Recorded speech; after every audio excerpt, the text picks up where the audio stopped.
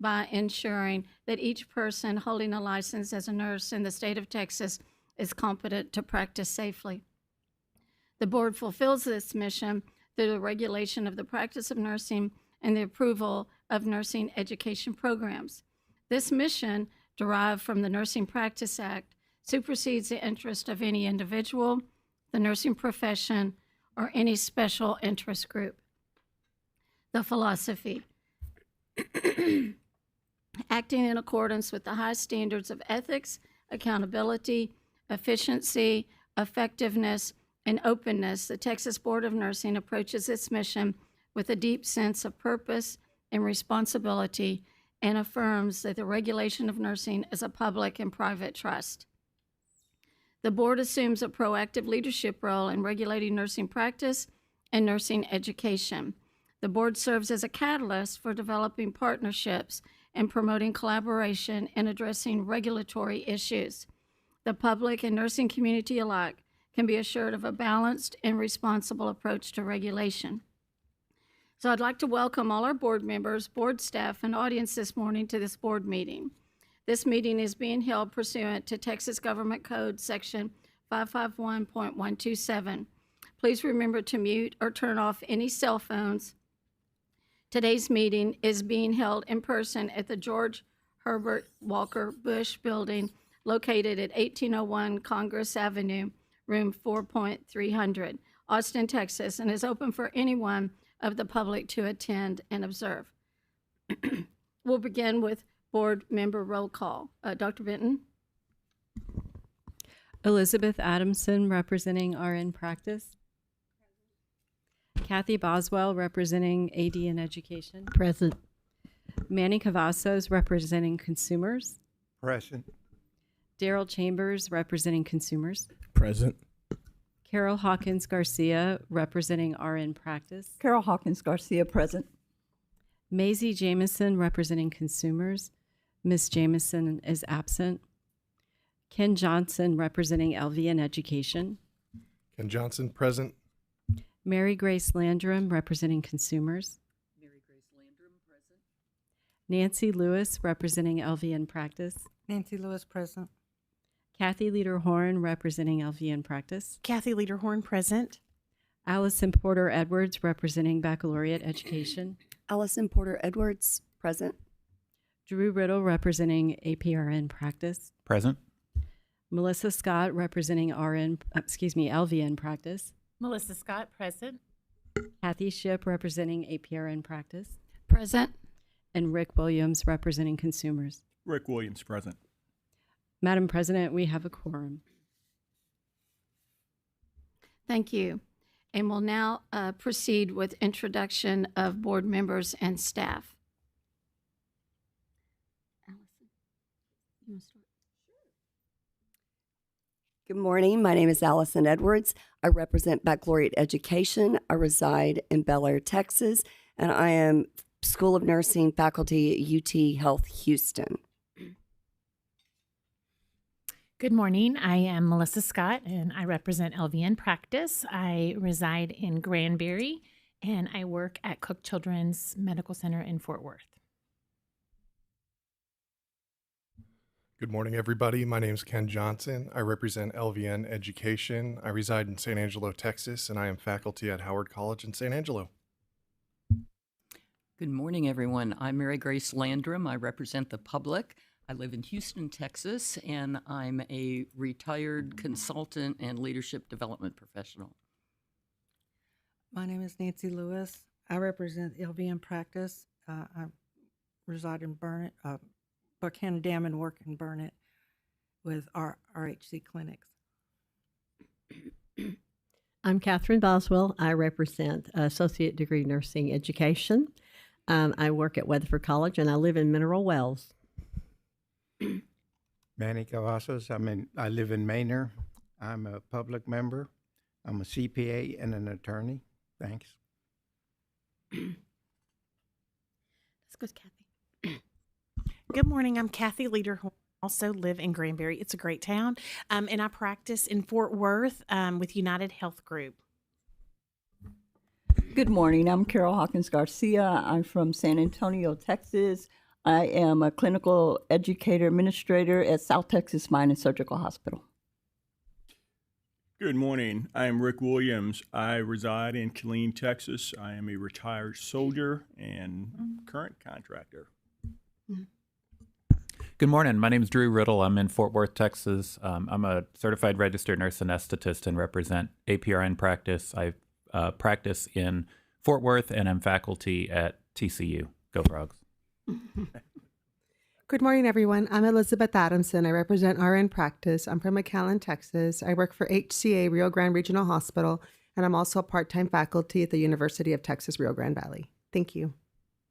Hello, I'm Daryl Chambers. I represent consumers, and I'm from Grand Prairie, Texas. Hello, my name is Kathy Ship. I am an APRN. I do some women's health south of Lubbock in a health district, and I live in Canyon, Texas. And I was in Lubbock for years, just moved to Canyon to be closer to grandbabies. So welcome all of you today. We'll start now with staff. Good morning and welcome. I'm Kristen Benton, Executive Director. Good morning. My name is Anthony Diggs, Director of Enforcement. Good morning. I'm Kathy Smith. I'm the Director of the Nursing Department. Good morning. Hemmett Macon, Director of Operations. John Vanderford, Deputy General Counsel.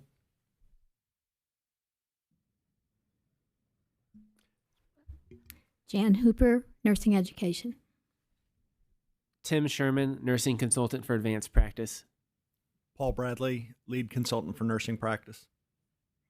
Good morning, everyone. My name is Dusty Johnston, General Counsel.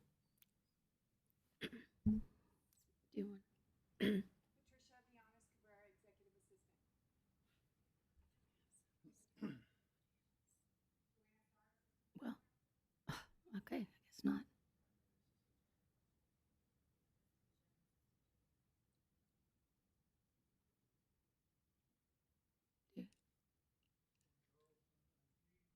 Okay.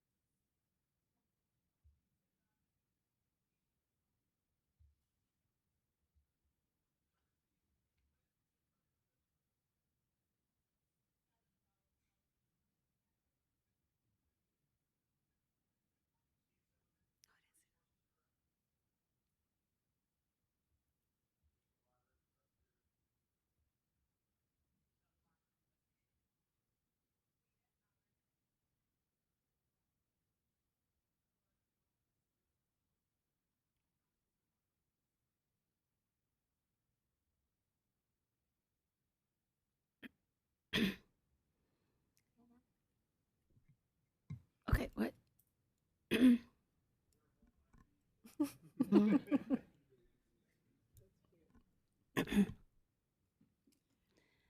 Great.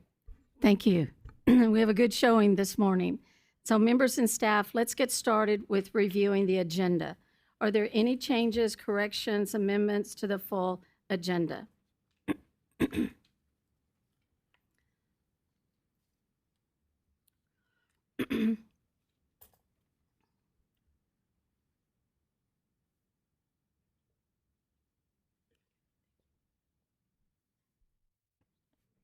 Madam President, there is a removal from the agenda under Agenda Item 8.1.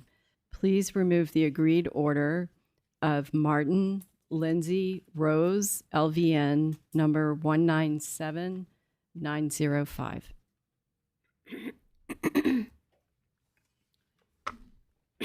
Thank you.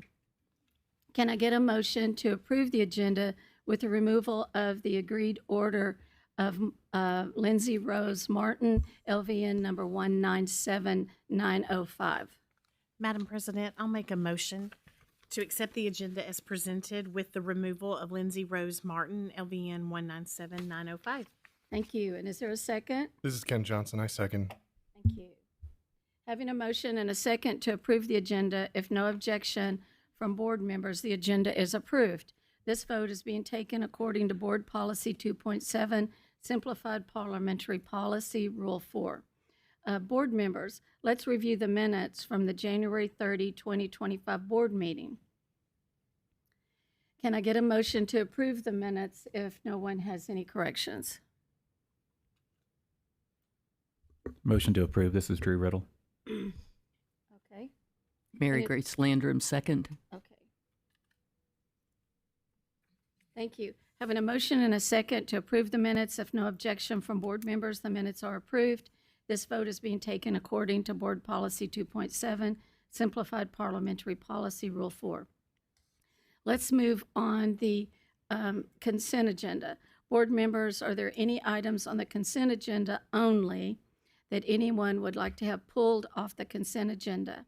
And this is consent agenda only. Madam President, this is Ken Johnson. I need to recuse from consent agenda item 3.2.4H, Howard College in San Angelo, because that's the program I'm faculty at. Thank you. Are there any other items on the consent agenda only that anyone needs to recuse themselves from? This is for the consent agenda only. Okay, hearing none, can I get a motion to approve the consent agenda with the exception of agenda item 3.2.4H, which is Excuse me. which is Howard College in San Angelo Vocational Nursing Education Program?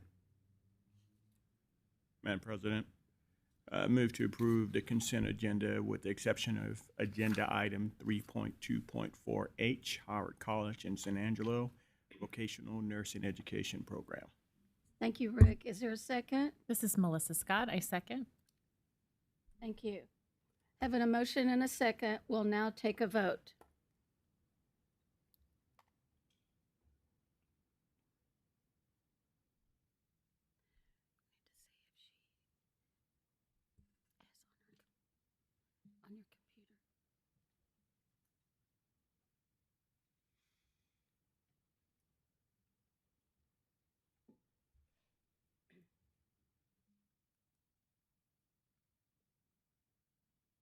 On your computer.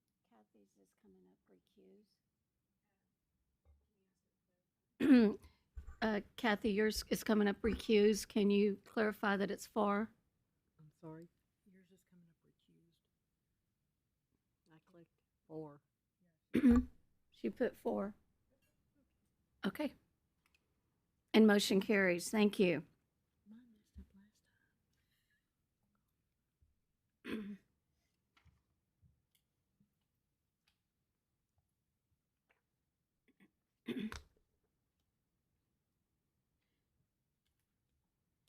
We'll now take a vote on consent agenda item 3.2.4H. Can I get a motion to approve agenda item 3.2.4H, noting the recusal of board member Ken Johnson due to his employment with this program?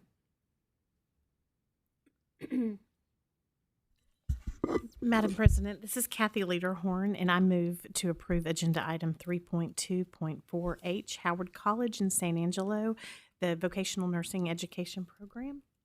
Thank you. Is there a second? This is Daryl Chambers. I second. Having a motion and a second, we'll now take a vote.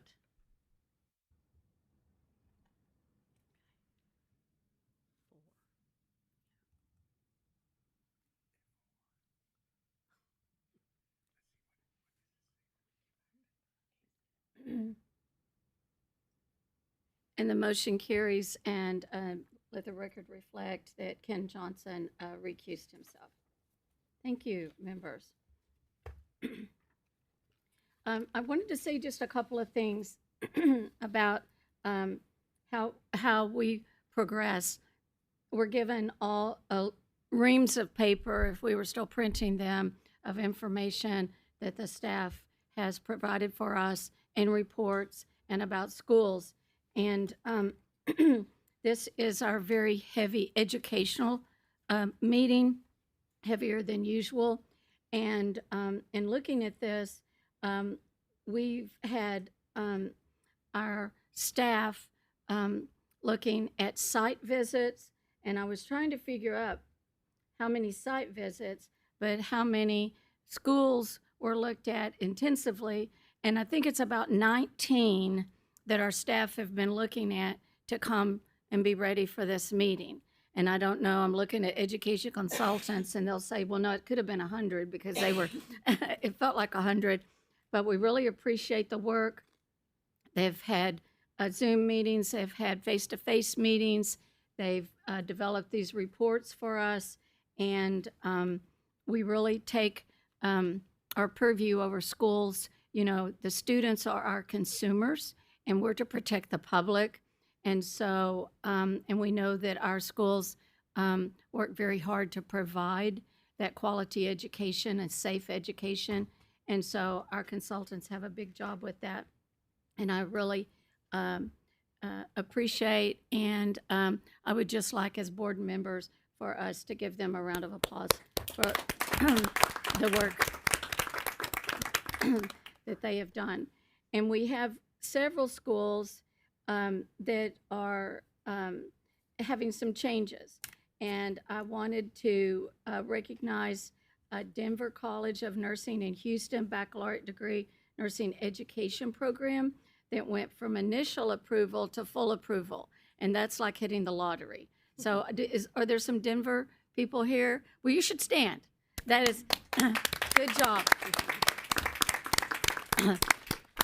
I think when a school comes, for those of you who don't know, when a school comes before us to even have a program and to get an initial approval is months of work. And I know that the facility has worked hard and the staff has worked hard with them. The other one, I don't think they're here, is Fairfield University in Austin baccalaureate degree nursing education program. And is anyone from that program here? No. So they went from initial approval to full approval. And we have a consideration of change in status from full approval with warning, meaning some things need to be looked at, returning to full approval. And that's Concordia University in Austin, baccalaureate degree nursing education program. I don't know if anyone's here from there. East Texas Baptist University in Marshall, baccalaureate degree nursing education program. Galveston College in Galveston, associate degree nursing education program. South Plains College, Levelland, associate degree nursing education program. South University in Round Rock, baccalaureate degree nursing education program. Texas State Technical College in Harlingen, associate nursing education program. And the Vocational Nursing Institute in Houston, vocational nursing education program. So this is a lot of work and to move to full approval. So the next one is initial with warning to full approval. So they started out with a warning, have worked on those items, and that is CyberTech Institute of Technology in Austin, vocational nursing education program. So I think all of these schools should have a round of applause. And when you see, when I said what the staff has done to work with these schools and help them come to this, and we wait until we get board scores from that year and have the time to do it, I think it is a great congratulations to the schools and our staff for helping that to come to fruition. We want all of our schools to have full approval.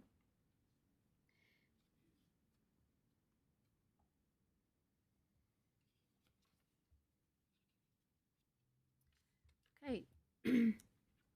I think at this time, board members, staff, audience will now begin the meeting with agenda item 1.1, Executive Director Report. Thank you, Madam President. Good morning, everyone, and welcome.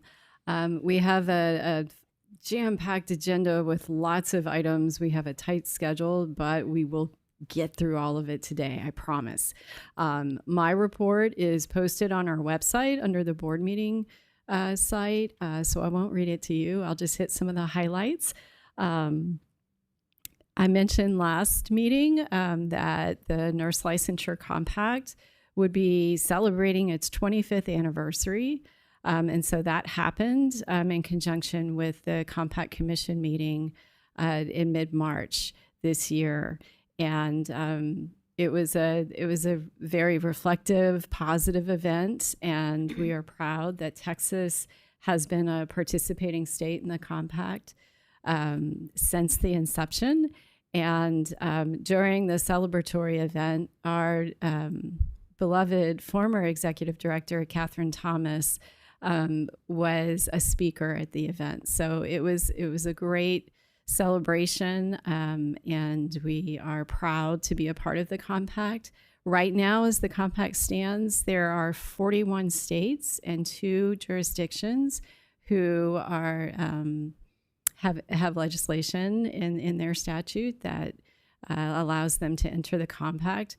Not all have fully implemented yet of the most recent enacted states, but they're on their way. So let's see. We are in the midst of the legislative session. So to say it's been busy is a severe understatement.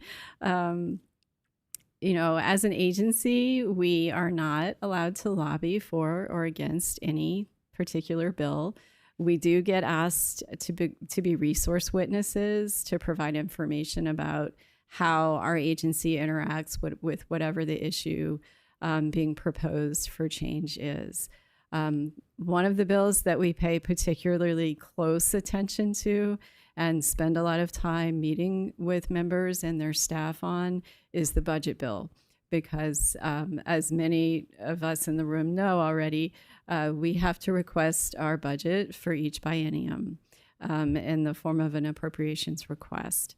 And that has been a dynamic and fluid request based on what has happened in the environment. President Shipp and staff testified before the Senate Finance Committee and the Appropriations Committee in mid through late February. And prior to that, board staff, who I really want to recognize, Hemant Macon, Giselle Gonzalez, gosh, so many of us, John Vanderford, Dusty Johnston, I don't want to leave anyone out, Lori Perez, have all been spending a lot of time under the pink dome, meeting with members, explaining what we do, and very importantly, explaining that we are an agency that has to raise all of our own revenue. And so in kind of a 50,000-foot explanation, if we don't raise the money, we can't do the thing that we do. So we have to explain our mission very carefully. We have to explain the rationale for why we are seeking additional appropriations or permission to spend the money that we do raise. So at this point, the budget is in the conference committee stage, where members who are part of the Appropriations Committee in the House and members who are members of the Finance Committee in the Senate are assigned to kind of work out their differences, so to speak. So we are anxiously awaiting how that will look in the end. So they have until June 2nd to reach the agreement. So we are continuing to speak with staff of the members to make sure that there are no misunderstandings and there's very clear understanding of what we are aiming to do. Let's see. Aside from the budget bill, board staff are monitoring hundreds of pieces of legislation, and Bruce Halter and Sierra Williamson have been instrumental in helping us figure out when a bill is filed among the many thousands, how does it affect our agency if it were to pass? How does it affect the practice of nursing? And so there'll be a report on all those bills that are being monitored in just a few minutes. Let's see. One of the legislative activities that took place that was very important to our agency was the Senate Committee on Nominations met on March 31st, and we had several members who had not been fully confirmed by the Senate until now, but they all have been confirmed. Manny Cavazos was extremely fortunate to be called to testify before the committee. And we opened the doors of the Capitol early one Monday morning on the 31st at 7 a.m. And he did a wonderful job. But I want to congratulate all the members. And I understand that Dr. Riddle has graciously agreed to buy lunch today. So thank you, Dr. Riddle, to celebrate. So round of applause for everyone. Yay, you're official. And I don't know, Amanda, if you have any comments since you had a when more they give you 2 minutes to talk about yourself. I can't even say hi in 2 minutes. Thank you. Okay. On April 2nd of this year, our education team hosted a NCLEX exam workshop in conjunction with staff of the exam department at the National Council of State Boards of Nursing.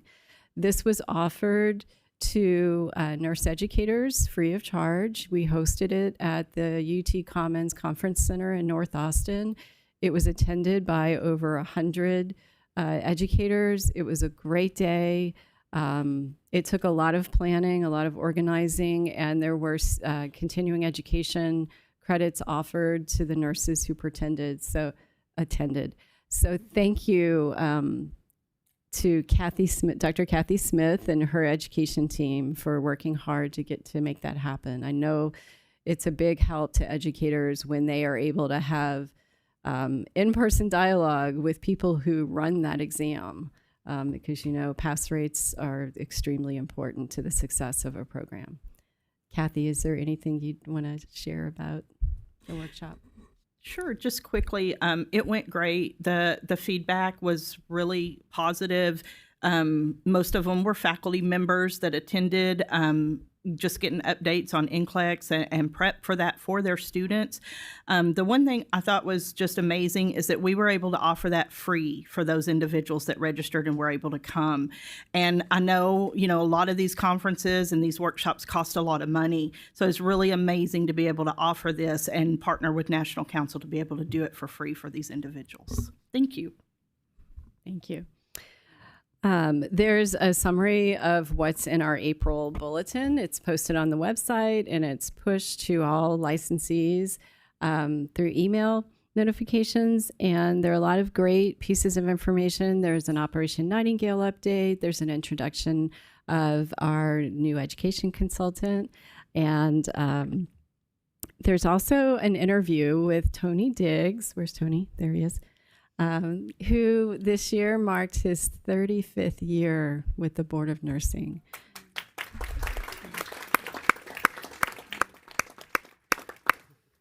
And those of you who know Tony know that Tony is a man of few words, but they're very salient. And the article really is incredible. It's a Q&A with Tony, and really he shared, thank you for sharing your wisdom and your insights on nurse regulation. And he gives some very sage advice to nurses in practice so that we never have to meet them. But Tony has been a steadfast and incredible leader for the agency. And he's going to hate it when I say this, but here it goes. This afternoon, when we have a break, we will have a cake to celebrate Tony and give him just a fraction of the commemoration that's due to you. Thank you.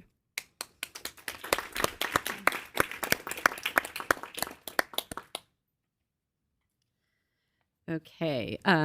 Operation Nightingale, there's an update in my report on this, and it's primarily there to provide some of the background information for a supplemental budget request that the board made in mid-March. So as we were presenting our appropriations requests to the Appropriations and Finance Committees, we were being notified by the FBI of additional Nightingale cases in conjunction with 2 new programs. One of those is MedLife in Naples, Florida, and the other is Ideal Professional Institute. And those came in 2 separate waves. And so while we were working through our budget request process, our enforcement staff under Tony Diggs's leadership and Danny Green's leadership, we're fleshing out what do these new notifications mean to Texas? How many licensees can we, sync up with these notifications? And it's quite a few. So we were notified through the first with MedLife Naples of an additional 95 cases, and then through Ideal, an additional 345. So this caused us to deliberately pause and think, this is incredible. This was a 419% increase in the number of cases that we now have to handle. We have had a very positive relationship with the Office of the Attorney General. We are using the funding that we have this biennium to contract with them to represent our agency, to assist our legal team, who is also trying these cases. And we've had very good outcomes to date.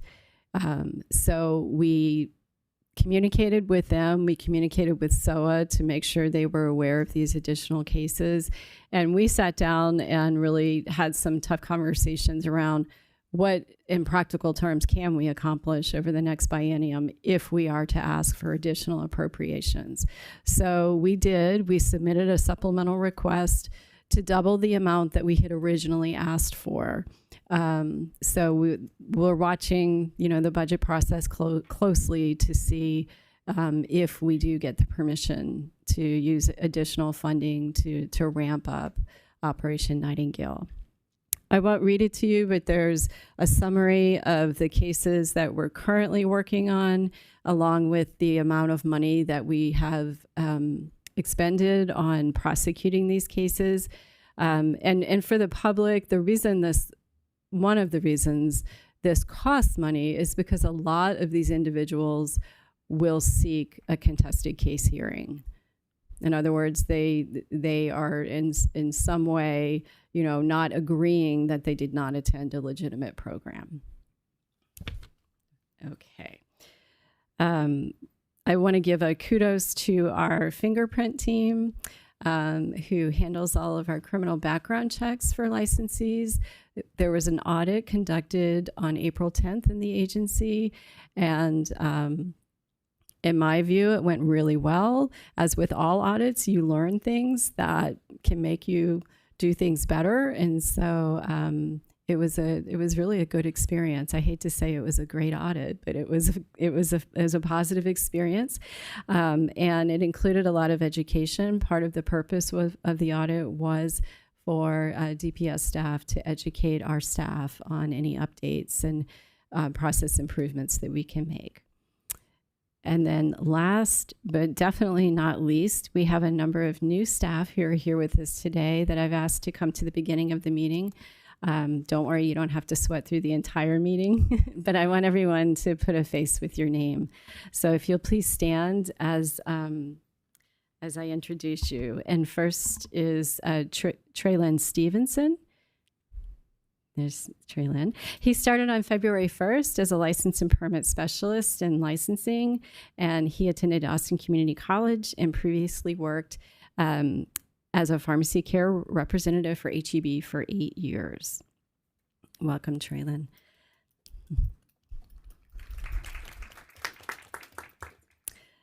And next we have Lenora Valdez, and I cannot read all the alphabet behind her name, but Dr. Valdez started with us on March 1st as a nurse consultant for education. She started her nursing career in Arkansas as an LPN, and she went on to earn a baccalaureate degree in nursing from Arkansas Tech University, and then both a master's degree and very recently a PhD in nursing. In nursing education. She has over 15 years of clinical practice experience with a strong background of more than 10 years teaching and as a standardized patient coordinator. She also served in the U.S. Army as an intelligence analyst. Welcome, Dr. Valdez.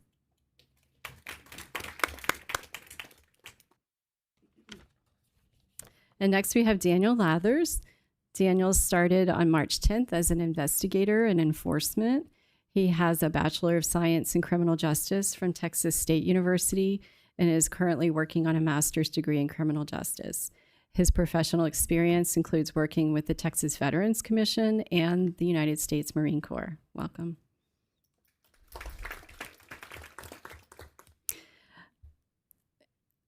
Michaela or Michelle?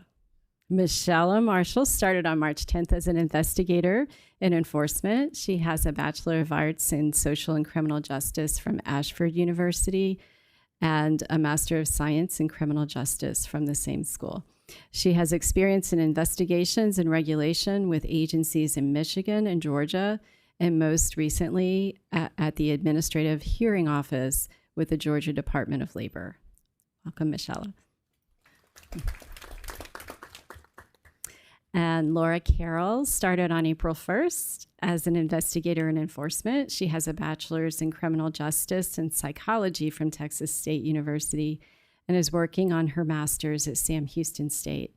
Her work history includes experience in behavioral health as a program manager with communities and schools, and an investigative experience with the Department of Family and Protective Services. Welcome, Laura. And Ashley Cervantes started on April 1st. There's Ashley.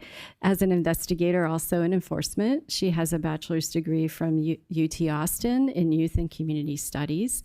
And her work experiences include 10 years with the Department of Family and Protective Services as an intake worker and 6 years with TEA as an investigative analyst. Welcome, Ashley. And last but not least, Jada Howard started on April 10th as an administrative assistant she's working on a degree at Austin Community College in business administration. And she has experience in retail and 3 years of experience with Esler Renewal by Anderson, where she moved from sales to administration to a management role. Welcome, Jada. I think that's it from me today for now. I do want to just put a little bug in the board members' ears that you should have been contacted by the Ethics Commission to remind you that our personal financial statements are due by April 30th. Now, there is a process. If anyone needs an extension, you can request one, but you have to request it before the 30th. Otherwise, there's a hefty fine. So I just want to give a reminder. Okay, I'm here to answer any questions, if anybody has any. Okay, all right, we can get on with it. Thanks. Thank you. Thank you very much. At this time, we'll move to 3.2.8A, consideration of change in approval status of Sul Ross University in Alpine. If you'll, those faculty and administrators, if you want to come forward to our table here. The baccalaureate degree education program, and Dr. Hooper is going to discuss this. And do we have the forms that they've filled out?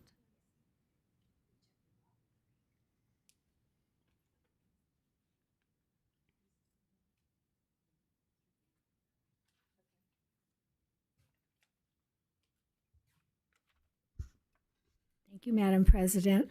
I'll just say it's not easy for a program to come before you, so we like to be here with them. So I'll give a little bit of history of Sul Ross, but I'd like to introduce our visitors. This is Minerva Gonzalez, Dr. Gonzalez. Dr. Hooper, can you get a little closer to the microphone, I'll pull please? it closer. Is that better? Wonderful. Thank you. This is Minerva Gonzalez. She is the department chair. And then with her, Dean Culpepper, who is the dean of the College of Health Sciences. And he said he's only been there a few months, so he's learning. I want to tell you a little bit about Sul Ross. Sul Ross dates back to 1917, and they started as a teacher's college, as a lot of schools did in the state of Texas. The first class enrolled 27. In 1923, they became Sul Ross State Teachers College, and other baccalaureate degrees were added. Graduate courses were added in 1933. Another name change in 1969 was to Sul Ross State University, resulted in adding extensions at Eagle Pass, Del Rio, Kerrville, and Uvalde. The extensions later became Sul Ross University Rio Grande College, and they all share the same administration and accreditation. Today, the enrollment at Sul Ross is 1766 students. It's a part of the Texas State University system and accredited by SACS. Sul Ross had a VN program from 1985 until 2015, when it was phased out to plan for the BSN program. Sul Ross BSN program was approved by the board at the October 2020 meeting. They rapidly gained CCNE accreditation. They've only had 2 classes so far, and they've been very small, so their pass rates have been low. The first year in 23, it was 40% with only 2 passing out of 5, and in 2024, 36.36% with 4 passing out of 11. The faculty wrote a self-study for 2023, and findings included the fact that their admission criteria had been inadequate. As many programs find, they have to raise their admission criteria. And they had also had turnover in faculty and using adjunct faculty. Dr. Gonzalez was approved as director in 2023. Dr. Jerry Goosen was the first director who developed the program along with a number of other prominent nurse leaders in the state. They admitted 15 students in 2024, and I believe 7 are currently in the graduating class. Since the program has not had a pass rate above 80%, they are still on initial approval, and that's where programs stay until they get full approval with a pass rate of above 80%. The recommendation on the program now is to put the program on initial with warning. That just means the low pass rate for 2 times. The first time they write a self-study, the second time they have a visit. So I'll be making a trip to Sul Ross, in the mountains of the West Texas area. They will not be restricted from enrolling students. So I'm going to let the visitors introduce themselves and speak to you about the Sul Ross nursing program. Good morning. Thank you so much for the opportunity to talk about our nursing program at Sul Ross State University. As Dr. Hooper said, my name is Dr. Minerva Gonzalez. I have been with Sul Ross since June 1, 2023. It is a privilege for me to stand here before you to discuss our program and some of the contributing factors that we have found to the low pass rates. With me, I have Dr. Dean Culpepper. Thank you for letting us speak here this morning. He's also a man of few words. So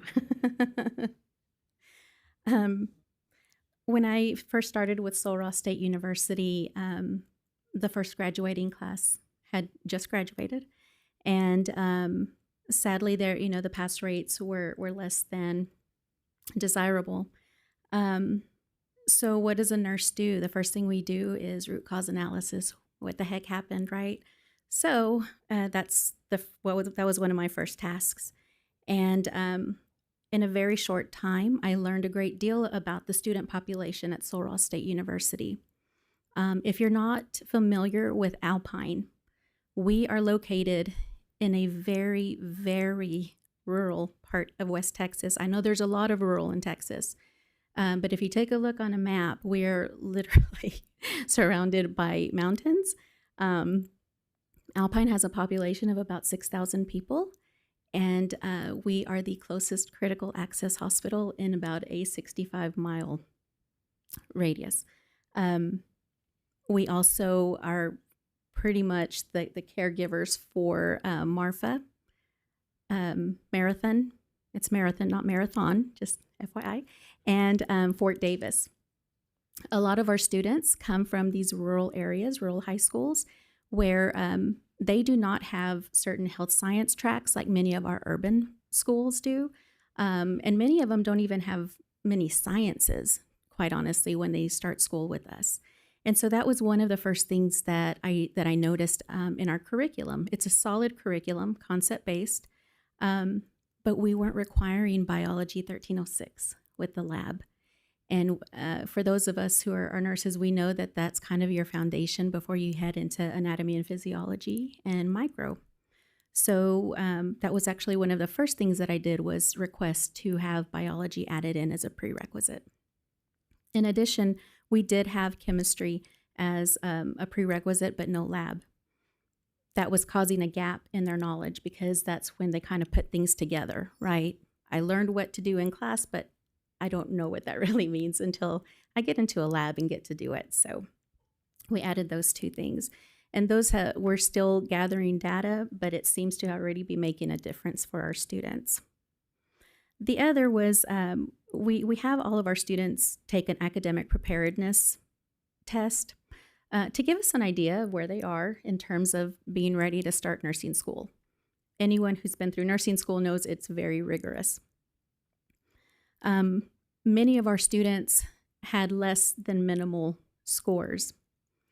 While we don't want to turn anyone away, we need to consider what are we doing to help them prepare? What is our role in that? And so we actually added a nursing academic readiness program that every single student takes the first summer when they begin. It gives them a foundation of a refresher, if you will, on medical terminology, anatomy and physiology, even just strategies for surviving nursing skill. It's a 6-week course. We pay for it. All of our students take it. And we feel like this is another way that we are now supporting student success. Going back to our root cause analysis, again, we looked at the way the courses were being taught initially.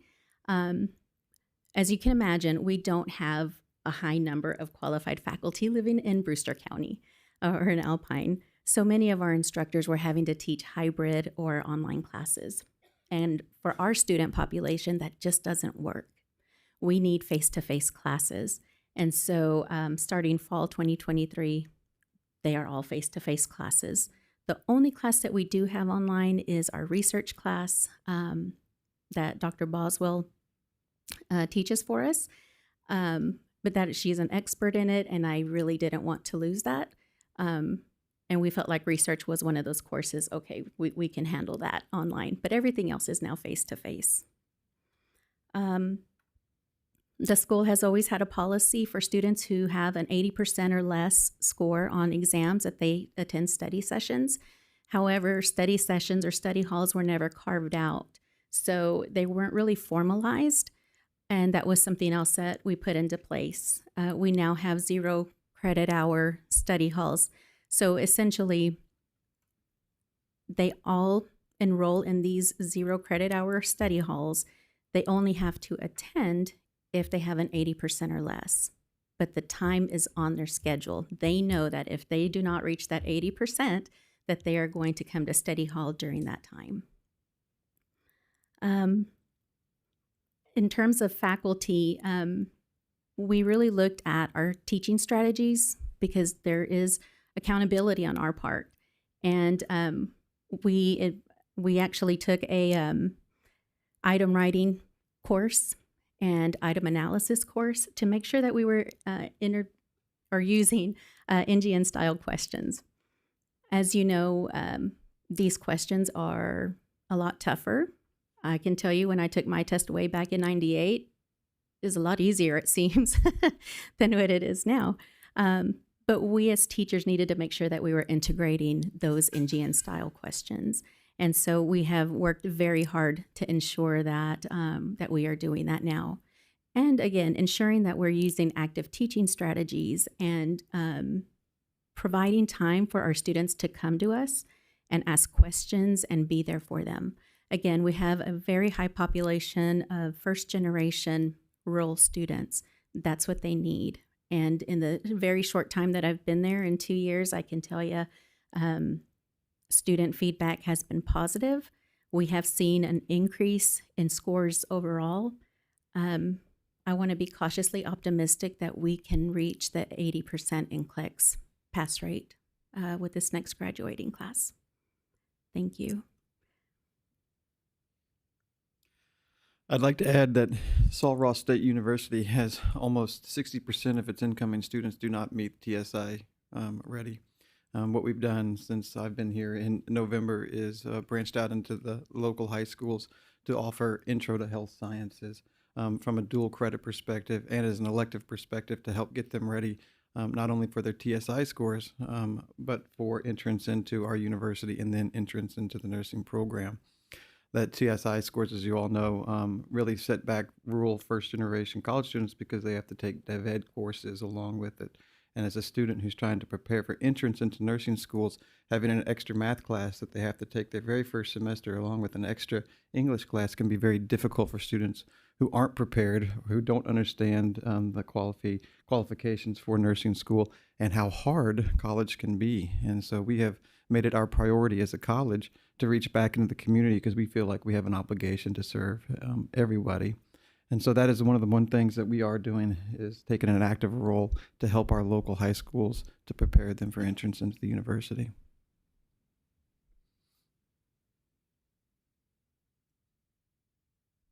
What questions do you have?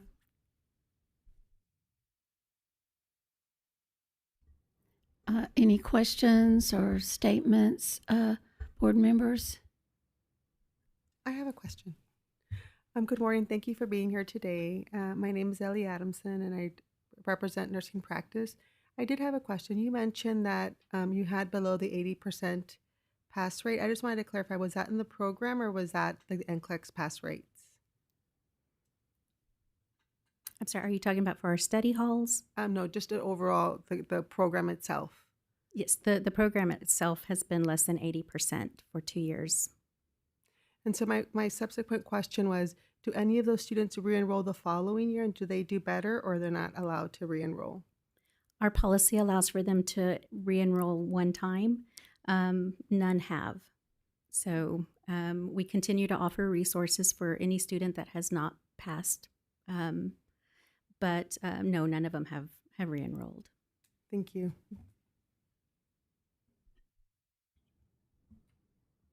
Yes. Hi, Dusty Johnson, General Counsel. I'm sorry, but I was a little bit confused. Your first-time test takers are not passing at 80%. Those have graduated, but you're also saying that you have your sort of your attrition is of passing your cohort isn't 80% either. No, sir. We have actually 100% attrition. What I don't know if I'm maybe confused when I said the 80% that we have in our policy is regarding test exams during the program. Okay. But so does that Sort of. The ones the first time test takers that didn't pass, did they subsequently test? Yes. And so initially only 2 passed. Then the other 2 also passed. I have one who still has not. And she, again, we have been providing resources for her. We continue to support her in hopes that she will be able to pass.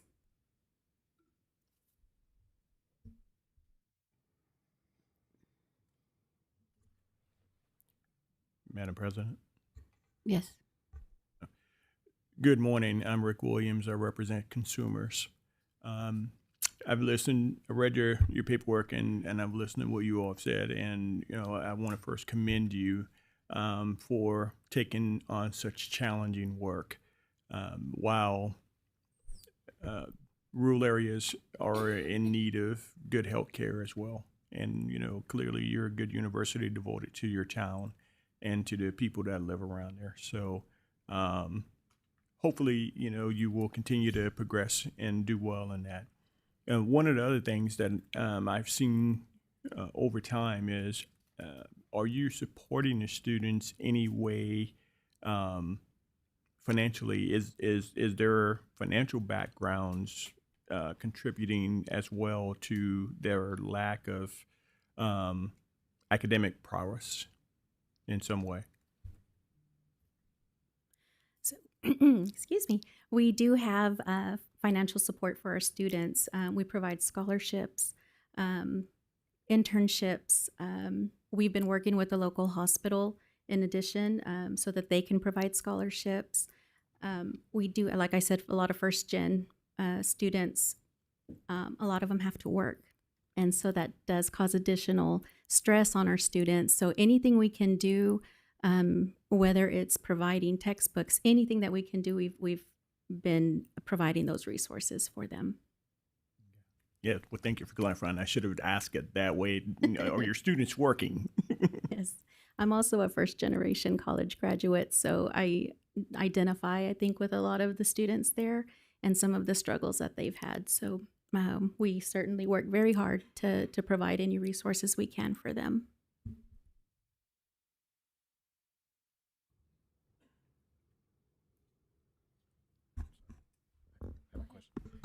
So I guess with that said, do you feel like the pathway to a passing NCLEX score will be difficult? I guess it's not a matter of getting this turned around for next year.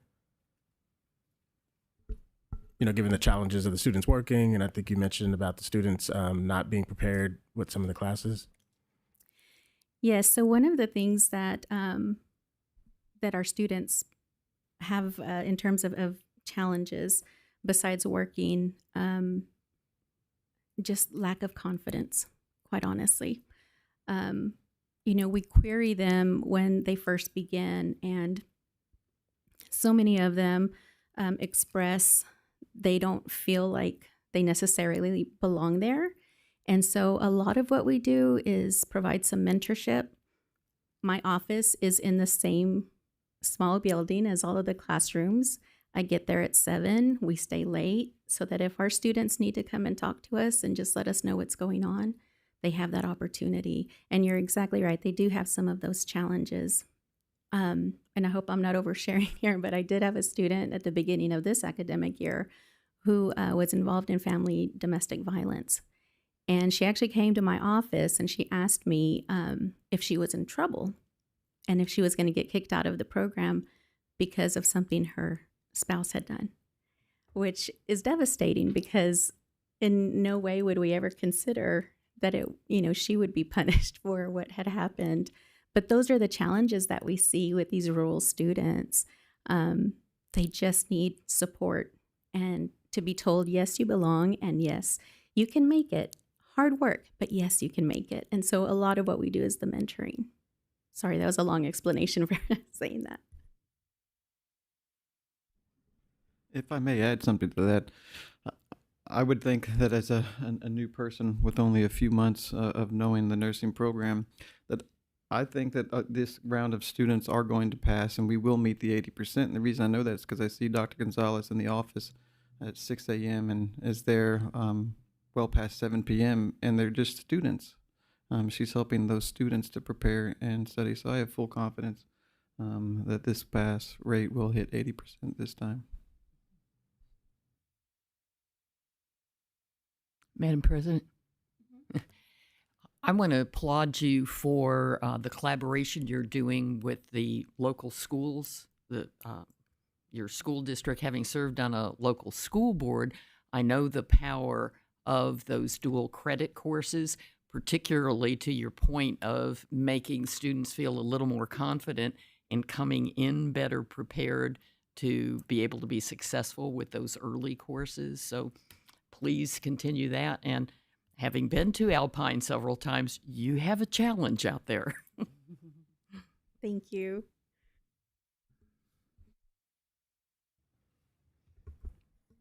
Of course, that area is super beautiful. Yes. And some of the, last kind of vestiges of wilderness that our state has. It's just a wonderful place to, I think, be, even if you don't live there. Beautiful.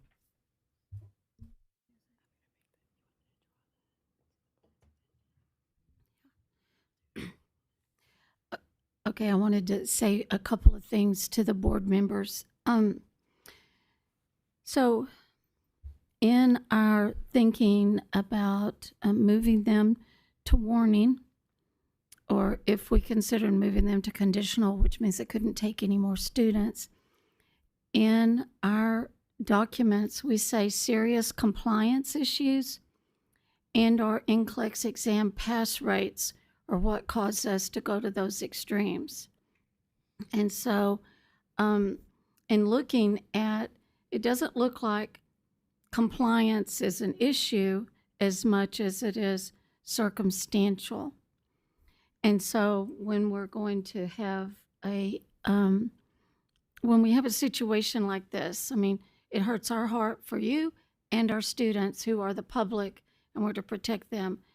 They expect to spend time and effort and graduate and take a test and get a job and move out of poverty. They may leave your area, which is too bad, but I mean, that's what college graduates do sometimes, they relocate. So to have 2 years in a row, these are devastating values. It would be okay with us if we decided to put you to go straight to conditional because your rates are so low. They're not just in the 70s, 36 and 40, 2 years in a row. But listening to the things that you're saying, I think it's within our purview to decide you could go to having the warning, which allows you to still work on those things. So I just want to make sure that when we're looking at what we're wanting to do, having this low of rates would not be 100% normal that we would go to warning. It would be more like we would be going to conditional. And our documents say that we could do that. And we appreciate you being here today. But we do have a nursing shortage, and we do want more nurses, and we want to see some things. And I think I've heard some really good strategies. I'm from West Texas, Lubbock, Amarillo. We deal with rural.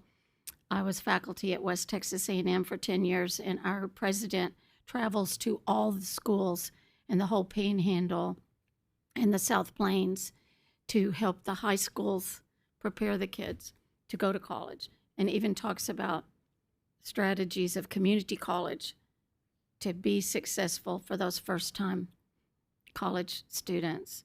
So I've lived that, and I get that as well. And so, having said that, I don't know if anyone else has anything they want to say or any strategies, Rick? Just one more question. When is the next testing cohort? Our next graduates are May 9th of next month. Next month. Yes, sir. Thank you. Mm-hmm. Thank you all for being here. Do you publish your NCLEX rates? If, in other words, if I were applying to your university as an undergraduate BSN student, is it pretty apparent as an applicant where that pass rate is and what that historical pass rate has been? We don't put it on our website. However, we do let all of our students know that through the Texas Board of Nursing website, which are the official results, that those percentages are available to them. Thank you. Mm-hmm.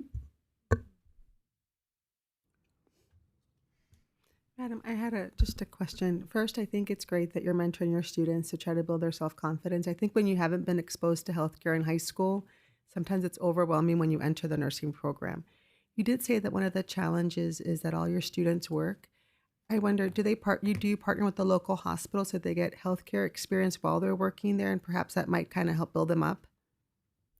Yes, fortunately, the Critical Access Hospital there, Big Bend Regional Medical Center, they've actually started a PCT program so that we can collaborate and ensure that they are getting experience without overworking them. So it has been a really nice collaborative partnership with them. Excellent. Thank you. Yes.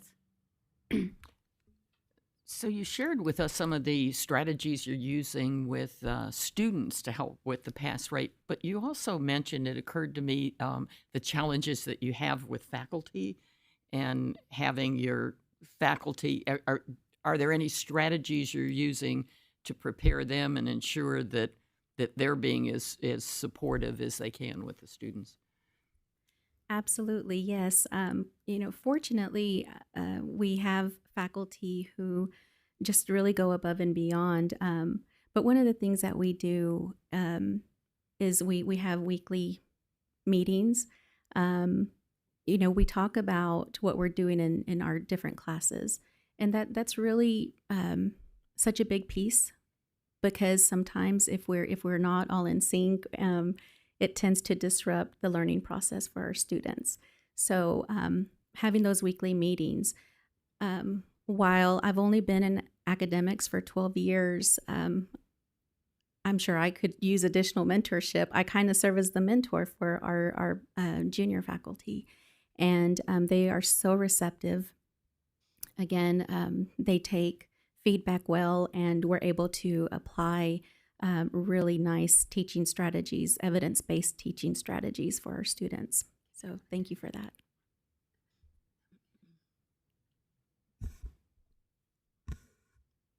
Board members, as it looks like we're rounding up discussion, I want to draw your attention to the drafted recommendation. There's one correction to be made. It states Austin as the location, and as you know, it's Alpine. Thanks.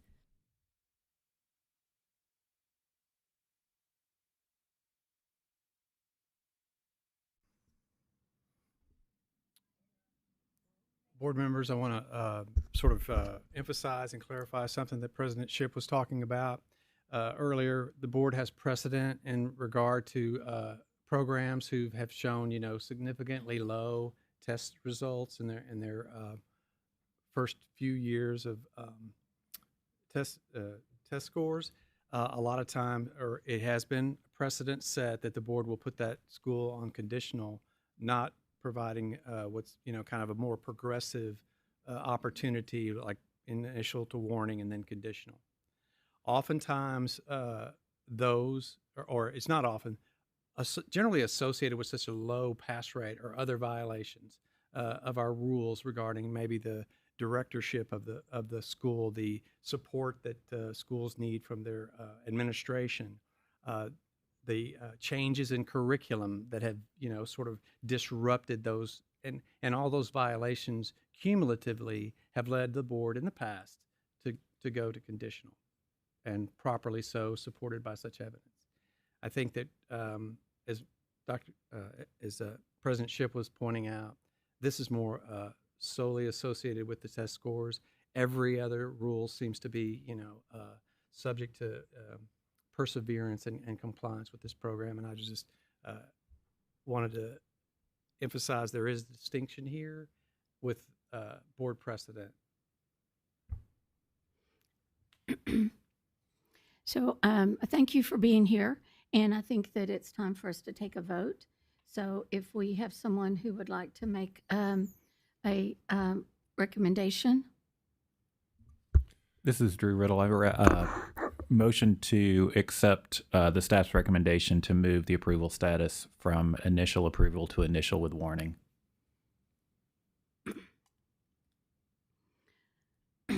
Okay, so and this is based on the exam pass rates and factors identified in the self-study and their discussion today. And we will have conditions and requirements in an attached letter with that. Okay. And do I have a second? This is Ken Johnson. I second. Madam President. So, Excuse me. Yeah, I was Sorry. going to wait for your recusal. Yes. Mhm. So I do need to recuse myself from vote. Dr. Gonzalez and I had specific conversations regarding the challenges at Sul Ross. Okay. So at this time, we have a motion and a second, and Dr. Edwards will be recusing herself, and we will take a vote.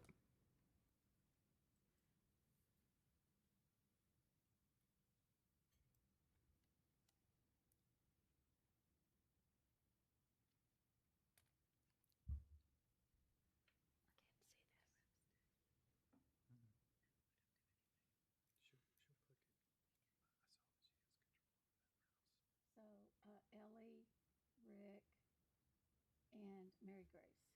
Okay.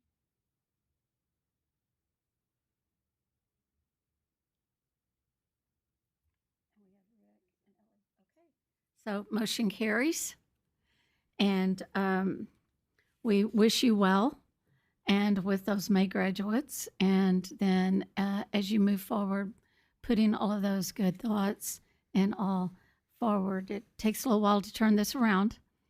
And we look forward to seeing those results. So congratulations. Thank you all so I know much. it seems funny to have a congratulation about going to initial with warning, but it's good to be there. Okay. Thank you for being here. Okay. Thank you. And thank you, Dr. Hooper. Okay. At this time, we're running just a little bit behind, and we're going to move on to 3.2.9A, consideration of change in approval status from full approval with warning to conditional approval, Bell Tech Career Institute in Houston Vocational Nursing Education Program. So, Dr. Hooper, you're just going to stay where you're at, looks like.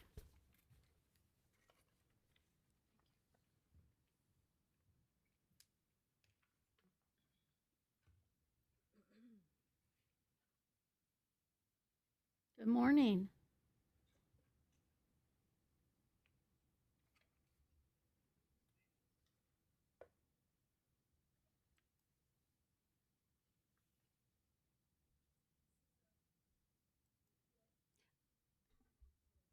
Okay, can you This move is a it report closer? about Okay. Bell Tech in Houston, Texas.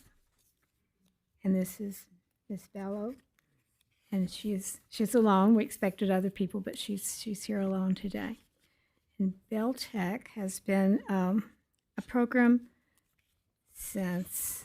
Hey, can you move it closer about Bell Tech in Houston, Texas? This is, and she's alone. We expected other people, but she's here today. Bell Tech has been a program that's. Dr. Hooper, can you move your microphone closer? Yes. It was recording my voice. Okay. Thank you. It was pleasant. Know about that. So Ms. Bello is the program director at Bell Tech Career Institute. I wanted to get the name right, in Houston, Texas. And this program it's a vocational program. This program was approved by the board in 2011. They are also approved by the Texas Workforce Commission, and they are accredited by the Accrediting Bureau of Health Education Schools. They also offer a CNA program.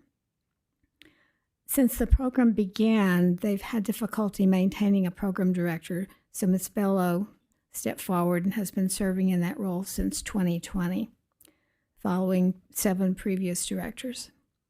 An unannounced visit was made in March 2020, and a more recent visit August 7th and 8th, 24. In 2022, the pass rate was 71.43%, and the program was required to write a self-study report. A report in May of 24 indicated many of the corrective measures were in place. The program admitted 30 students in January 24, giving them a total enrollment in 2024 of 43 students. 5 faculty were reported on the 2024 annual report. Based on the 60% pass rate in 2024, the recommendation is to change the approval status of Bell Tech Career Institute in Houston to conditional approval. The pass rate for the 2 previous years had been 71.43 for 22 and 68.97 for 23. Bell Tech has been the program director since March of 2021, and the program currently has 43 students enrolled. That was the last report I had on the NEPIS survey. The good side is the preliminary pass rate right now is 100%. So, Why? What am I supposed to do? That's Virginia. oh, okay. The pass rate for the past 3 years has been below 80%. Then the recommendation is to move the program to conditional approval. This would mean the program may not admit students until we see the pass rate for 2025. So I'll give Ms. Bello a chance to talk. Good morning. Good morning. Good morning. Okay, my name is Kiki Bello. I'm the program director for Bell Tech Career Institute. So we've been working very hard to make sure that the students' pass rate is improving every year. So, but last year, or maybe like for the past couple of years, like 2 years after the COVID, we've been having a lot of, turnover with the faculty. Maybe family member is sick, maybe the faculty is also sick and all that. So we've been having a lot of difficulty getting, maintaining that faculty role. So, but right now we have, we are able to, hire a good, we have a couple of faculty that are really good now. And currently our pass rate is 100%. So, and we hope to, keep the good work going, from now on. Thank you. I believe you have some faculty here, right? Yeah, like Dr. Villa Gomez, she's supposed to be here today, but she has an emergency. And we're supposed to be 3 people. Dr. Bell's supposed to be here. He's also not here because he has an emergency. So I took it upon myself that whether I like it or not, I need to be here. So okay. That's why I'm here today. Thank you. Okay. You were here when we were talking about our other group. Yes, I and heard, about that. I heard and everything. when not putting you in the same area, but they had 2 years of not passing. You have 3 years of not hitting the 80%.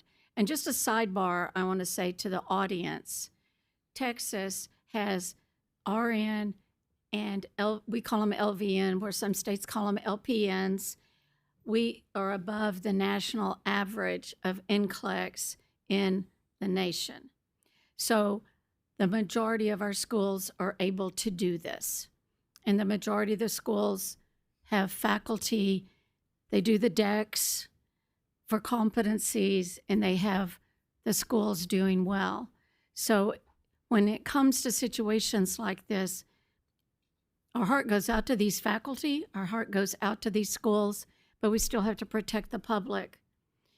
And so historically, my opinion as president, and I'm in my 14th year on the board and 12 as president, I feel strongly that students need to be protected and the faculty need to work on getting their schools back. And that's what our site visits and what our staff, our education consultants do to help them. I feel that sometimes you have to step back, regroup, and move forward and take care of the students you have. And so you said you have 47 now? No, we actually have, in January, we graduated eight of them. So seven names have been turned in for NCLEX exam. for Can you the put your ATT. thing closer? Yes. 7 students have been, approved to do the testing, and 5 already passed. So I'm just waiting for 2 of them. This year, So in this year, 25. 2020. Yeah, 2020. It's going to be the 2025, yes, report. Yes. So it's going to be, And how we are many still do you- 100% right now. And how many more are still in the program? Right now we have 14. 14? Yes, Okay, that are in classes in the classroom. to graduate when? 7 names have been turned in for, to do the exam, and 5 already passed. For when? For 2025 January. So they started the classes start from January to January.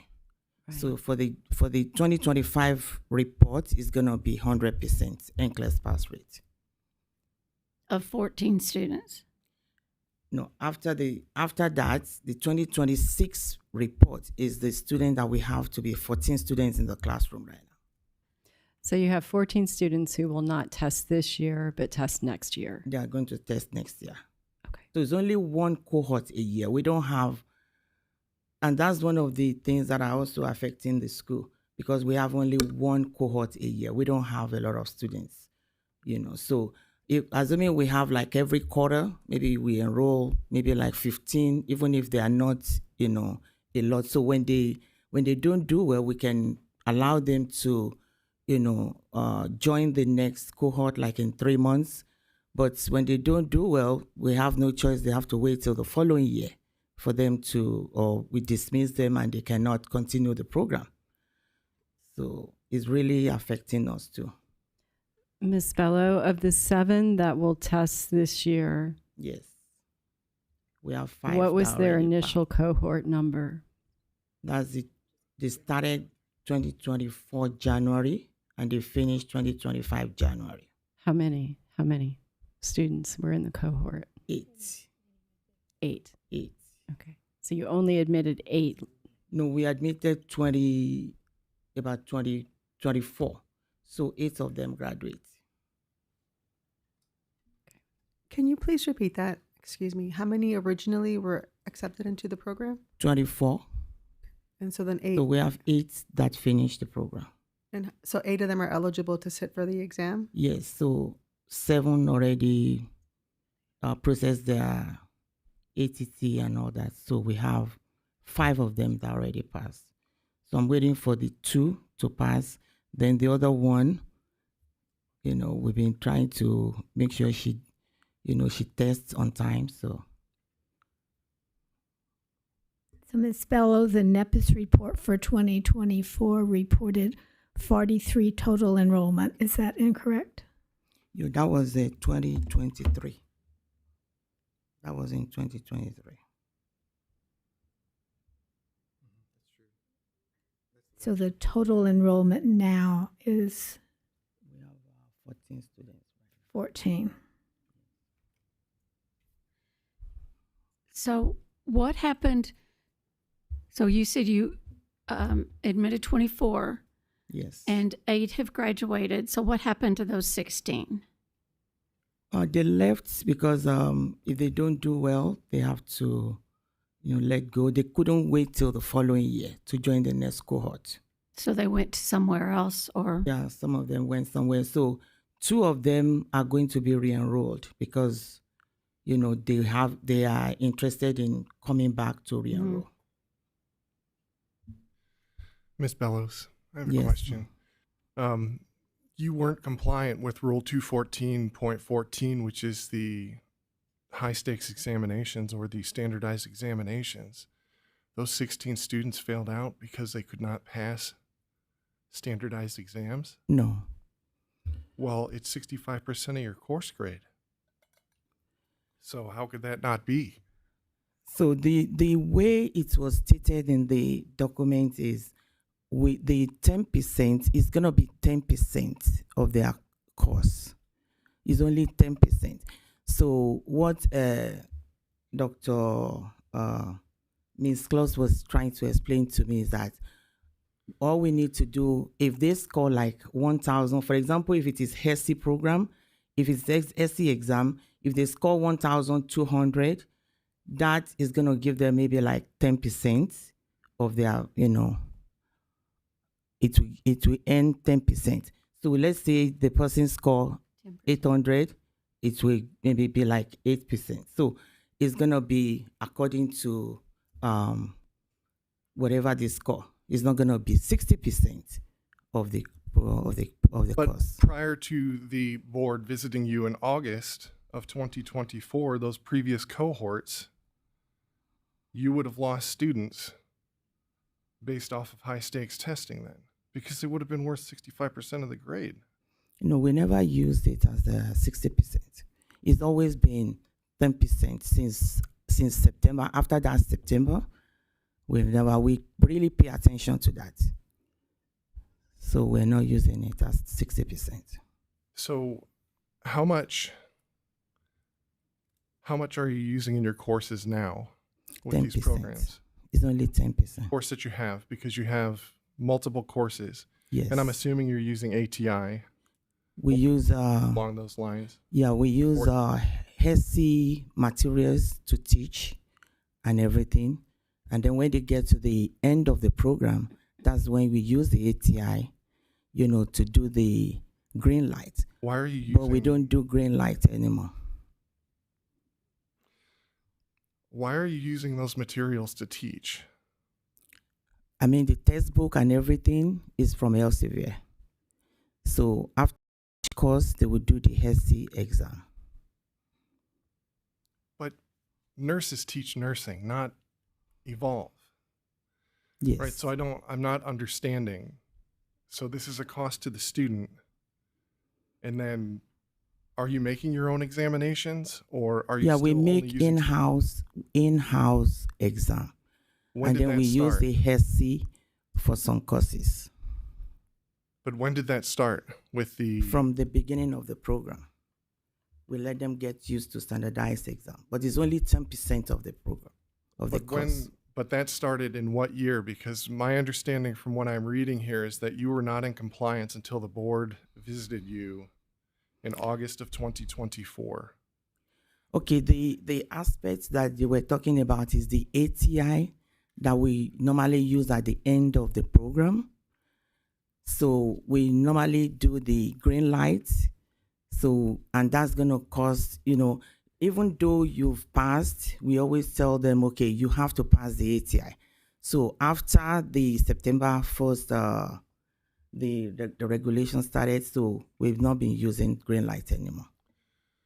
So Dr. Hooper, I guess I'm not understanding this, because it says on number 4 on your bullet point, it says standardized examinations, meaning more than one is being used, counted 65% of the grade for the final course of the program. So something doesn't set right with me on this program, because what are the faculty doing to teach the students? What labs are being run? Or I'm just not getting how the students are actually learning, right? Because nurses teach nurses. Yes. So from the beginning of the program, if they do AMP, we use the HESI. After, during the course, we have a lot of examinations that they're going to do. So that is going to be like 90%. But HESI will only be 10% of the cost. But if they don't pass the HESI, No, there's nothing about you don't pass HESI. There's nothing like that. Everything is included. It's gonna. I'm not sure how Finish, much. Dr. Hooper, please. What were you going to say about that? Excuse what me. if the student had 90% and they didn't pass the HESI? It's only 3%. would they still be able to No, graduate? yeah, if they don't pass HC, we have students that don't pass HC at all. If they maybe they pass like they score 300, they score 500, it does not affect them. It's just gonna give them the percentage, maybe 1% or 2%. That's what it's gonna add to their cost. But it's still, according to what I am seeing, that other standardized tests are used and it accounts for more than 10% of the grade. And I understand now. But what I am seeing is that not until August 2024 did you guys become compliant with Yeah, Rule we've been 214. compliant. Yeah, we've been Which compliant. means that previous cohorts where they didn't graduate, it was because of standardized exams. They were actually finished the program, and we work with them to do their green light. It doesn't stop them from graduating. It's just gonna delay the time that they will finish. That was what we were doing that time. Yes, ma'am. She used to Good morning, Dr. Sloan. She's new. Miss Gloss made the visit in August. I Okay, think that's sorry, why Dr. she's Huber. coming. Yes. Yes. Okay, can you hear me now? Okay, yes, I was there in August and they were not compliant. You are correct, exactly what you've been saying. You understood it correctly. She had to send in new syllabus because it was a course that was going to take place in December. I think it was a final course. I think it started in December. And it was, all standardized exams pretty much. Yes, but she did send in all the information and the new syllabus with the changes and all that. So, and, I can tell you, give you some other information that we've had over time, some complaints from students, and it seems like they always fail out of the program in the third semester, the third level, whatever you call it. And that's been a pattern over time. Just a little bit of information. So with the introduction of Dr. Villa Gomez and your other faculty member, are you now making your own examinations? Yeah, we've been making our examination. Okay. And what other standardized tests are you using throughout the program right now? It's only HESI. It's and that is in the final semester? In the final semester, we use HESI, and what we do with ATI is to just do the review. We use it for review for them.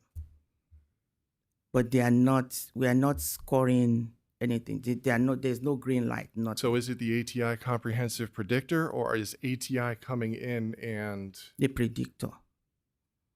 Do they have anything at the end of the course to kind of circle, around and review? Do they have ATI? Do they have ATI come in at all? Yeah, or do you have like Hearst review for the students? Do you provide that to the students? We let them do the review with the ATI at the end of the program.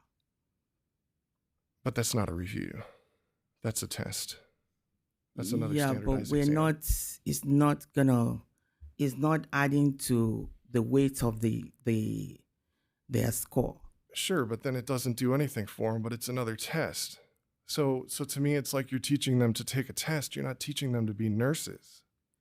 No, we're actually teaching them to be nurses.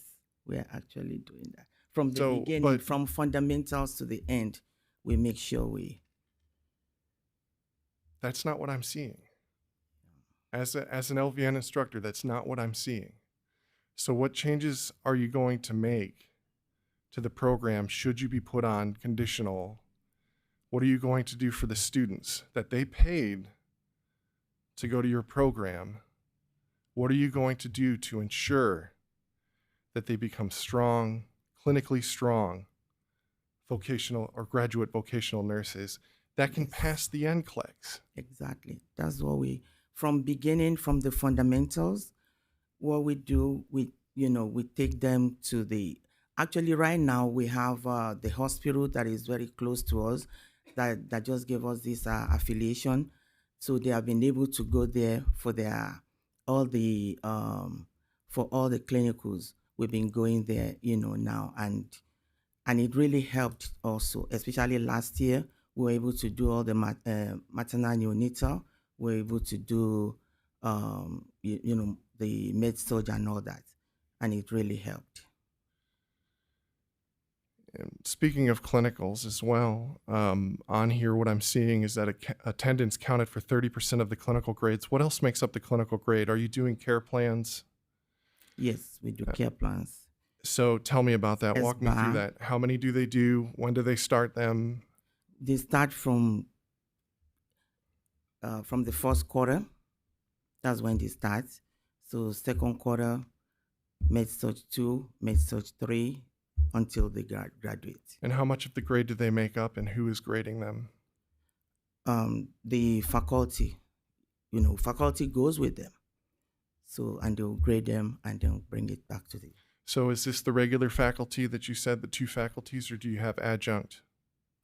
I have 2 full-time, and I have adjuncts for the clinicals also. And tell me about the adjuncts. What do they do? So whatever we're doing in the classroom, we they will come in to make sure they know what we are teaching. So whatever we are teaching, if we are teaching whatever system, so they must be talking about the same thing when they get to the clinicals. So the lab, the clinicals will make sure everything interrelates so that they can get it. And what clinical affiliations? You said that you had a hospital now that's We close have to West you. Houston Hospital, we have West Oak Hospital, we have nursing home, we have couple. Could you repeat the first one? West Houston Hospital is an HCA hospital.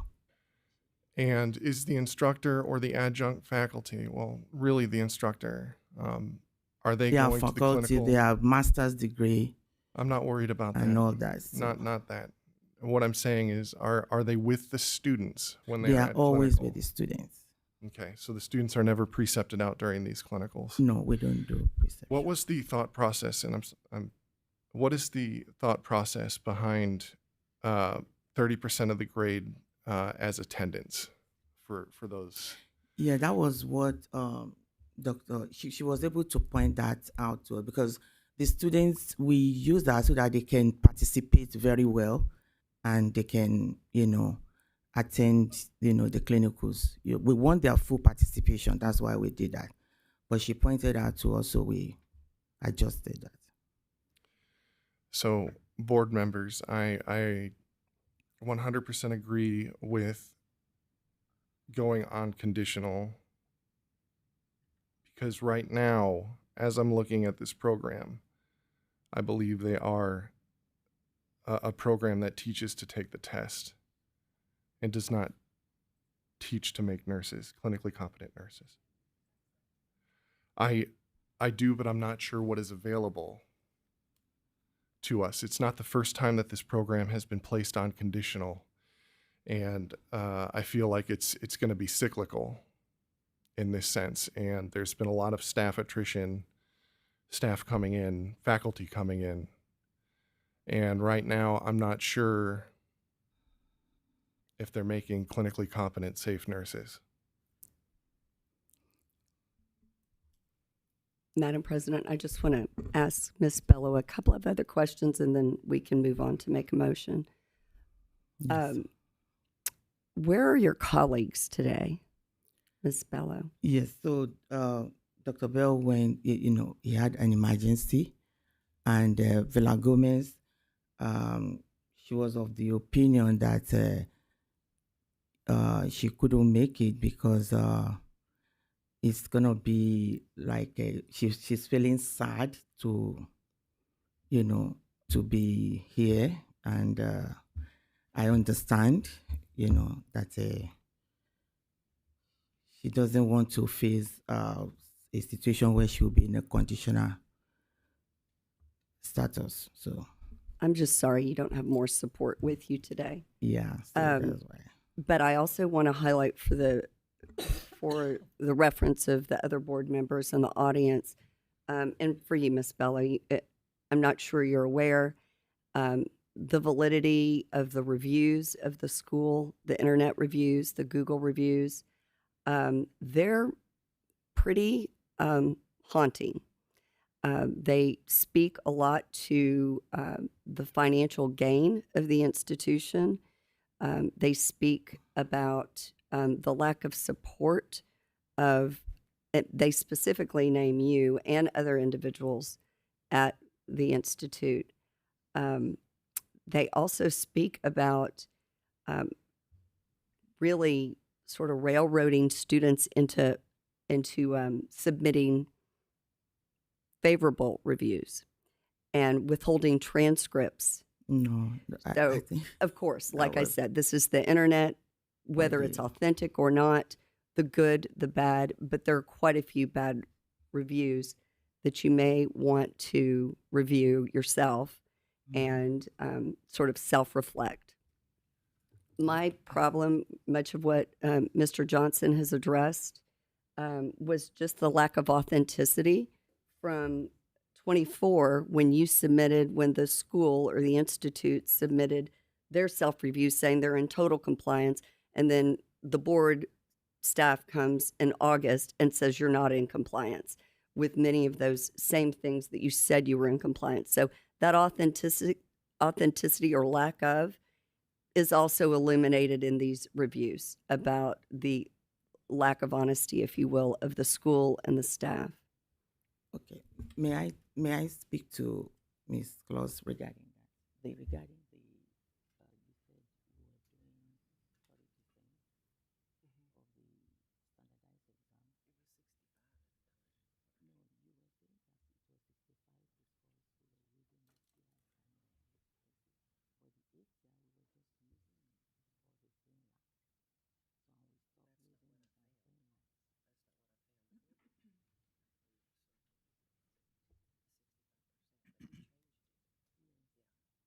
No, you were saying that it was 65 because we were using API and but the API we were just using it for the green light. So we stopped using it as green light. So that's what I'm saying, that it was changed, but you were saying that it looks as if it was a lie. The 30%. Yeah. It's not a lie. Yeah. It was the green light. The 30% is related to the attendance, which that's too much. Yeah, that one we listened to you and we stopped doing that. But regarding the standardized exam, we were not using it as a right. Yes. You could use that. Yeah, but if you can speak that to them to let them know that we were not doing that. They know that. Okay. He already said that. Okay. Madam President, this is Kathy Lederhorn. Can I ask a quick question? Just, I also, as an LVN in practice, I read the students' reviews and I read some of the things, and it's frightening, actually. One student said that the only clinical that they did was a short time in a nursing home. Right. I mean, we don't know. But I think your scores kind of speak to those, honestly. And also, I did look, and it seems like your CNA program is on probation. Just, are there issues with that program as well? The CNO program, we don't have students. We don't have a lot of students, so we're not doing a lot of Speak to them. them. Okay. Yeah, we don't have a lot of students with the CNA. So maybe like 4, 5, it's not really. So that was the reason why. So you have to count how many students and how many of them did the exam and things like that. So that was why that one was having the rate that it was having. So as far as the review, the students can go, anytime because they have to stay 1 year before they can come back to re-enroll. So they get upset and everything. That's why they go back and they start putting a lot of stuff on the faculty are doing very well with them. So, but I don't know why they have to be doing Well, that. you're obviously reading them and you're aware of them, because if it's a positive review, the owner or yourself answers or speaks to the review. So it's not unknown to you what the students are saying, because if they post a positive review, there's a comment from the owner or faculty. But the negative ones, they do not. But we have a couple of reviews that are really good there too. Full of reviews. Madam President, I had a quick question. Yes. Mrs. Bell, thank you for being here today. My question revolved around the program overall pass rates. I know that published here in front of us are the pass rates for the NCLEX, and the percentages included with that. But based on what you described earlier, that you have a 33% pass rate just for the overall program, I wonder if you know what the overall, like how many people are enrolled at the program on day one and how many make it to the finish line. That's different from the pass rate because that only measures how many people from the finish line are taking the test. I just wonder what the overall program attrition rate is as a whole. Do you know that? As we speak, Because last year it seemed like it was a 66% attrition rate, a 33% success rate.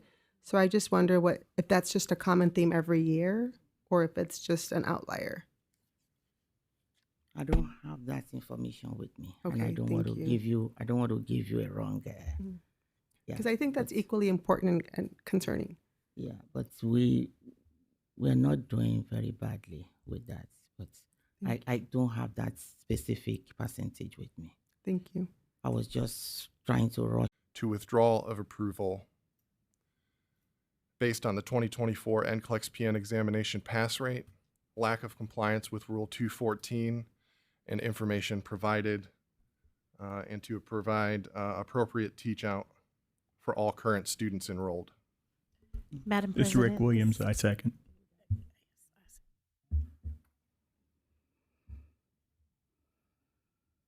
Thank you, board members. We have a motion and a second. Is there any other discussion?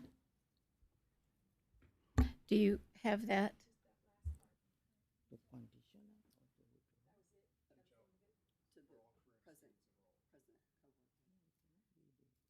To teach out current students.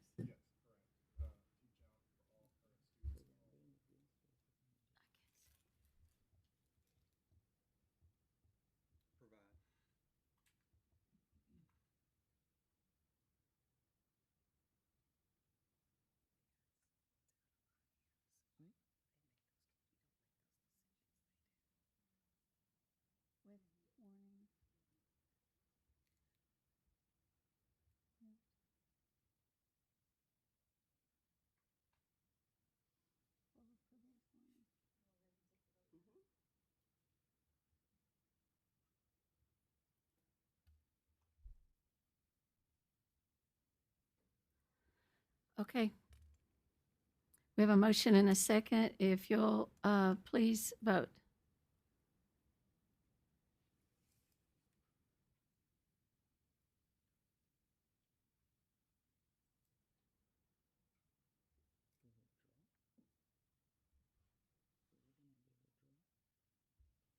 And motion carries. So our staff will be talking to you about how you proceed and giving you the information about what you need to do to be in compliance with our vote.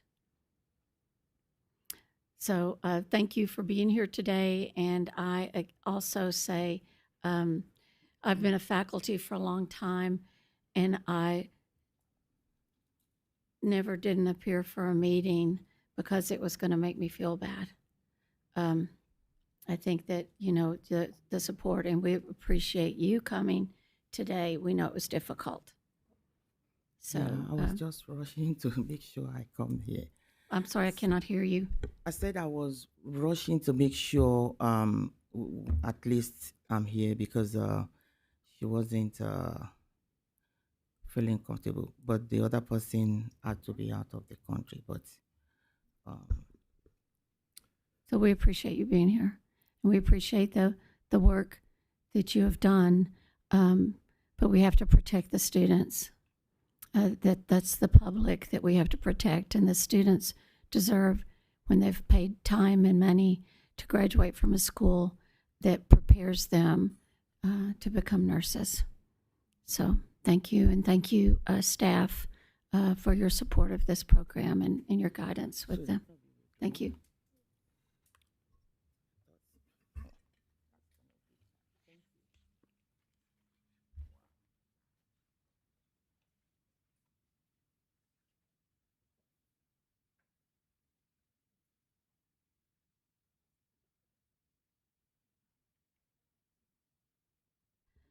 Okay, we are off schedule, and we'll be glad to take about a 5-minute break for anyone who needs one. And Chamberlain College of Nursing in Pearland Baccalaureate Degree Nursing Education Program 3.2.9B. If you could be moving forward to our desk. Thank you.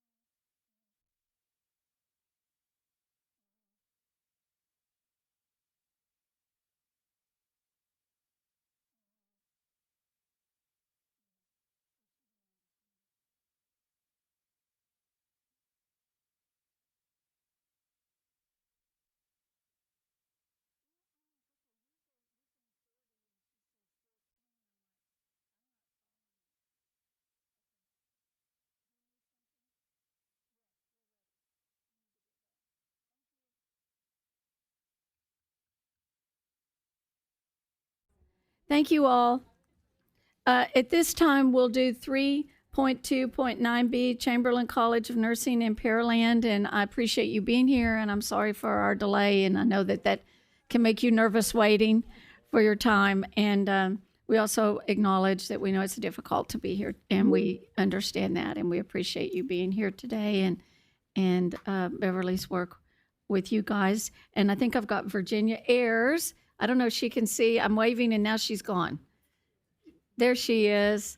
Hi, Virginia. Dr. Ayers will be talking about this program. Good morning. Thank you, President Ship. Can you hear me? Yes, yes. Oh, thank you. Good morning, board members. Thank you all for allowing me to participate virtually. It's extra effort from IT, and I am most appreciative. So in this agenda item, board staff is requesting the board consider a change in approval status for the Chamberlain College of Nursing Baccalaureate Degree Nursing Education Program in Pearland, Texas, from full approval with warning to conditional approval. Chamberlain was initially approved by the board to operate a baccalaureate degree program in Pearland in 2016. The program is regionally accredited by the Higher Learning Commission and has achieved national nursing accreditation from CCNE, the Commission on Collegiate Nursing Education. Dr. Victoria Craig, DNP RN, serves as the program director, and Dr. Craig was approved by the board to serve in this leadership position in February 2023.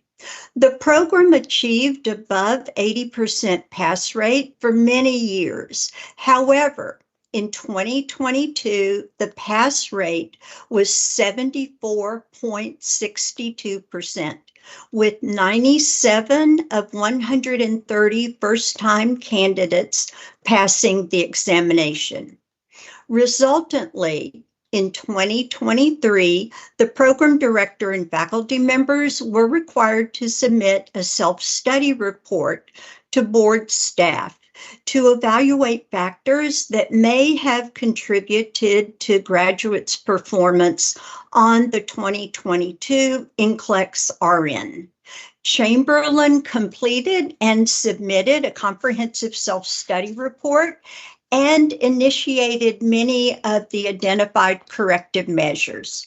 And although these changes were implemented, Chamberlain achieved an NCLEX pass rate in 2023 of 78.16%, with 136 of 174 first-time candidates being successful. Therefore, at the April 2024 board meeting, the board members changed the approval status of Chamberlain College of Nursing in Pearland from full approval to full with warning approval. A face-to-face by Ms. Beverly Skloss, board education consultant, on December 4th and 5th, 2024. The findings from this site visit were provided to board members, and they were formally considered and approved at the January 2025 quarterly meeting. The NCLEX RN pass rate for 2024 is 72.40%, with 160 of 221 candidates passing the licensure examination. Now, since the 2024 pass rates mark the third consecutive year of the program demonstrating below 80% pass rate, board staff is recommending a change in approval status for the Chamberlain College of Nursing Baccalaureate Degree Nursing Education Program in Pearland from full with warning to conditional approval. Representatives from Chamberlain College of Nursing are here today to discuss the corrective initiatives that have been implemented and their plans to ensure future program and student success with you. I would now ask the Chamberlain representatives to introduce themselves. Good morning, Madam President and board staff. My name is Dr. Victoria Craig. I am the Pearland Campus President or Chamberlain University. I've been with the university since 2010, although I was new to Pearland in 2023. I've held various faculty roles, leadership, and operational roles. Thank you. On. Got it. Good morning. I'm Dr. Dina Hewitt. I'm the Regional Vice President for Campus Operations. In that role, I support multiple campuses, including the Pearland campus. I'm confident under the leadership of Dr. Craig that we will turn these pass rates around, improve them, and then sustain them. Thank you. Good morning. I am Dr. Ilsa Wallace. I am the Executive Dean for Academic Quality. Our academic quality team partners with the Pearland campus in development and implementation of academic strategies in the areas of curriculum, assessment, clinical learning, as well as providing support for faculty onboarding and development. Thank you for the opportunity to be here today. So I'd like to share our story about the Pearland campus. So I'm going to use our nursing SBAR format, if you don't. So the situation is we have our NCLEX pass rates less than 80%. Oh, our NCLEX pass rates are less than 80% when I arrived to the campus. I completed a needs assessment and noticed that we had a decrease in student engagement. We had some concerns related to faculty development, and we had some concerns related to clinical learning. So just to provide a background, our students were not as engaged as we hoped they would be following post-pandemic. There was minimal faculty collaboration, faculty turnover, as well as numerous faculty development opportunities. These opportunities related to onboarding, course consistency, and following our university academic policies. We also had inconsistent implementation of our clinical judgment model and the need to strengthen our partnerships with our clinical facilities. So what did we do to address our student engagement? Well, we implemented campus workshops to ensure that our students had resources to support their learning. We made sure that they had access to the Virtual Center for Academic Success. This is where students can meet with a mentor one-to-one virtually. They also can attend a workshop related to all of the courses in our curriculum. We shared this information consistently with our students with our academic forums, which we called Pizza with the President. We also had our faculty reinforce this information in class every single session, also follow up with that communication via email, as well as Canvas course announcements. Our outcome of that is we saw a 50% increase in our student engagement on campus. We also structured our student support. We developed a faculty student outreach process for students who scored less than the 76% on any course exam. The faculty was to reach out to our students immediately following that exam, just in case our students didn't reach out to them for remediation. The focus of those one-to-one meetings was to remediate content deficits and also reinforce use of test-taking strategies. The students were open to meet with their faculty. What we have is a student learning specialist as well. They support the faculty in helping with the remediation of our students. They even had the opportunity to meet with some of our academic leaders, our Associate Dean of Academic Affairs, for remediation. The goal of this was to ensure and to also let the students know that we are there to support them. We implemented content reviews and also mentoring to our 300 and 400 level students. For our 300 level students, we initiated a 2-day live review that was mostly virtual. It was broken up into 2 4-hour sections. The students would log on, attend the review. What we discovered in that virtual process is students aren't as engaged virtually. So we pivoted to an on-ground 8-hour review. This provided the students the opportunity to engage with the facilitator, to practice NCLEX-style questions, and it created a nice cohesive environment. So if one student shared a knowledge deficit, the other student could jump in and also say, yes, I have that same one. So they knew they were not alone. In addition to that 2-day live or that 1-day live review, students met with their faculty in their 300 level courses for faculty coaching. So we look at their performance on an exam. We identify themes and knowledge gaps, and then we reinforce those knowledge gaps by either reteaching, providing the links to our resources, reinforcing the resources that we have available to them. The students found those initiatives to be helpful in their 300 level program or our adult health course.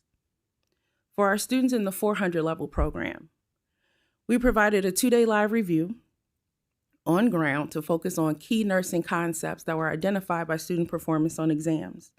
The 2-day live review improved their knowledge, but we understood from our feedback in our student one-to-one mentoring meetings that the students felt they needed more assistance with test taking and test taking strategies. Therefore, in January, we added an additional day to our 2-day live review. So now it's a 3-day live review. We continued our coaching or mentoring of our students, and we currently have evolved that mentoring program to a 16-week one-to-one program with our students that incorporates faculty, student learning specialists, as well as campus leaders. I currently have 3 mentees right now. This 16-week program starts in their last class of the program. It's throughout the final class of the program and then 4 weeks post-graduation because we want to support them to NCLEX. We also implemented our project All In. In addition to the 3-day live review mentoring, we also incorporated an 8-week NCLEX review within our capstone course to reinforce key concepts, to identify knowledge gaps if they're persisting. Students were assigned a weekly video module as well as quizzes or knowledge checks to assess their knowledge of that module. Following completion of that module, students then took an NCLEX readiness assessment. And based off that NCLEX readiness assessment, if they needed additional support, we provided that as well with remediation activities that were assigned to our students, and they're currently completing them now. I've shared all the strategies we've implemented for our students, so I'm going to pivot to faculty now. Because as I mentioned, there was minimal faculty collaboration as well as faculty turnover. We executed a comprehensive new faculty orientation because previously our faculty has shared that their onboarding wasn't as robust as they needed it to be successful in the role.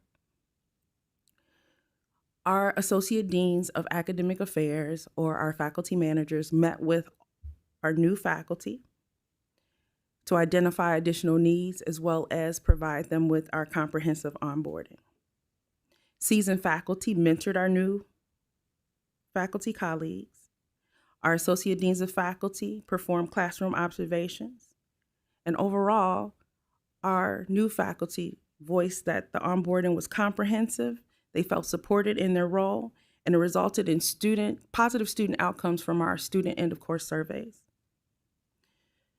Since our site visit, we have hired 3 new full-time faculty, 1 associate dean of academic affairs, 1 dean of academic affairs. So currently we have the full complement of our leadership team, 13 full-time faculty. We have 54 visiting professors, where our visiting professors, 20% of them have expressed interest in teaching didactic, and we currently are allowing them to do that because they're qualified to teach in those courses. And we have 1 student learning specialist to support our faculty and students with open lab and workshops, as well as individual tutoring. We continuously reinforce our faculty development weekly. We have weekly academic forum meetings, and some of the topics we discuss during those meetings are maintaining consistency in course content across the curriculum, making sure we have active learning strategies within the classroom. We're focused on recapping lecture with NCLEX questions. And also in these meetings, we talk about our academic policies and provide an opportunity for our faculty to role play certain situations and share how our policy aligns and how it supports them in these situations. We have course-specific educational sessions. We also review our Texas Board of Nursing regs. In addition to that, faculty share the resources that they're currently using with the entire faculty group. So if there's a resource that's working well for them, each one teach one. Our faculty also attend conferences and then return to these academic forum meetings to disseminate that information to the rest of the faculty team. And lastly, in addition to our faculty academic forums, we initiated weekly course-specific meetings. So our course leaders meet with the visiting professors and other faculty teaching in those courses to review the course objectives, assignments, interactive strategies, and discuss at-risk students. And our last area of focus was clinical education. For clinical education, we executed the following. In January, we integrated our affirming practice readiness client scenarios into our didactic courses to bring clinical to the classroom. We implemented a multi-client simulated scenario to assess student understanding of the clinical judgment model. Students were required to perform either a focused or full assessment on multiple clients and then develop a plan of care, a concept map, to identify what they've learned from that experience. We scheduled our visiting professor roundtable meetings because, as I shared, there was minimal collaboration. So now didactic faculty and clinical faculty come together to talk about the clinical facility, the students meeting the learning objectives, any at-risk students, and how do we proceed and move forward with those students. The Associate Deans of Academic Affairs and myself conducted site visits, met with our clinical partners to identify strengths and challenges so we can strengthen those partnerships. Our clinical partners during those meetings, and also in addition to our clinical partner summit, shared with us areas of strength, areas that we need to focus on, as well as share what we can do as a campus to bridge the knowledge practice gap. Based off these efforts that we have implemented, we have a stronger partnership with our clinical facilities, and one of our clinical facilities provided us with a certificate of appreciation. So in summary, since our corrective measures, we saw an increase in our 2025 quarter one results when compared to our calendar year results of 4%. And when I compared our 2025 quarter one results to 2024, we saw a 7% increase. We will continue to assess the effectiveness of our program and our learning strategies and make changes to corrective measures based off that data. We are confident that we will meet the Texas Board of Nursing and NCLEX pass rates. So I'll ask if you have any questions. Yes. Hi, good morning. Thanks for being here. When I was reviewing our board packet ahead of time, I took a look at your website as kind of due diligence and checking out the university. And I see there's sort of, as I see it, 3 options. There's a campus hybrid, there's a fully online, and then there's a nights and weekend option, depending on which one I would want to do.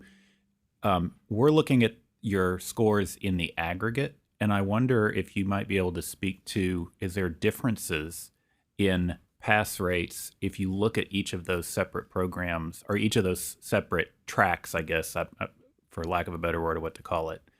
Is there any differences? In other words, are the fully online students, are all of them passing, but the on-campus hybrid are really low, and that's what the average becomes? So for Pearland, our pass rates consist of the students that are here on ground at the Pearland campus for the day and evening program. And so that's an aggregate of those 2 cohorts. That's helpful. Thanks. Mhm.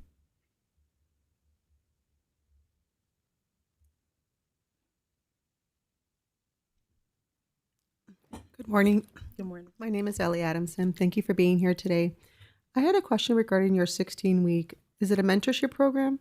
Yes, it's a one-to-one faculty mentoring. And what does that look like?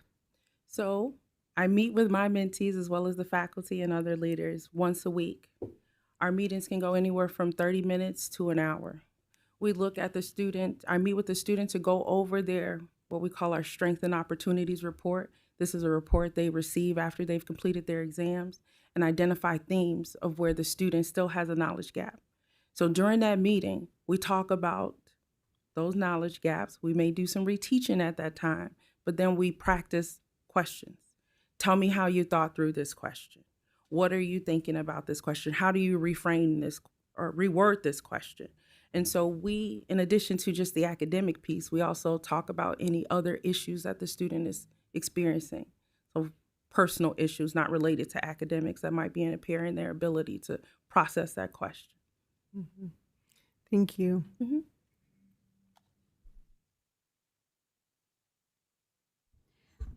And how many students do you have right now? Currently enrolled for the March session is 681 students.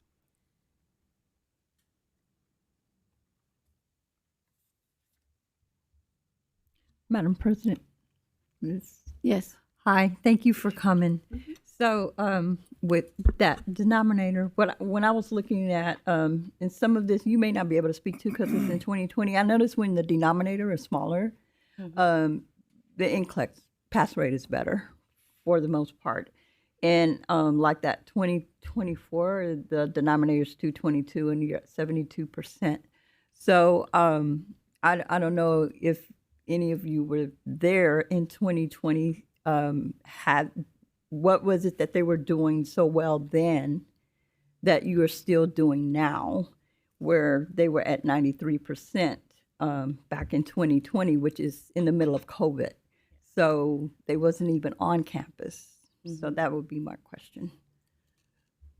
So I wasn't there in 2020, but what I can speak to is the majority of the students' classes for the students that sat in 2020. Can you get closer? Oh, I'm to so the- sorry. Mhm. The majority of the classes that the students were enrolled in for those 2020 pass rates were pre-pandemic. Everything was on ground during that time.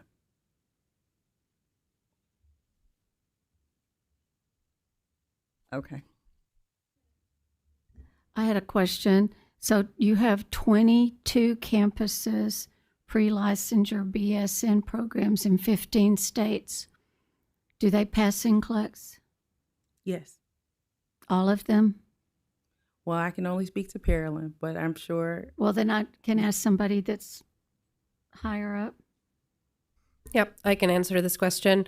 We have some campuses that have higher pass rates and some campuses that have lower pass rates. And so are any of them not doing the 80% that you have? There on- are the campuses that are not quite at the 80%, yes. So do the campuses share best practice, or is it different because maybe the demographics of the students are different? We do share best practices, and true, our demographics are different depending on the location of the campus. We have a pre-licensure academic leadership meeting where we come to that meeting to share those practices. May I add to that also? Just last week in Chicago, we brought together all of our BSN campus leaders for a summit, for a day-and-a-half summit up in Chicago, sharing best practice. All of the executive deans or campus presidents in a collegial atmosphere, talking about their campuses, what they're doing, how they are maintaining and or improving and sustaining. Did you attend that? Yes, I did. Did you attend the National Council workshop that we had the first part of April? So I didn't attend, but my Associate Dean of Academic Affairs attended, and also the faculty attended. Dr. Craig, Yes. hi, thanks for being here. I just have a question about your enrollment. So you have 681 currently enrolled students. Yes. How many cohorts does that represent? That represents, let me look at my notes, about 7 cohorts. Okay. And how many graduates do you project will test this year? 177. 177. And when was your most recent cohort admitted? Our most recent cohort admitted was in 2022.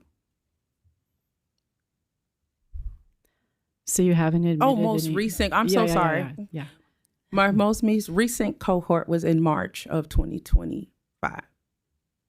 So last month. Mhm. And how many students were admitted? 60. 60. Okay. Thank you. Mhm.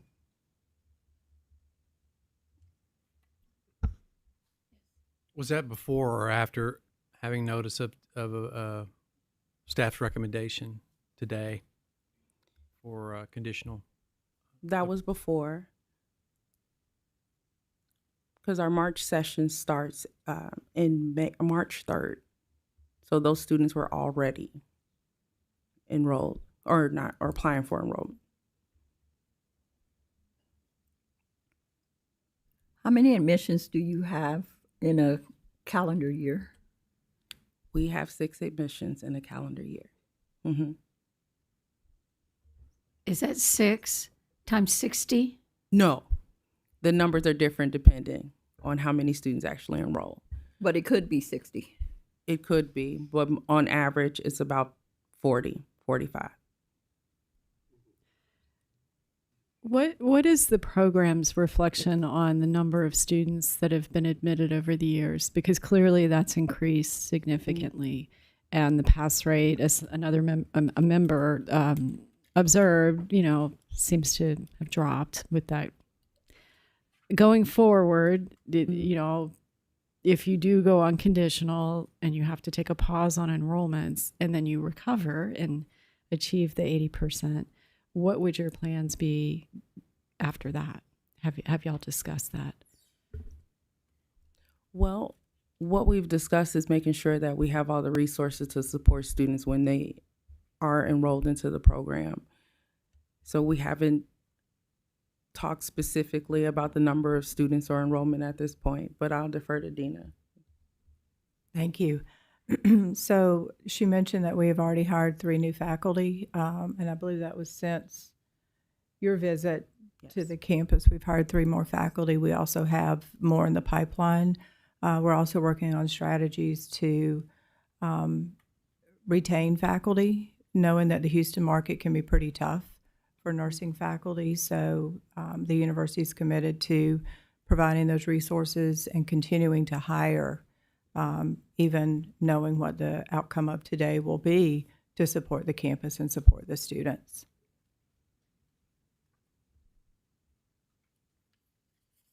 Madam President, I had a question. Mm-hmm. Earlier, I think one of my board members asked, did the numbers reflect the hybrid or the online or the on-campus? And you mentioned on-campus. Yeah. I'm curious if the pass rates are different for the other 2 programs, if you're aware of those scores. Just a general. Are they pretty comparable, or do they do better if they're completely online? Well, I can speak to Paralyn, but Elsa. Yep, I can answer that. So the evening weekend cohort, we have that in multiple campuses, and there are some differences in some ways that they may do better, and in some campuses they do a little bit less. So sometimes that is a little bit depending on the evening weekend cohort themselves. In terms of our online option, those pass rates are lower than our other pass rates, and we're working feverishly on multiple strategies to engage the students and provide additional support. We've hired multiple similar role to the student learning specialist to support those students from the first day that they're in, go and walking alongside of them, and faculty and meeting with the students frequently, to a very similar approach to what we're doing here at the end of program with the mentoring, but starting it when they first start with us. Thank you.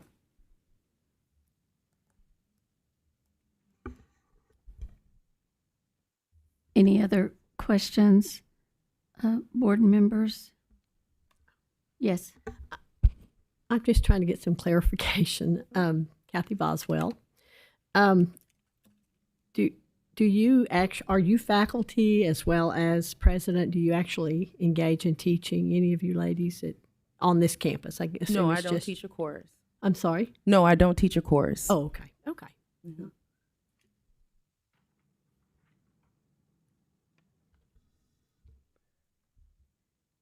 Madam President, could I just say a few words related to the survey visit? Yes, we would And like that. Thank just, you. Just briefly, because I think they've covered a lot of things, but just the concerns from that visit, of course, were the pass rates, but also the enrollment numbers, and we did talk about that. So I wanted to bring that up, and the faculty turnover.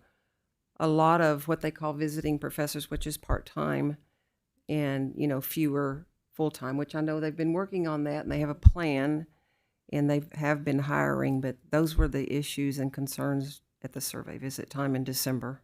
Thank you.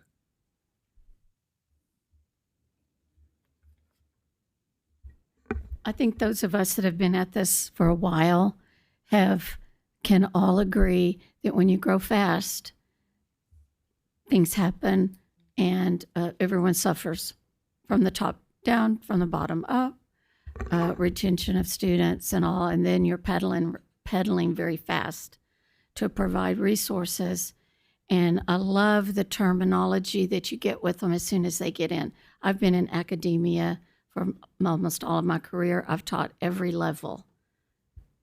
And every level. And so I think that it gives me pause. 681 students, even though you're in Houston. That's just a lot for anybody to keep up with.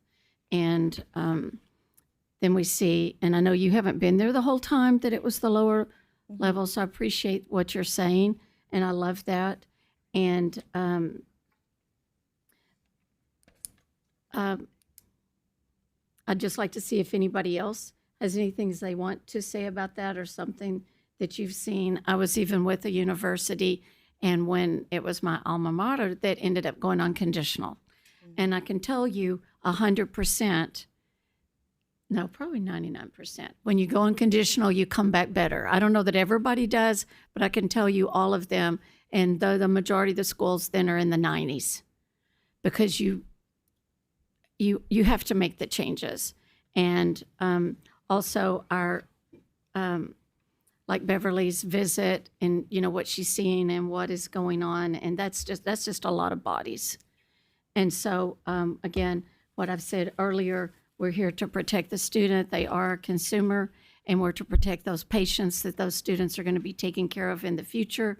And for those students who hope to pass their NCLEX one time and not have to come back, and the money and the time and the stress. And that's also for you guys. So does anyone else have anything they want to add or say? I do, Madam President. Mm-hmm. Good morning. I'm Allison Edwards. I represent Baccalaureate Education, and I teach in Houston at UT Health. We admit, now, considering it's vastly different business model than yours, or academic model, if you will, we admit 3 times a year. And our cohorts vary. They've varied over the course of the last 5 years, anywhere from 60 to 120. But that's half of what you all are admitting. And this is probably more a question for, is it Elise Wallace? Elsa. Sorry for mispronouncing that, Miss Wallace, or Dr. Wallace. This may be a question for you more at the upper levels of management of Chamberlain. Any consideration being given to decreasing your admission cycles to maybe 3 instead of 6? 6 is what I'm counting, right? 7. 7? Six. No. It's 6. cohorts. Okay. 7 cohorts, 6 admission cycles. Okay. So roughly, if they're admitting 60, is that what I heard, per? That was just for March. But that was March. But if you just use that as a baseline, that's 360 potentially, but you're way exceeding that. So currently. We do have some campuses where we do 3 3 admissions per year, and then some where we do 6. And a lot of it is based on the need in the area where the students are really seeking to be admitted to the nursing programs. And we believe in providing students the opportunity to become a nurse and providing them the flexibility to start when they are ready to start. So it's largely student driven to make sure that they have an opportunity to start when it's a good time for them to start. But I guess back to my original question, if they're not being successful and your NCLEX pass rates are reflective of that, would you not consider being more like one of the other campuses and decreasing your admission until you get things right? And by the way, the mentorship program, that is really an exemplary, a wonderful example of creating that collegiality between the student and then success rates of your students. So that's a wonderful format. Yeah, so we can certainly consider 3 versus 6. Thank you. Any other questions? Madam President, I want to echo what Dr. Edwards said. That was in the questions I was asking. That's what I was leading to, like 6 times a year with the potential of 60 or more students. And we're already trying to, we have all this opportunity that we're trying to get better at. And then you're adding more new, and you're at this warp speed, and it's like you're just treading above water. So my concern was that if, like Kristen said, you go through and you come back, and now you can go back to admitting however many 6 times a year, will we be back here again? And that's not what we want. So I also echo what Dr. Edwards said, maybe think about that business model for this campus until we get it all ironed out and really proficient at our model in the teaching, and it's all working well for not only students but as faculty as well. So just my thoughts on that.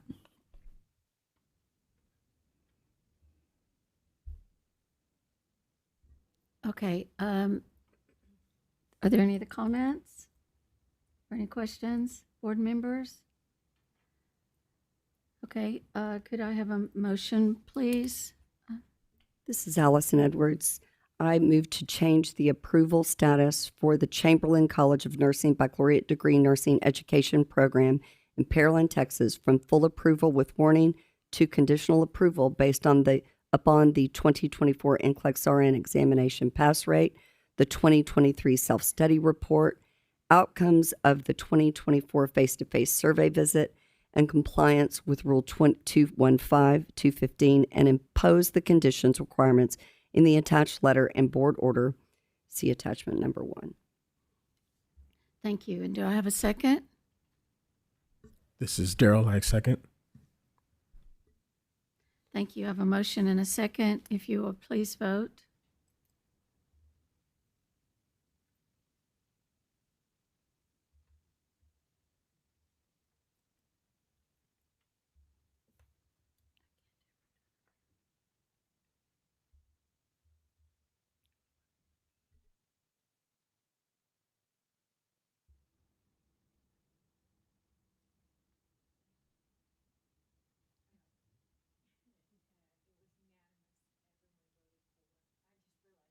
Okay, so it's unanimous. Usually it comes up on our board, and that's what we're waiting for. And Dr. Ayers, thank you so much for being with us by Zoom. And thank you. And Beverly, for your great help and your site visits to help us all get all of this done. And we are sorry about progressing you to conditional. We just feel like that this is in policy, and think that you've already made many great strides to improve that. And so we expect once those reports from this year come in that you'll be moving back up and in the spring. So, and we wish you well. Thank you for being here.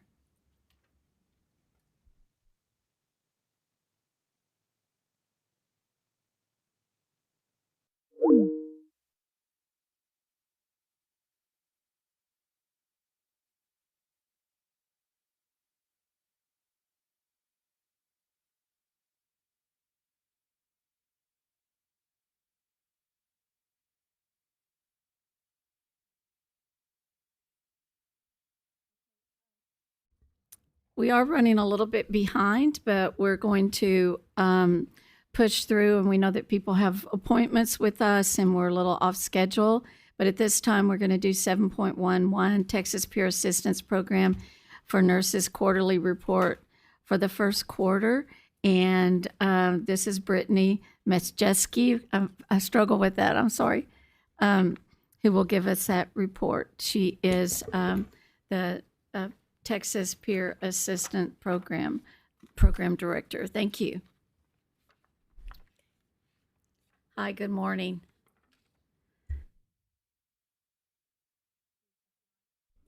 How about that? There we go. Okay.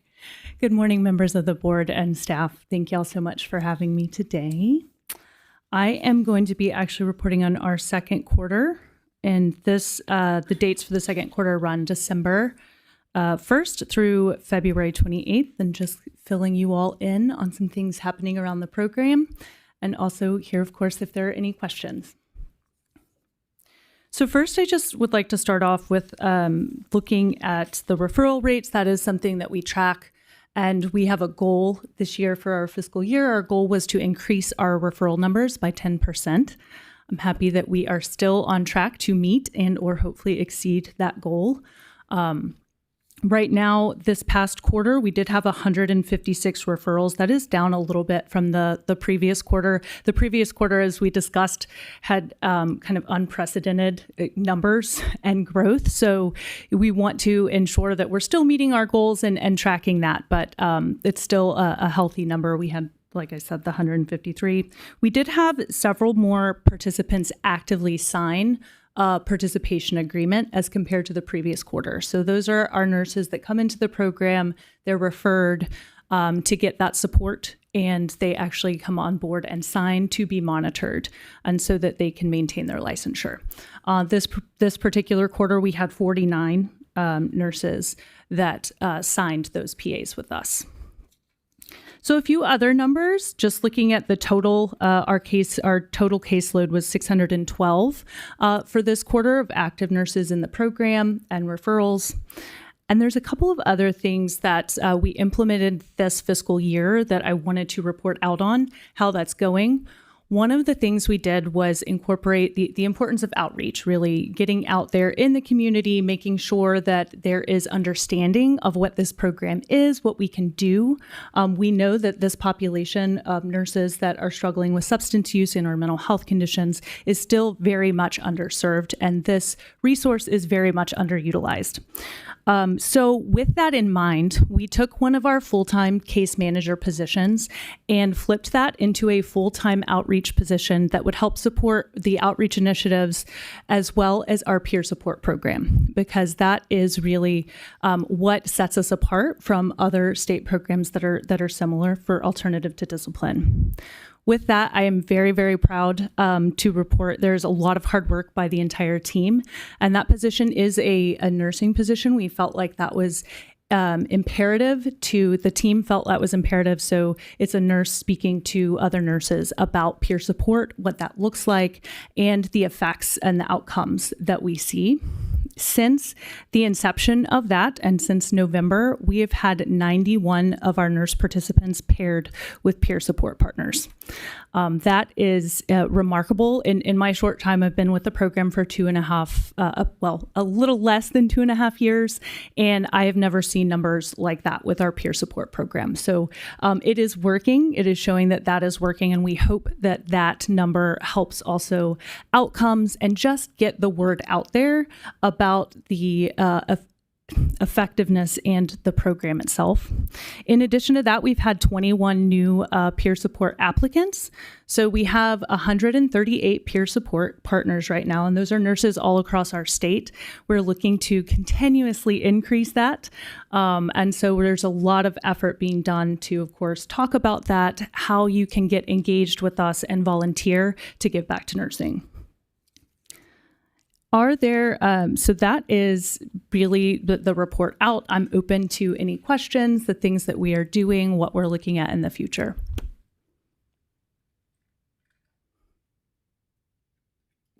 Questions?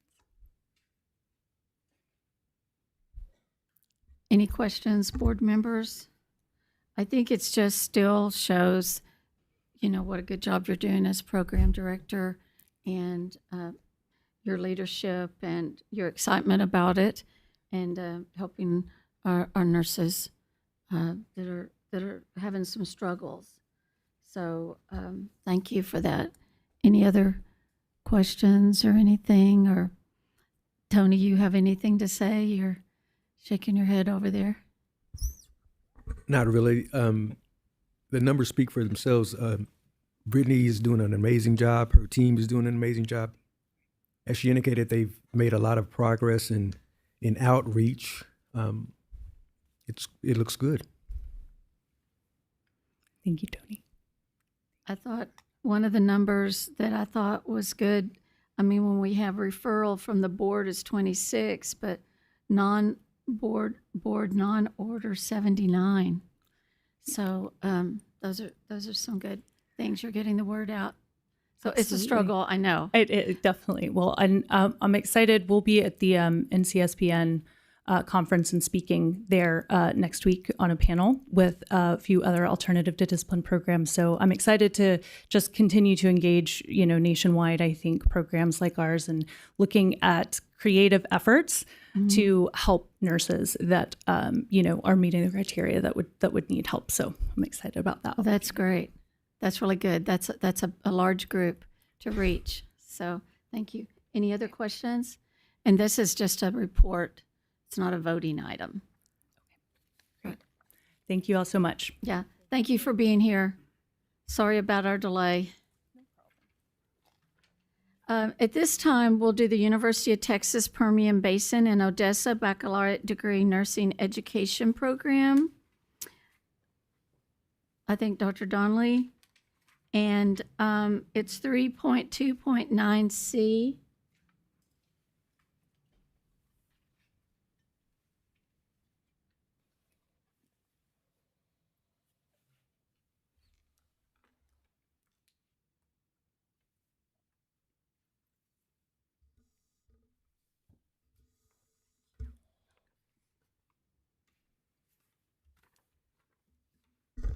Good afternoon now, I think it is. Presidentship and board members. This agenda item is specific to the University of Texas Permian Basin's baccalaureate degree nursing education program. UTPB received initial approval from the Texas Board of Nursing to establish a BSN program at the April 2013 board meeting. UTPB is accredited by Southern Association of Colleges and Schools Commission on Colleges. The program has held national nursing accreditation from the Commission on Collegiate Nursing Education since February 2015, and current CCNE accreditation is active through December 31st of 2030. Dr. Michael Hall is the interim nursing program director. Dr. Hall was approved to serve in this role in June of 2023. In 2023, the UTPB program director and faculty members were required to submit a self-study report to evaluate factors that may have contributed to graduates' performance on the 2022 NCLEX RN exam, and a description of corrective measures to be implemented was also asked. UTPB completed a comprehensive self-study, and many corrective measures were implemented based on their findings. Even with markedly improved scores from the previous year, UTPB fell short of achieving that 80% benchmark on the NCLEX RN for 2023, and at the April 2024 board meeting, UTPB's status was changed from full approval to full approval with warning, and an in-person survey was required. An in-person survey was conducted by 2 staff members in March of 2025. On February 20th, 2025, due to UTPB's NCLEX pass rate of 72.46, the director was notified that the program's approval status would be considered by board members at the April board meeting, and that a status change from full approval with warning to conditional approval would be recommended. Implications of this change were also explained. The program did write a response letter for the board's consideration, and board members do have a copy of the program's response in the board report as an attachment. Representatives from UTPB Nursing Education Program are here to present information and address your questions, and I ask them to now please introduce themselves. Hello, everyone. Thank you for taking the time to support us in our nursing program. My name is Sandy Woodley, and I'm the president of University of Texas Permian Basin. Been the president for 8 years. Thank you. Thank you for your time to consider us. My name is Dr. Michael Hall. I am the interim chair of the School of Nursing at UTPB. Good afternoon. I'm Dr. Camille Reese. I'm currently serving as the interim dean for the College of Health Sciences. I'm also a nurse. I have a bachelor's and master's in nursing and my doctorate's in higher ed. I have about 30 years in nursing education. Good afternoon, everyone. Madam President and board members. My name is Jeanette Gilbert, and I serve as the program coordinator for the traditional BSN program as well as faculty. Thank you. When I took over in June of 23, I found out that there was a self-study due. I signed up to be the interim chair, so that was fun, but it was good. We got a chance to look at the program, and we identified quite a few things. The faculty was fantastic, and the administration was supportive. And so we recognized there were a lot of things that we needed to change. We also recognized that we couldn't change everything all at once. So we started with one of the most obvious things was that there was inadequate admission criteria for the cohorts. And so we looked, there was a cohort that had already been evaluated for the spring and it was supposed to start in the fall. So there was not a lot of criteria that we could put on there. However, one of the things that we noted was that prerequisites weren't completed. So we actually had students that were beginning their journey without having taken A&P or micro, which are what we consider foundational courses for nursing. And so we quickly decided that that would be one of the minimum requirement for that is all prerequisites had to be done. And so we started with that. We noticed that through that semester, we had quite a few students that were entering in their fourth semester that had been admitted prior that hadn't completed even their micro or their A&P, and they were trying to do those along with their fourth semester. For the spring, we decided then at that point, we also identified curriculum that needed to be changed immediately. We moved pharmacology from being an online course to being an in-person course, and that had dramatic impacts right away. The other thing that we noted that we went ahead and changed was the admission criteria. We were looking at admitting the spring cohort, and so there was not a requirement for T's or any type of a test prior to get into the program, and students could just declare they wanted to be in, and they would work with them to get in. And so we changed that, and we instituted a T score. We also instituted which, by the way, I had to have a town hall and explain to all the students why they had to take the T's. They were really upset. We also required, of course, we continued the requirements of the prerequisites, but then we had required a 3.0 for the basic science, for those core sciences, the A&P and the micro, and a 3.0 for the prerequisite nursing courses, the nursing theory and the pathophysiology. We also required a GPA at that point as well, 2.75 with the mind to increase it. We didn't want to do that right away because we had students that were already into the program. So we wanted to be respectful of where they were on their journey and give them time to adapt their GPAs. And with that, we also had a deficit in faculty. So we continued to hire faculty and shift faculty around to the places where they were the strongest to teach. And we brought on an ATI coach at that point as well, which is our capstone coach. And where in the past that class and course had been taught by other faculty members that were already teaching others. We brought in a faculty member that just focused on the capstone to help prepare the students. I'll let some of my other colleagues talk about some of the things changes we made in the curriculum after that. Well, good afternoon again. I joined UTPB as the interim dean in August of 2024. And like I said before, I've got a lot of years in nursing and nursing education. and have a lot of experience with curriculum and evaluation. And so, although my job is the dean of the College of Health Sciences, I've probably spent about 50% of my time working directly with the nursing program. And so, some of the things we've been busy. I hit the ground running, and we've been really busy. So, I want to go over some of the strategies that we've implemented over the course of the last 6 to 8 months. Dr. Hall already talked about it, some of the admission criteria, but we also revised our curriculum, and those curriculum revisions were effective in January of 2025. So this is really the first semester that we're doing that.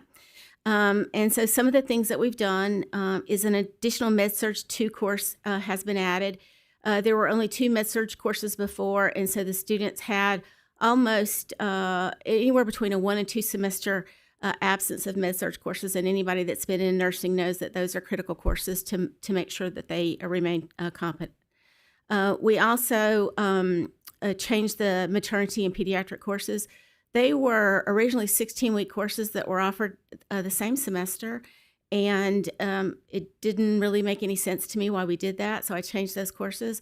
They're now 8-week sequential courses. We start with OB, and we finish with peds, and once the first one's done, it's done, and then we move on to the second. That helps students to be able to focus on the courses that they're actually enrolled in. The men's health course was deleted, and those concepts are now integrated in the Med-Surg courses. Clinical, when I got here in August, I was really surprised at how clinical was done. It was set up as a completely precepted model. I changed that to a cohort model where nursing faculty are actively engaged in supervising students in the clinical arena. And we also are loading all of our skills on the front end. Then we follow that with simulation and then the actual clinical practicum in a structured acute care community health setting. We already talked a little bit about the admission criteria, but students are now admitted based on objective data, such as ATI-ITs, GPA, and completion of prereqs. It doesn't really matter what kind of job you've got in healthcare. What matters is what you bring to the table, and so it's all objective. We increased our ATI scores. Math is 75, reading is 75, and I added a science score of 75 as well, because science has been shown through a lot of research that that's actually the best indicator of student success in nursing school. So we've added that. We've also initiated smaller cohorts for the last 2 cycles.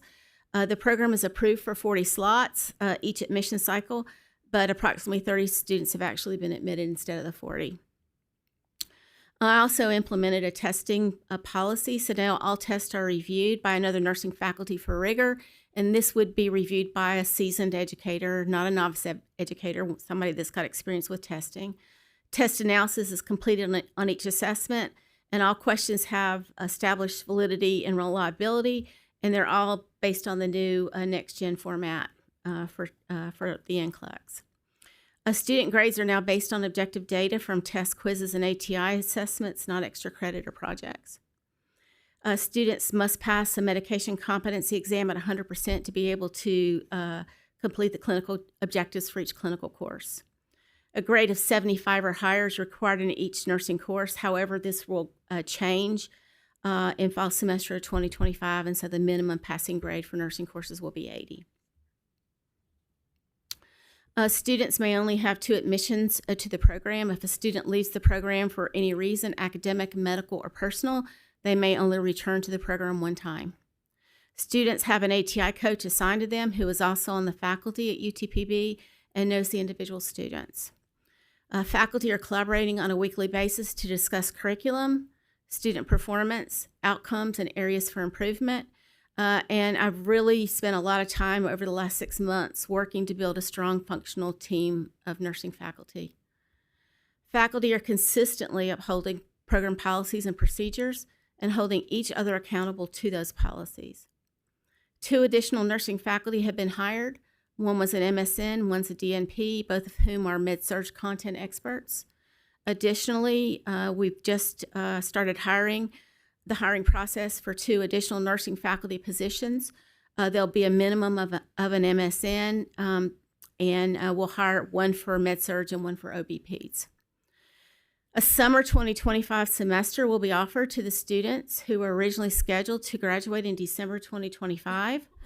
One of the reasons we did that is the way the program is set up now, the students actually have two long periods of learning loss. One is over the summer semester, and then also for the students that graduate in December, because of the tight ability to get them tested by the end of December and the number of students that actually graduate in December who are trying to take the NCLEX, a lot of those students aren't able to actually test for the NCLEX until the end of January. So they suffer that second learning loss.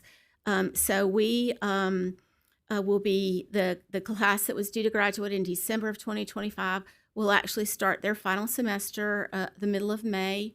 They'll be finished with their fourth semester the middle of August, and we hope to have all of them tested by the middle of September or the end of September at the latest. We've also implemented a new freshman seminar with a health science focus. It is it will be highly structured, and it will sort of mimic the launch that ATI has. And so we expect that that's going to help students before they actually even come into the program. They'll take that either freshman or sophomore year, and it'll help them to understand about critical thinking, how to think like a nurse, how to take tests, how to manage your time, prioritize, and things like that. So this is some of the things that we've done. We also have incorporated a lot of additional opportunities for students to learn clinical with care plans, concept maps, and simulation. And we have, because we are a total ATI school partner, we have already done some of our comprehensive predictors for the group that will graduate in May. And those students are performing very well. And we feel very confident that the group that graduates in May will achieve at least an 80%, if not higher. And then, we're going to collect the data on this summer group to see how that goes with the students, and may change the way we do the progression in the program to actually have summer grads instead of fall grads. So, did you want to add anything else? Thank you very much. As president of the UTPB, I've been here 8 years, and, my most important responsibility is to make sure that our programs are excellent and that they meet the needs of our community. What we know from the economics out in the Permian Basin with the energy industry out there and the growing economy out there, that there is a huge shortage of healthcare workers in all different disciplines, and nursing is a really big one. It is so important that our partners in the energy industry, the oil and gas company, Permian Strategic Partnership, for example, and other foundations, have invested millions of dollars in this program, in scholarships and support for our students and marketing to be able to pull the students in. So I feel a deep responsibility as president to get this right. And we appreciate the opportunity to get better. I want to also just, echo my support for your staff here. Lisa and the team have been amazing at coming in and doing the analysis for us and, making sure that we understand where our blind spots are and all the things that we need to do to get better. And we genuinely do appreciate that, and working actively to make sure that we address all of those recommendations so that we can get where we need to for our community. The struggles to hire permanent leadership in the Permian Basin is real. Not everybody loves West Texas. I do. Not everybody wants to live in the Permian Basin. And so it is hard to recruit, particularly specialty faculty in engineering and healthcare.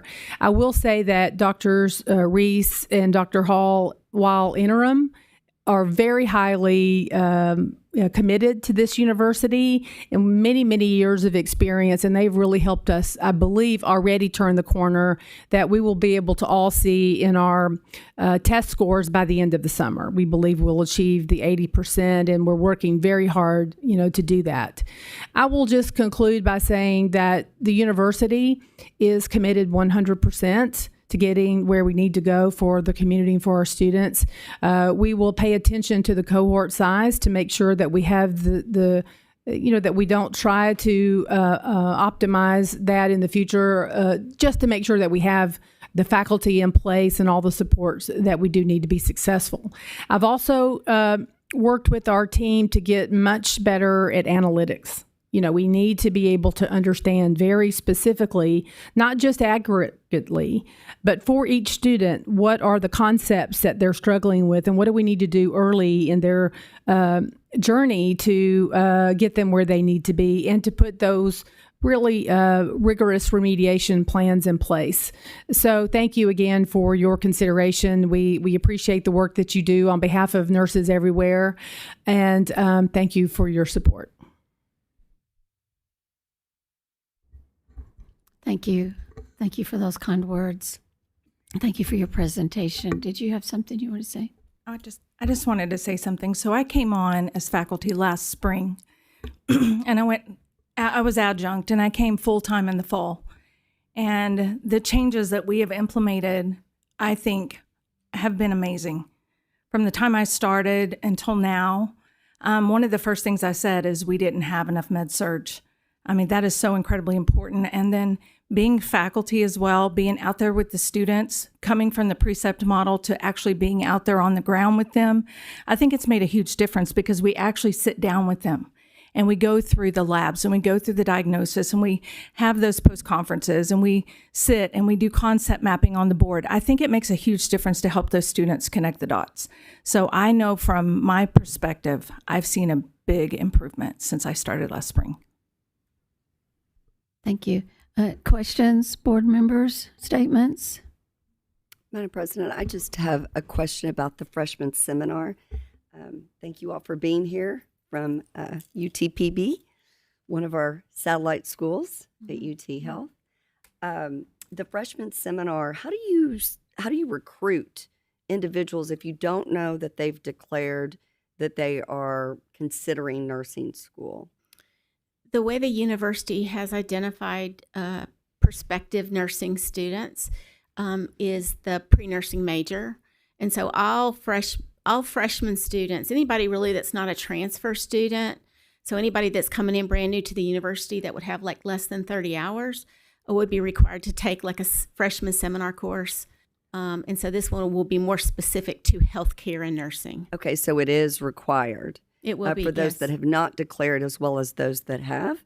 Is it required of those that have said, I'm taking prerequisites to a nursing program? Any freshman, anybody who has less than 30 hours has to take a freshman seminar course. This one will be sort of targeted toward healthcare and nursing. Gotcha. Thank you so much. Good afternoon. I'm Ellie. And Madam President, I just had a quick question.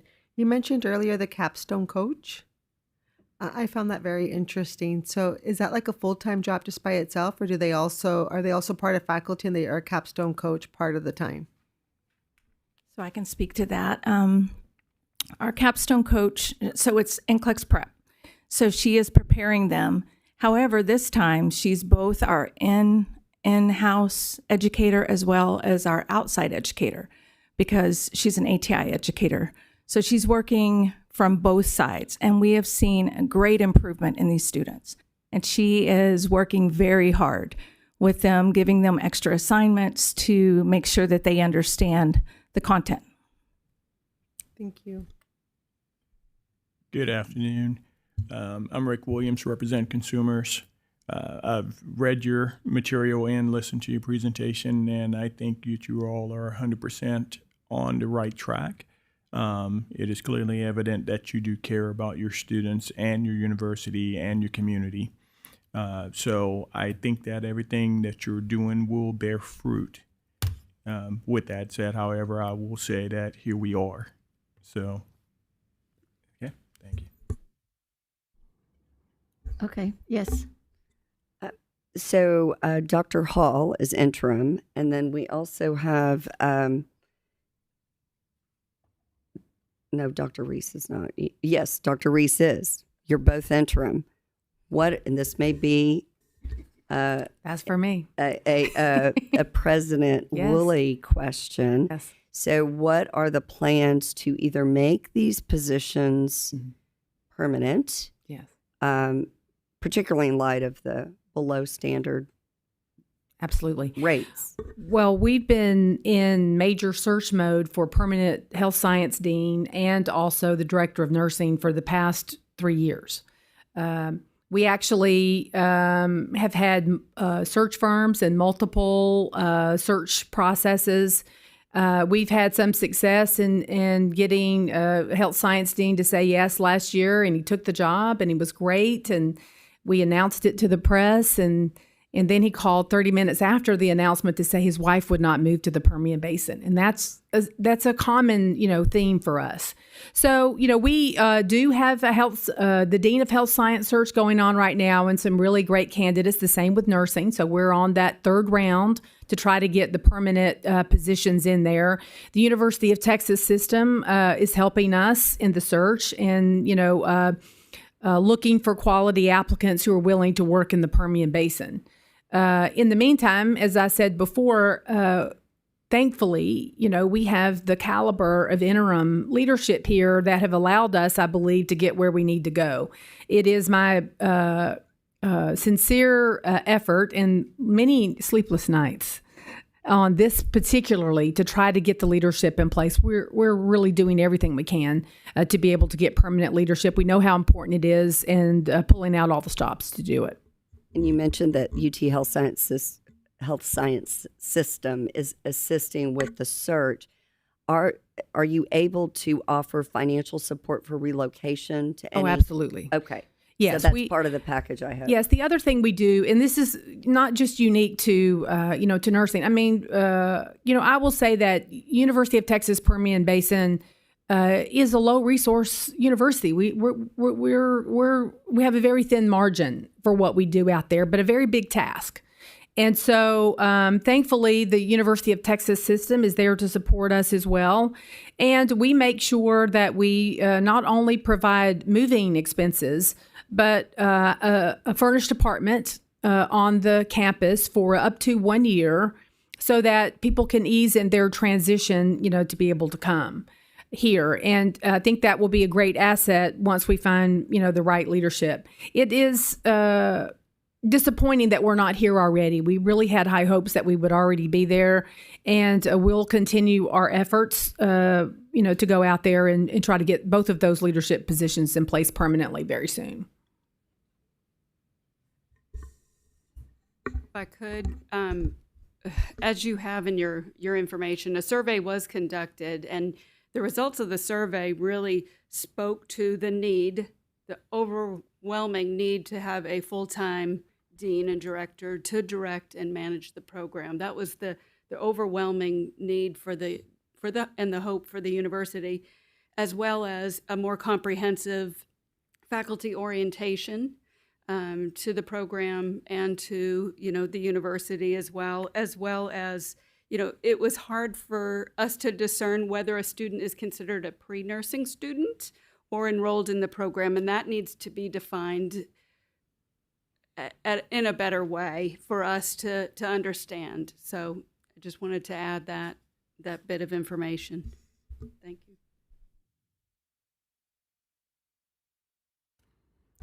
Well, it sounds like the interims are doing a really good job trying to get this train back on track. And we applaud you for that and for being here. And what a job with your interim. Then you have to come before the Board of Nursing. And then the Board of Nursing last year. You were here. Weren't you here? I didn't have to come last year. Okay. I might not have been here this year. Okay, thank you. Any other questions or statements, members? Do I have a motion? Madam President, move to change the approval status for the UTPB BSN program in Odessa, Texas from full approval with warning to conditional approval based on the 2024 NCLEX RN exam pass rate and noncompliance with Rule 215 as indicated in the attached letter and board order C attachment 1. This is Ken Johnson. I second. Thank you. So we have a motion and a second. If there's no further discussion, if you'll please vote.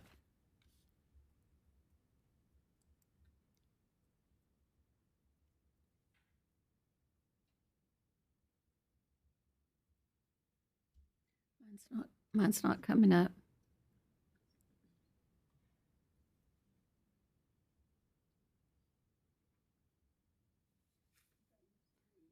Yeah, I haven't gotten it. Oh, there it is. Okay. Yes.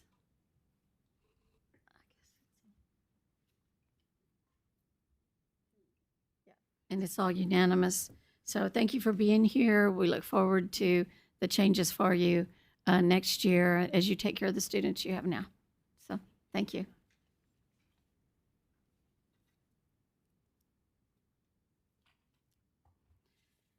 Okay. We've got Hammett on this, and we're going to.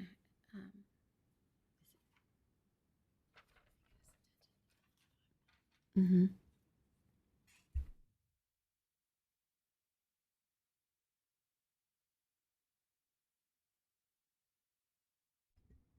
Okay, board members, we're going to finish up with 7.3, consideration of occupational English test, OET, to determine English proficiency for internationally educated licensure applicants. Hemet is going to take care of that, and I think we have representatives here, and we're sorry in advance for having this schedule running behind. We do, while you're coming forward, thank you, and you have filled out your, no, I only have one. Well, I have one.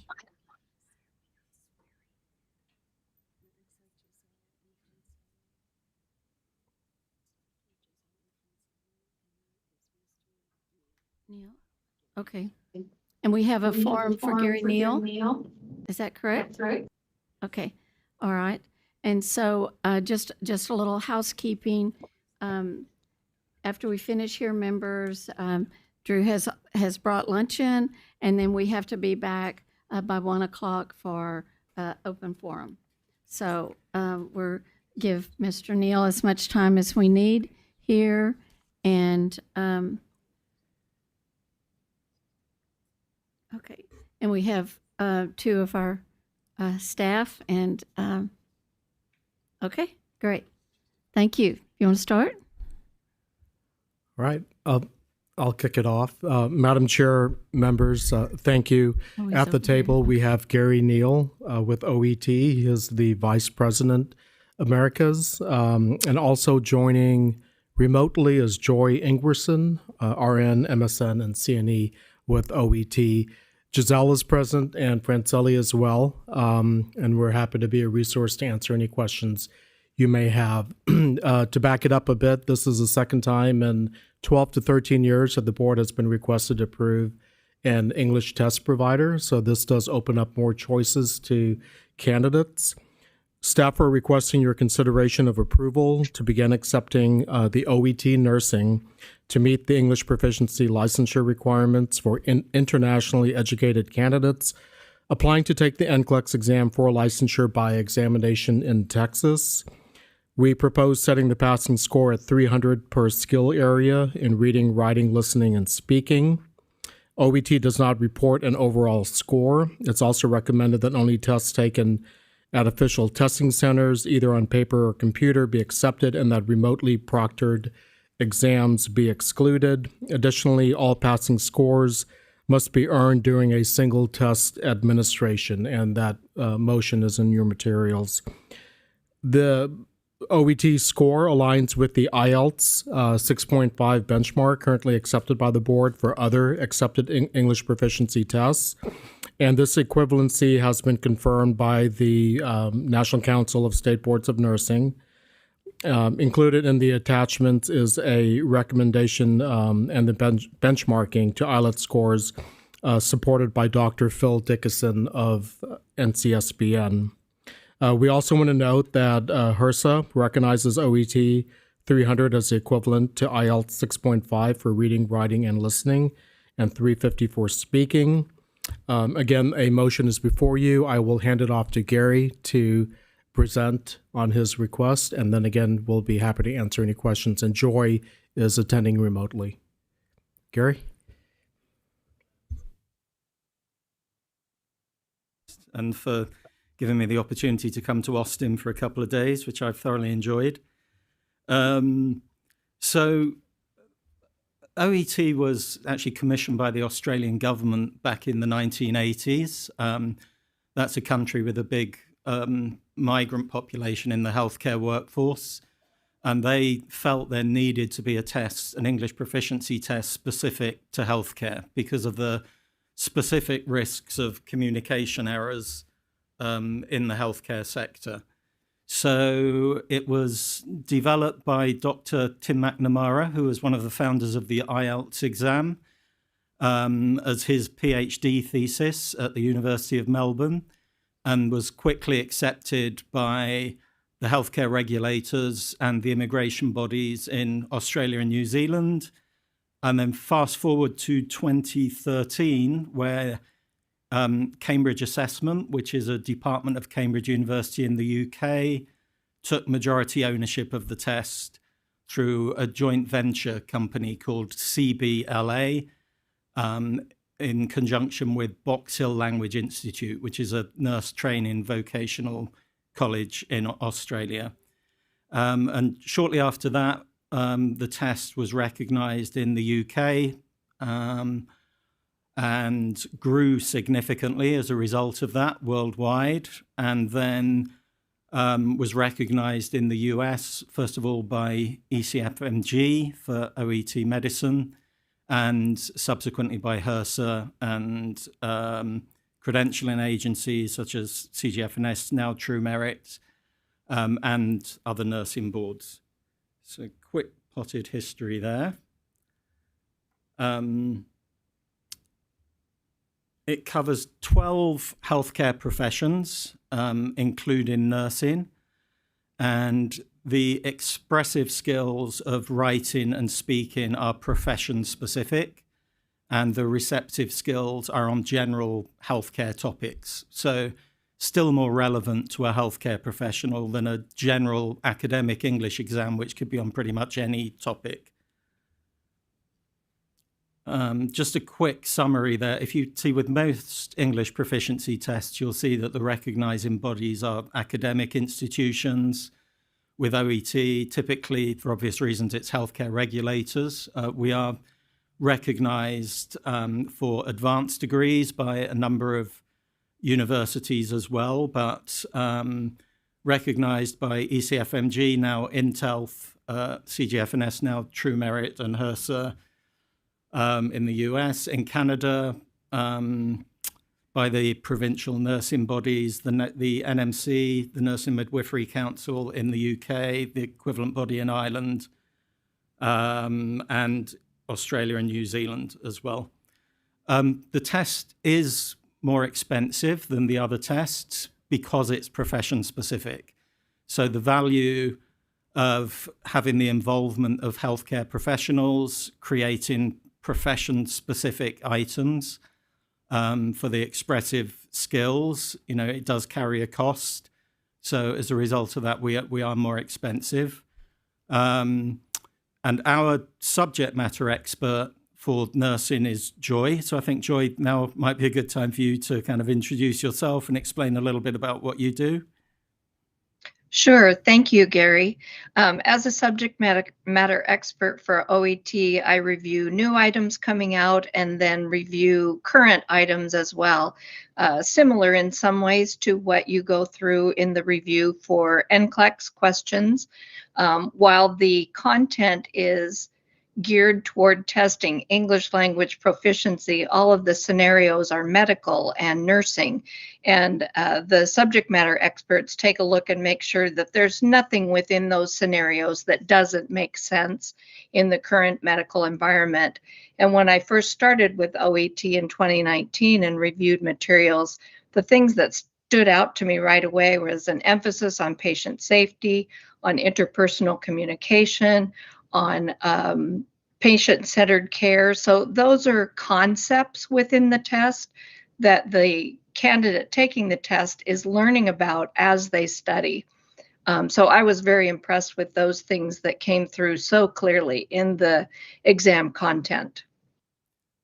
Thanks, Joy. Yeah, and in the UK, there are two tests recognised by the NMC, OET and IELTS. And even though OET is the more expensive test, it's still the preferred test for most candidates because they recognise that they're going to be practicing in an English-speaking environment. They're concerned to practice safely and effectively, and they can see that practicing English, preparing for an assessment in their own profession puts them in the best position to do that. We have a complicated situation with individual states having different requirements for English proficiency. But since we were recognized by HRSA and then CGFNS, our recognition has grown significantly, and we do have a supplementary document based on all of our written communications with boards on how OET results can be used for licensure. Sometimes the candidates are presenting the healthcare worker certification, the visa screen, or the other certificates to demonstrate English proficiency for the license. There are some exemptions. It depends on if a candidate is applying for licensure by examination or endorsement, but we're growing significantly in our coverage across the US. So just to highlight how it's different to a general academic English test, in the writing test, for example, in a general academic English test, you would typically write an essay because the majority of candidates have academic objectives. Whereas in the OET test, you would write a communication to another healthcare professional in an authentic workplace scenario. And as Joy said, she makes sure that all of the test items are authentic to the US workplace.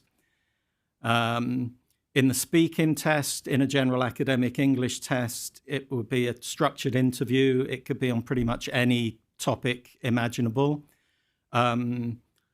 Whereas with OET, it's 2 role plays, and the candidate plays the part of a healthcare professional. So in OET nursing, they would play the part of a nurse. And there's an interlocutor who's not the examiner.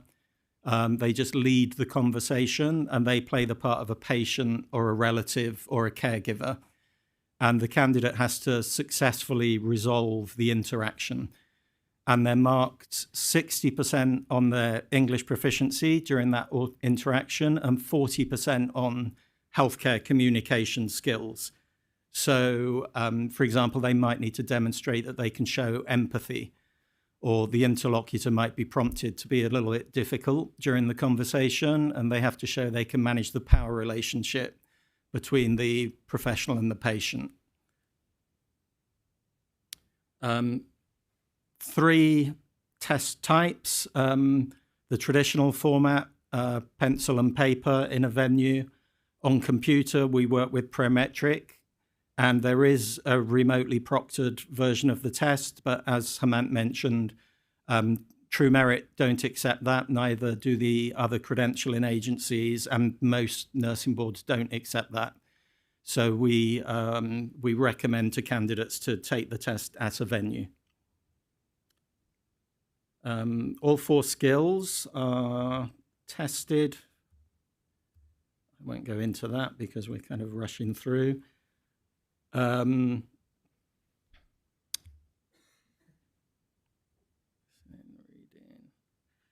terms of the scoring,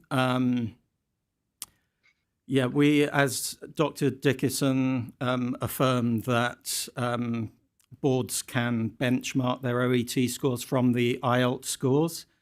And typically with English proficiency tests, there's either a benchmarking exercise that shows comparative scores against another test, or against a framework such as the Common European Framework of Reference, which is the band descriptors that you can see there, where you're basically measuring the scores against what a candidate should be able to do at a particular level. So in terms of setting the scores, you can use both of those points of reference. Test security, we use the same biometric software that's used at the Australian border for immigration.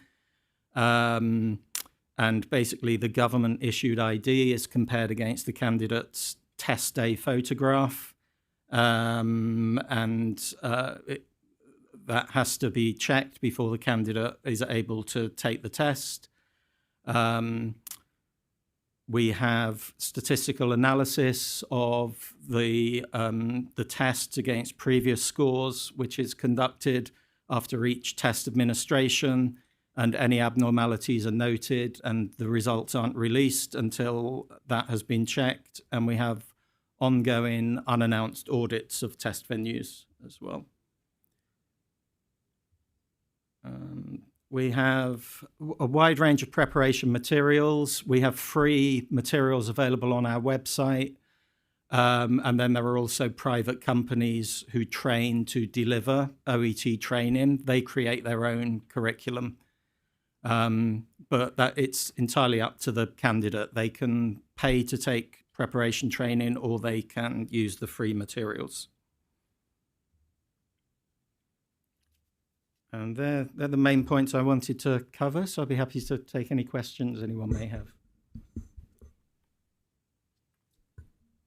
Hi, good afternoon. Ellie Adamson. I'm representing patient care.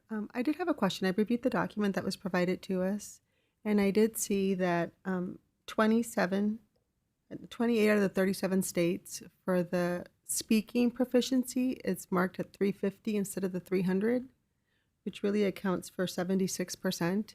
So I'm just wondering if we should consider 350 for speaking versus the 300. So for the visa screen, the healthcare worker certification, there was a different standard setting exercise that took place. And originally that was with the IELTS and TOEFL exams.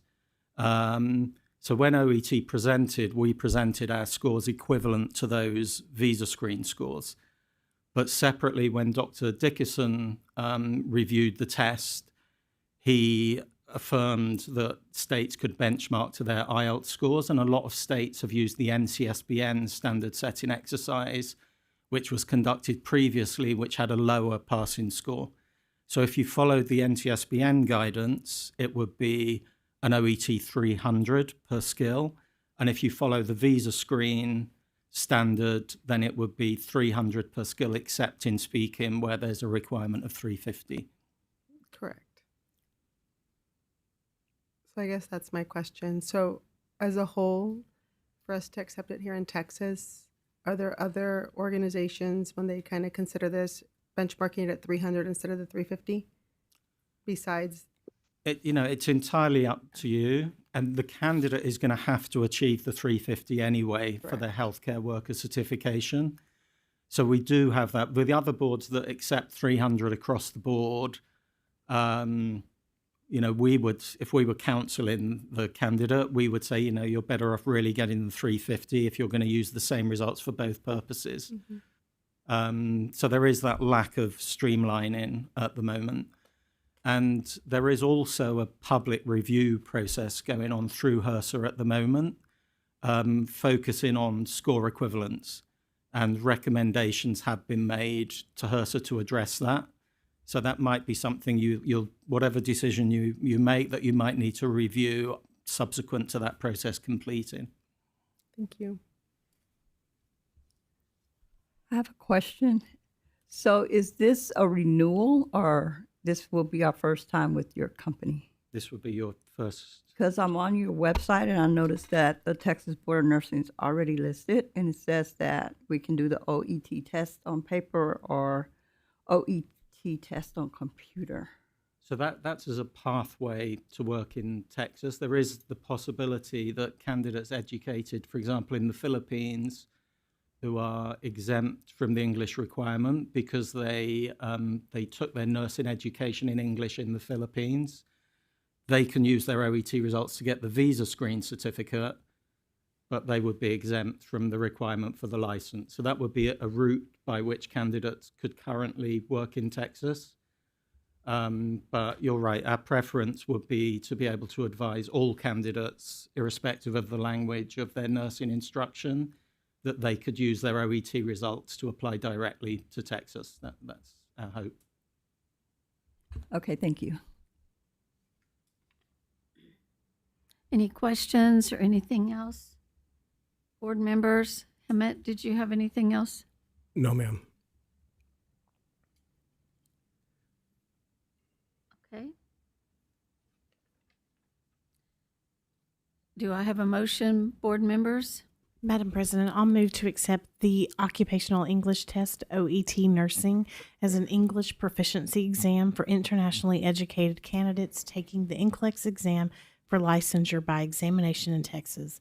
Also set the OET passing standard at 300 for each subtest, reading, writing, listening, and speaking, and implement board staff recommendations regarding the test administration and frequency requirements. Thank you. And do I have a second? This is Daryl. I second. Thank you. I have a motion and a second. If there's no other discussion, please vote.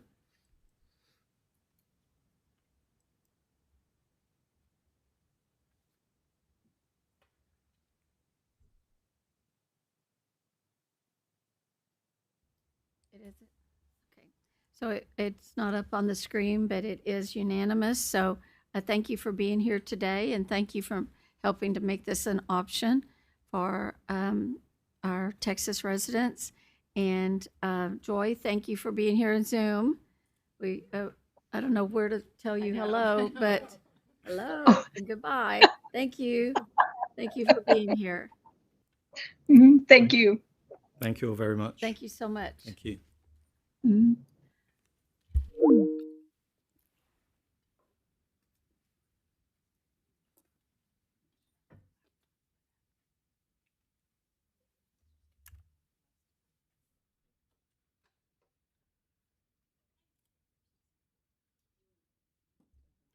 Okay, we will take a very quick break, and we need to be back in our seats by 2 minutes till, 1 minute till 1.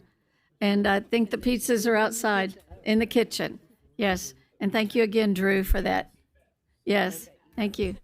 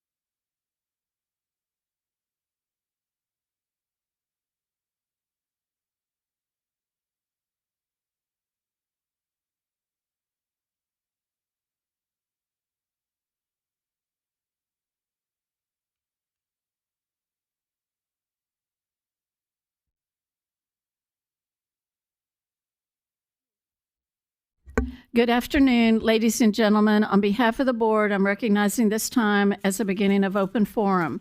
Normally, this is an opportunity for the public to voice observations and opinions about the regulation of nursing, the approval of nursing schools, and/or nursing practice issues which fall under the purview of this agency. We welcome ideas or recommendations about issues in nursing practice or education. The information shared with us will assist the board in its regulatory role. The mission of the Texas Board of Nursing is to protect and promote the welfare of the people of Texas by ensuring that each person holding a license as a nurse in the state of Texas is competent to practice safely. Keep in mind, the board's jurisdiction is limited to the approval of schools of nursing, examination and licensure of nurses entering practice, and the regulation of practicing nurses. Many aspects of healthcare, such as the operation of hospitals and the licensure or practice of healthcare providers other than nurses, are beyond this board's purview. In eligibility and disciplinary matters, the law provides that the board act on the basis of admissible evidence which is secured and presented within the requirements of due process and the Administrative Procedures Act, the APA. Therefore, during this forum, we cannot receive information about any pending case. Members of the public were provided prior notice, both on file with the Secretary of State's office and the board's website, of the opportunity to request to present verbal or written testimony related to this hearing. At this time, we invite anyone wishing to address the board during open forum to step forward, identify yourself, and present the information that you wish to share with the board. Is there anyone here wishing to provide oral testimony? We did receive a written notice that is listed in our notes on the agenda that the board will have already read.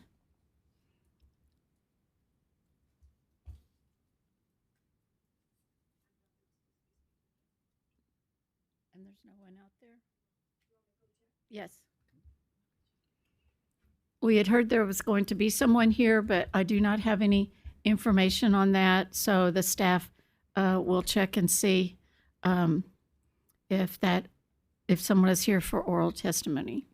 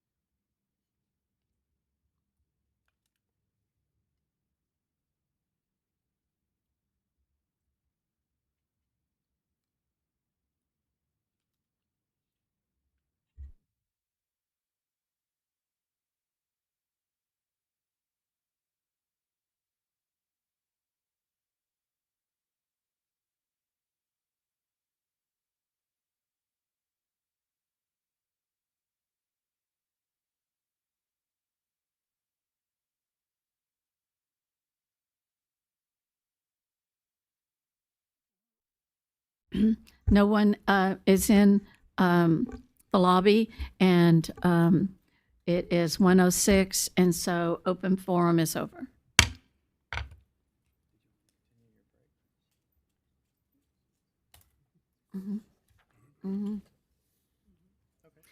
At this time, it's 1:06, and we do not have our next consideration, 3.2.10A, until 1:15, so we have a few minutes, staff, if you need to get some water.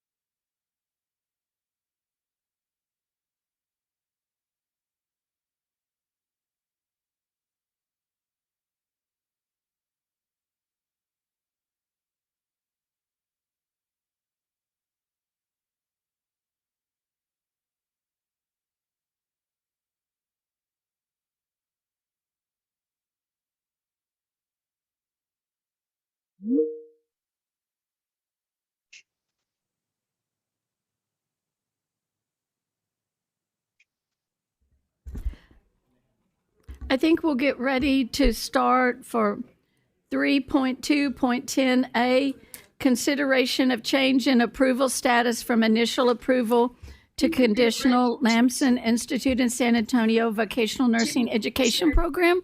If those people who are representing Lamson would come forward. And I'm just making sure that we have your sign-in sheets. Okay.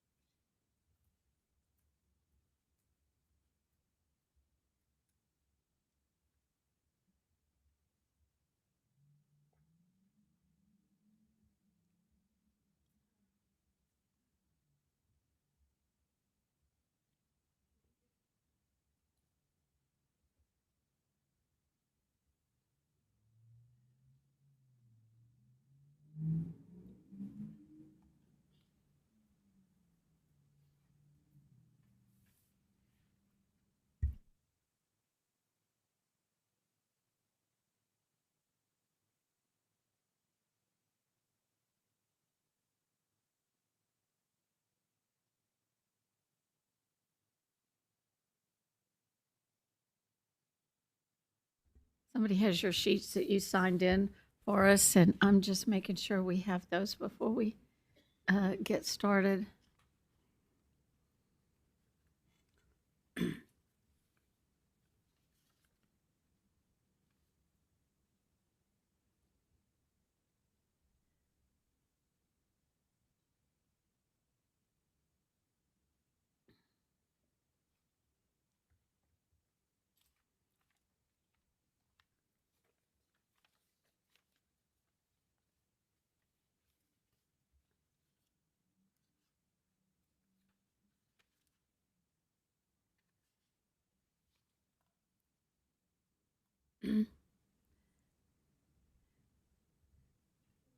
We don't have the sign-in sheets for the speakers.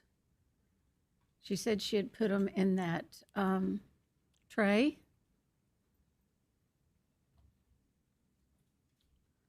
We're looking for the sign-in sheets for the speakers and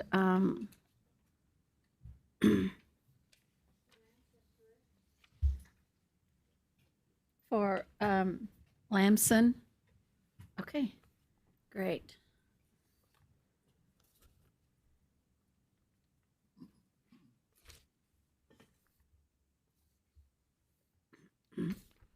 Okay, thank you. And Dr. Ayers, I see you on there, and Ms. Claus. So we'll go ahead and get started. Thank you. Thank you, President Schiff. Good afternoon, everyone. In this agenda item, board staff are requesting board members consider a change in approval status for the Lamson Institute Vocational Nursing Education Program in San Antonio, Texas, from initial approval to conditional approval. Lamson, a privately owned post-secondary institution and subsidiary of Michael Education Corporation and a branch of the Institute for Business and Technology, or IBT, has operated a career school in San Antonio since August 2007. Further, IBT owns and operates a practical nursing education program and an associate degree nursing education program at Las Vegas College in Las Vegas, Nevada. These nursing programs are approved by the Nevada Board of Nursing and fully accredited by ASIN, the Accreditation Commission for Education in Nursing. Lamson Institute, offering lab assistant, EKG technician, phlebotomist, and medical assistant programs, is approved and regulated by the Texas Workforce Commission, Career Schools and Colleges, and the Texas Veterans Commission. It is also nationally accredited by the Accrediting Commission of Career Colleges and Schools, the Accrediting Council for Continuing Education and Training, and the U.S. Department of Education. At the April 2021 quarterly board meeting, Lamson Institute was approved to establish a vocational nursing education program in San Antonio. Since that time, 4 individuals have served in the program director position. Ms. Erica Thane, MSN-RN, was appointed and approved in March 2025 to serve as the interim program director and is here today to represent the program. Ms. Thane is currently the Mickey L. Corporate Regional Director of Vocational and Practical Nursing at Las Vegas College. Lamson Institute's NCLEX PN pass rates are below the Texas benchmark that 80% of first-time candidates pass the licensure examination within an examination year from January 1 to December 31. In 2023, the NCLEX PN pass rate was 57.14%, with 12 of 21 first-time candidates being successful. Therefore, the program director and faculty were required to submit a self-study report to board staff. In 2024, the pass rate was 50%, with 26 of 52 first-time candidates being successful. As of today, April 24th, the preliminary pass rate for 2025 is 40%, with 8 of 20 first-time candidates passing the licensure examination. Ms. Beverly Skloss, board education consultant, conducted a face-to-face survey to Lamson on March 13th and 14th, 2025. Multiple areas of concern were identified during the survey visit, and these issues are articulated in detail in attachment 1 of the board report. Based on the survey visit findings, board staff determined that allowing Lamson Institute to continue to enroll new students would not be in alignment with the board's mission to protect the public. Therefore, staff's recommendation is to change the approval status from initial approval to conditional approval. And this would allow the program an opportunity to conduct a deep dive into the program's operation without the stress of an additional enrollment cohort and allow them to institute successful initiatives. Ms. Fain was provided this report and submitted a narrative statement to the board, and that detailed the initiatives she has already implemented and all of her thoughts to achieve program and student success. And she's a highly accomplished nurse educator, so these initiatives were quite reasonable. And this is included as attachment number 2. Representatives from Lamson Institute are here today to address board members' questions and concerns. I would now ask that they introduce themselves and speak to the board about the status.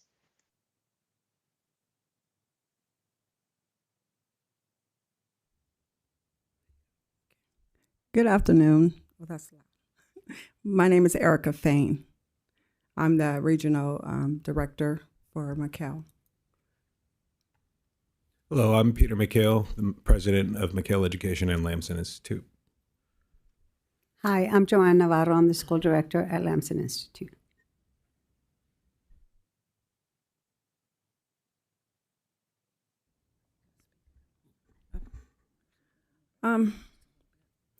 I know our program seems like it's bad right now.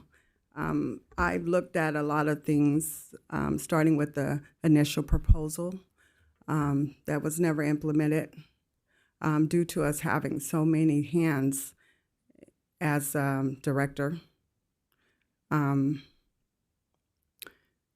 My plan is to implement the initial proposal.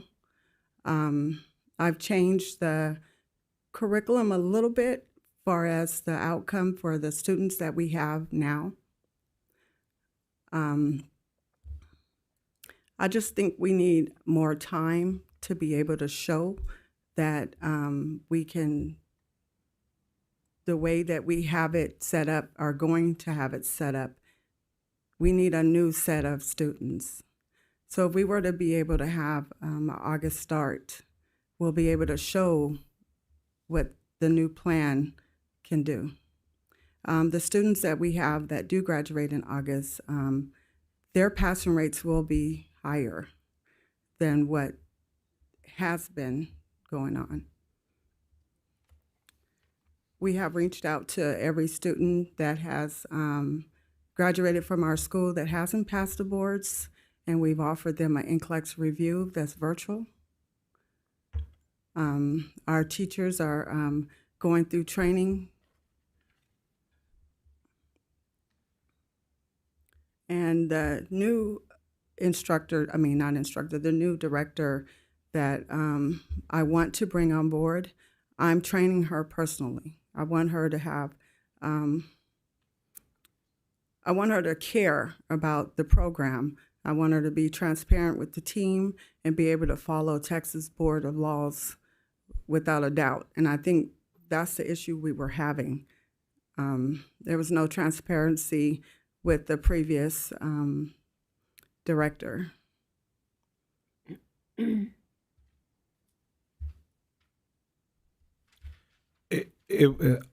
As she said, obviously this was something that didn't happen overnight. We started to identify certain issues. We started to see graduation rates of 90%, while NCLEX pass rates were 40%. I know that in Las Vegas, I don't see that. That's not consistent with the experience that I've had. So I met with the faculty, I met with the department chair. I questioned why the pass rates were so high, or why the graduation rates were so high when the NCLEX pass rates were so low. It didn't make a lot of sense. This was around the time where I started to get really concerned, and we started talking to Ms. Fain about taking over both programs, because she's been wildly successful with NCLEX pass rates of over 90% in the state of Nevada. Obviously, I know Texas is different. Your nursing board is significantly larger than the one I'm usually dealing with in Nevada. But the commitment that she has to the students, to the excellence of the program, to making sure that we produce good quality vocational nurses is there. I've worked with her for 2 years, gotten to know her personally, and know that her personality is one that she just takes it. She wants to see the students succeed. She wants to see the public safe. She wants to produce good nurses. I was legitimately concerned in bringing her in the role only because I know how turnover can be looked at, and I was concerned that the department chair that was sitting there would get upset and leave if I did it. Unfortunately, I didn't have a choice. She is no longer with us, but I do have confidence now that the measures that we're taking, and if you look at what she does right out the gate, are really being utilized in the best interest of the students and making sure that we do produce nurses that are ready to serve the public. But happy to take questions. Good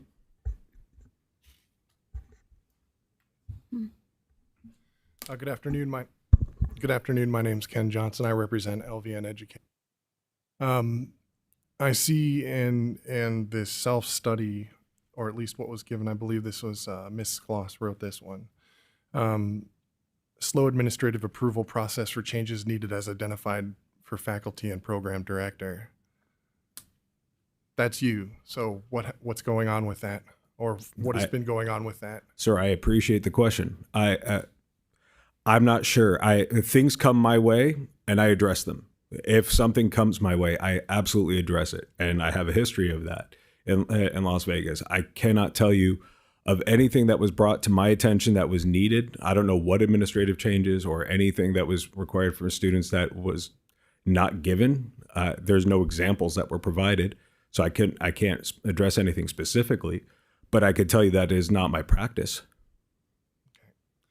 And of greater concern to me, even that is a concern to me, but of greater concern to me is that you guys have not been compliant with board rules, especially as it comes to clinical learning experiences. So you've graduated cohorts that have not had any clinical experience in 2 of the 5 areas that are required by board rules, that being pediatrics and maternity and OB. Why? Why did that even happen? How does that happen through your program? So the attendance for pediatric clinicals, we're still working on gathering that, but the students did have a pediatric clinical. And for maternity, I think there was a error in the knowledge from the previous director of nurses, because in the proposal, the initial proposal, it was never set up for that maternity class to have a clinical. So that's what they were going by, not the rule of 214. But you have to go by the rules. I understand that. And what I've done so far is I've reached out to Conley and University Hospital. That's where the students will be doing clinicals at. They are in maternity now in the cohort, and that's where they will be doing their clinical at for maternity. But this previous cohort of that we said has the 8 of 20 that passed the NCLEX, they did not receive what is required for the education, correct?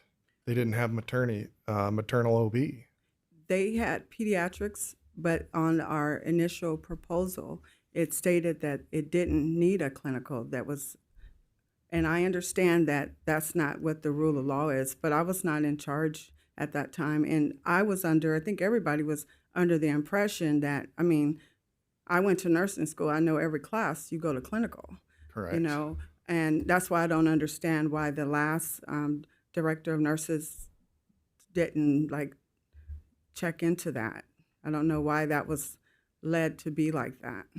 But again, I put this on you as the CEO, especially with the rate of 57.14 in that initial cohort, and then the next cohorts, still low pass rates. Where were you in all of this? We were in communication with the past nursing chair, and we were trying to understand. There were several email communications with her regarding the low pass rates, trying to understand what was happening. Again, that's where we started to question the graduation rates, sir. I understand your concerns. I do, and you're right. Ultimately, it is my responsibility. I cannot say that I'm a nurse. I couldn't tell you that I know what every component of a nursing program is supposed to look like, which is why I rely on the people that are working with me. When we did see the problem, when we did not see the improvements happening the way they were, that's when I took the action to bring Ms. Fain in. So, but 4 program directors is what you've had. Effectively, yes. Madam President, I have a question. Ms. Fain, where do you reside? Right now, I'm in San Antonio. Permanently or temporarily? Temporarily. Where's your permanent residence? Las Vegas. So that's really a question for Mr. McHale. Am I pronouncing it correctly? Yes, ma'am. So wouldn't it be prudent to have someone permanently residing in San Antonio that's taking on this very large responsibility in making these corrections? Yes, ma'am, 100%. The thing that I have the benefit of now is that Miss Fain is somebody that I know will implement changes, and what I have with her is now that she's considered the regional, and there's no mistake of whether or not somebody reports to her or not. I can ensure that whatever changes are being made will be more permanent because she is regional. So we are looking at bringing in somebody who is a permanent resident of San Antonio, but they will be reporting to her. And since she's licensed in both Texas and Nevada, I can ensure that the quality is there and the changes have been made. So there's quite a few changes, and the decks and the crosswalk that the surveyors laid out.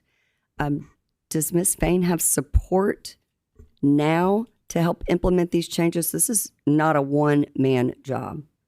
No, she has all the support she needs. I mean, at least she could tell you that. But I would tell you that as we've been looking to hire people, I have not said no to anything.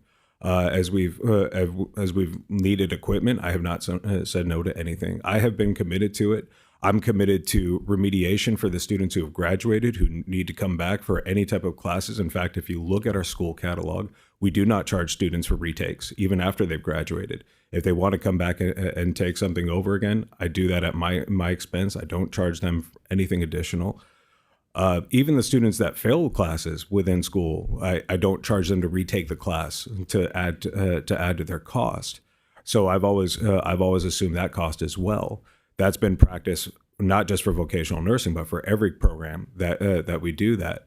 So I am 100% committed to making sure the students have what they need, and Ms. Fain, thankfully, is committed to the same thing.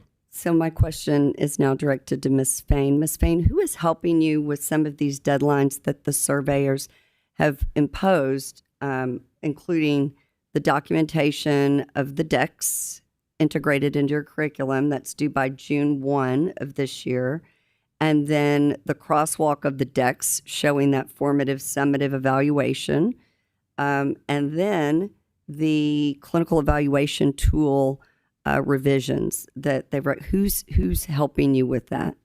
The staff is playing a big part into it. I have the curriculum. We have a regional curriculum lady that's helping me, and I also have some clinical teachers that work in Las Vegas that have also offered to assist. So nobody on the San Antonio campus? It's some staff. Yes, all of the staff is helping. We're developing a systemic plan of evaluation together. So all hands are on deck. And the staff specifically, can you tell me a little bit about their credentials that are helping you? I have Miss French, Amanda French. She's a MSN. I have John Williams. He also has a master's. And I have Stephen Rittelberg. Yeah. I believe he's a BSN. And I have Amanda, what's Amanda? Yeah.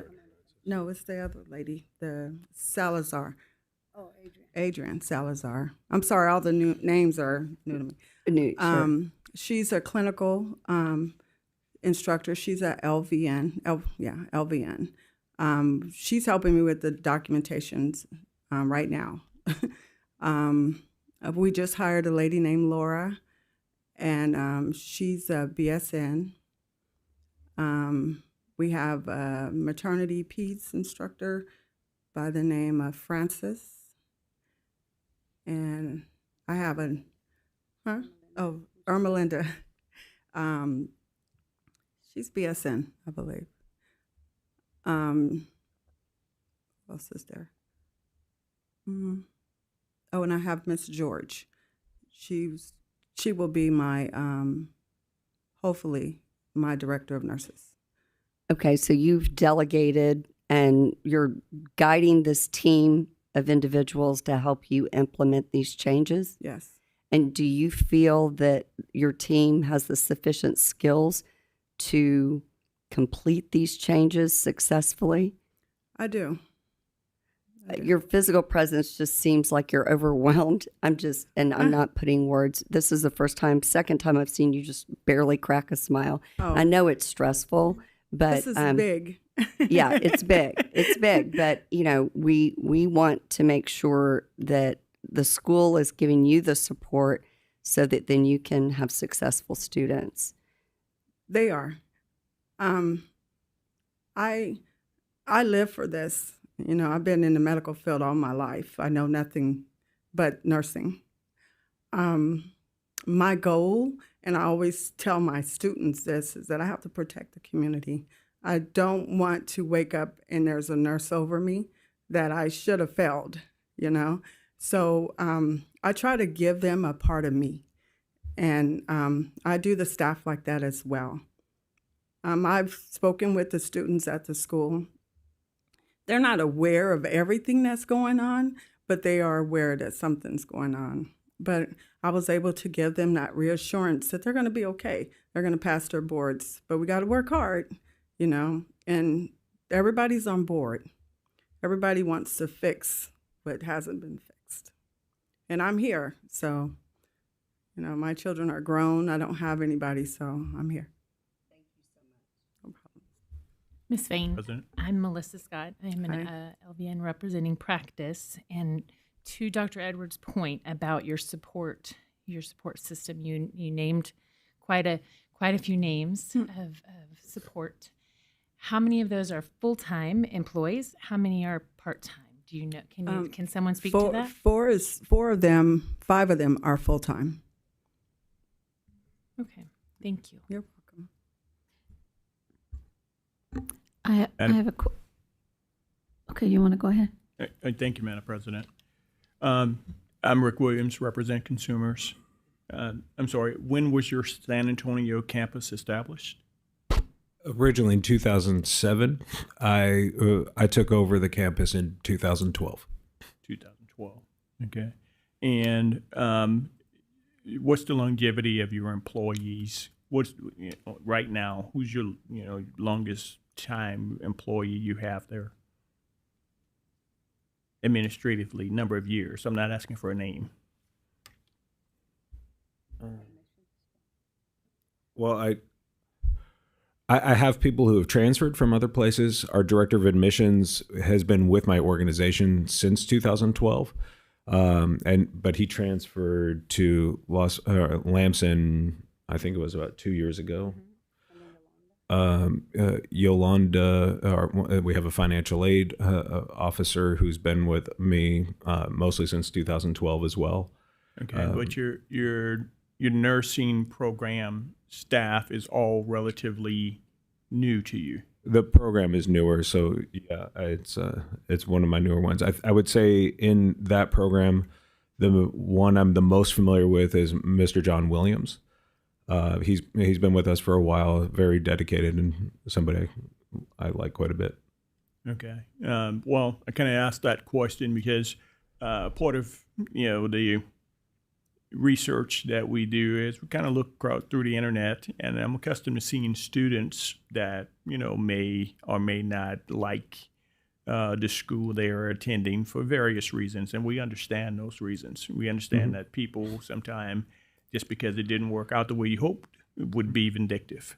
But in your case, what came up was employee complaints, Sure. And it seems to be quite a few that are written out here on different entities about the working conditions of the staff. While we are concerned about the student, because ultimately the student is going to touch the consumer, or the patient, the thing that students need are great instructors who are happy with where they are working. Correct. So that, provocated me to ask these questions, since it looks like 2018 was when your program kind of came along there. Has there been anyone in there from inception that has kind of kept their hand on the tiller to get this thing in the right direction? Yeah. And that's a fair point, Mr. Williams. I would point out, though, that as you know, there are FERPA laws. So an employee gets to leave. They can leave disgruntled. They can post anything they want on the internet, and I have to remain silent. There have been plenty of times where I've asked people if they wanted to waive their right to privacy. I would be happy to respond to them in the public forum in which they've taken things to. They typically don't do that. At the end of the day, I can understand everybody's point about turnover. It doesn't help any organization. It doesn't help consumers of that organization. It doesn't help the organization itself. But at the end of the day, there has to be a level of accountability that people are doing what they're supposed to do. And I'm not somebody who chases people out. I have never lost sleep over anybody being terminated in my organization, quite frankly, because I give everybody every chance. Even if you look at the director of nursing, when you look at the trend that was there for how long you just heard the NCLEX pass rates were given. I gave chance after chance after chance before I brought in Ms. Fain to oversee it, and I get that. I would call it a mistake, sir, but I was worried about turnover and how it'd be viewed. And but at the end of the day, I do have to ultimately hold somebody accountable for their results, just as you are about to hold me accountable for the results. So I would say that in an effort right now, the most stabilizing force I could bring is somebody I have worked with well, has performed, has a track record, and somebody who does not mind picking up the phone to call me and say, "This is what we need to do. This is what I have. This is what's going on." I have committed financially to anything that needs to be done, whether it's remediation for the students who have gone out and failed. We do pay for the NCLEX pass rates or NCLEX test, but we started implementing because students were just going through it and not greenlighting. We invested a lot of money into this ATI product that students weren't taking advantage of. And it's a massive predictor. I don't have to tell all of you. It's a massive predictor on whether or not they'll be successful when they take it. And I wasn't getting students to go through it. So one of the things I implemented was when they greenlight, I will pay for the NCLEX because I want to make sure that they're successful. And that was something that I've been trying to push through. I've pushed it through in Las Vegas. I've pushed it through here. There are things that I'm trying to do, but turnover obviously is something that your goal is never to hire somebody with the idea like, oh, can't wait to fire this person in 3 months. It's always to try to make sure that they are there to serve the students, they are there to serve the school, and that's the way we've been doing it. I'm hands-on. I walk into that school. A lot of people, I know a lot of the employees by name. I operate 6 schools across 3 states. And it's the same whether I go to California or I'm in Nevada or I'm in Texas. With over 350 people, I am getting older. I don't remember quite as many, but probably about 70%, I would say at any given point, I could walk in and I would know names of who I have. So, like I said, it's, do I get to respond to those things publicly when those things are out there? No, I don't. But I promise you, there's for every story out there, there's another one that I could give you. Thank you. Yes. I have a question about your graduates. You mentioned, and I applaud you, that graduates or folks that have passed the NCLEX can come back and take additional courses if they so choose. So my question is, since you had graduates that didn't have clinicals in 2 critical areas that we required, do we need to be concerned about those individuals' performance even though they've passed the NCLEX? So this is where... Should they be required to come back? Yeah. Unfortunately, once they've graduated, I don't know that I can require it. I can't encourage it, and and I would be committed. Like any student who comes and says, I want to do it. And like I said, I'm not strong on nursing, but what I would say is, let's just say somebody was in geriatrics and they had worked 3 years in geriatrics, and 3 years later they come and say, well, I would like to get into pediatrics. I want to change diapers for somebody else, but if they say we want to go into I want to go into pediatrics, then they can come back and take those courses on the pediatrics and do that. Now, if somebody came to me and said I want to go through the clinicals again because I don't feel like I got it the first time, I would honor that and I would let them do that at my cost. Thank you. Can you refresh on how many students you have right now and when those students would be graduating? For my graduation cohort in August, I have 22 students, and for January, I have 20. So a total of 42 students. Next January? Yes, 2026.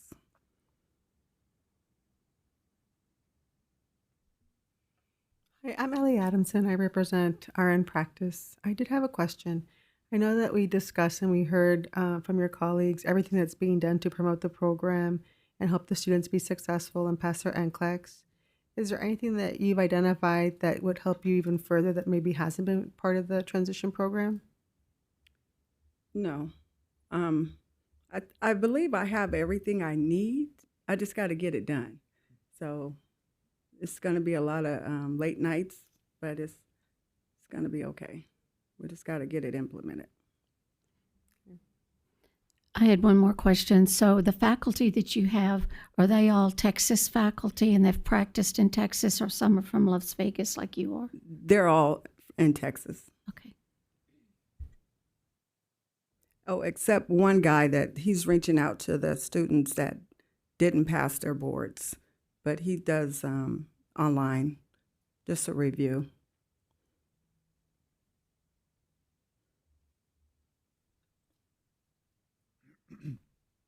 Any other questions or statements? Dr. Benton? When did you admit your first cohort? I know the program was approved in April of 2021. When was the first cohort started, enrolled?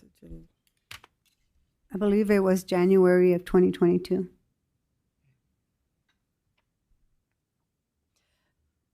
So if what I heard initially is accurate, it's been over 3 years that this program has been operating and the approved curriculum was never implemented.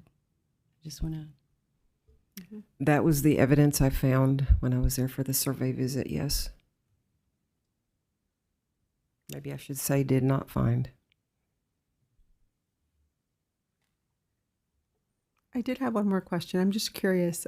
Does Las Vegas require pediatrics and maternal or women's services rotation to be able to graduate? Yes. Thank you. Board members, I still have serious concerns about this program, even with the measures that are being taken to be implemented for a conditional approval.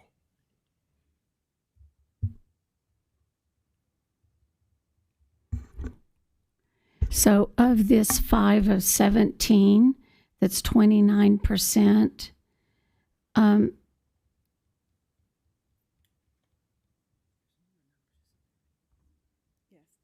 All the 17 have tested and didn't pass.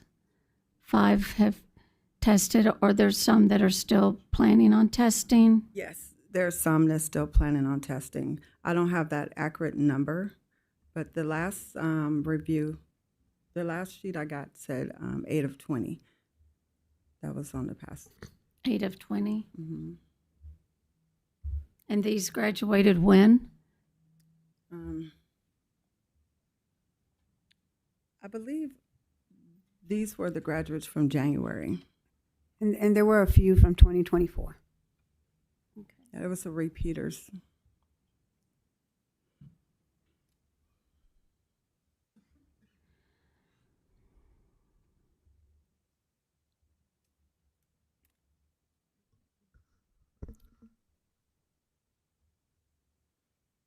Board members, the issues that we have with regard to the Operation Nightingale cases where the graduates are being licensed when they haven't had the proper clinicals associated with what the state requires. And you're aware that and maybe y'all aren't aware, maybe Lamson's not aware. What's happened is that there's been, through investigations, mainly in Florida, Florida schools, the graduates are up because it was an approved program at one time or approved under Florida law. They are given authorization to test because they've graduated, but they haven't had any clinicals in many areas, or sometimes in just a few areas. And it's been board's practice whenever we discover those individuals who don't have a substantially equivalent education compared to what our state requires, we have sought to take their licenses away because they have not qualified to test under circumstances that we discovered weren't a complete program as we're required. So part of what concerns us is now, we have some cohort of theoretically or hypothetically of individuals who got licensed without having the required clinical practice associated with the education that was approved, that we expected through this approved program. And I think it's something that that in those situations and in situations where staff is looking at those individuals, it is important that gap, one of our theoretical solutions to that is that gap be filled with what's missing.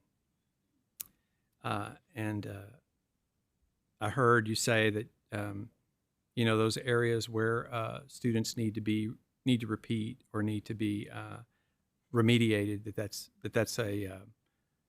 what you do that without charge, and that's available to those students. I think that this is regardless of what the board does today, I just want to make it clear that is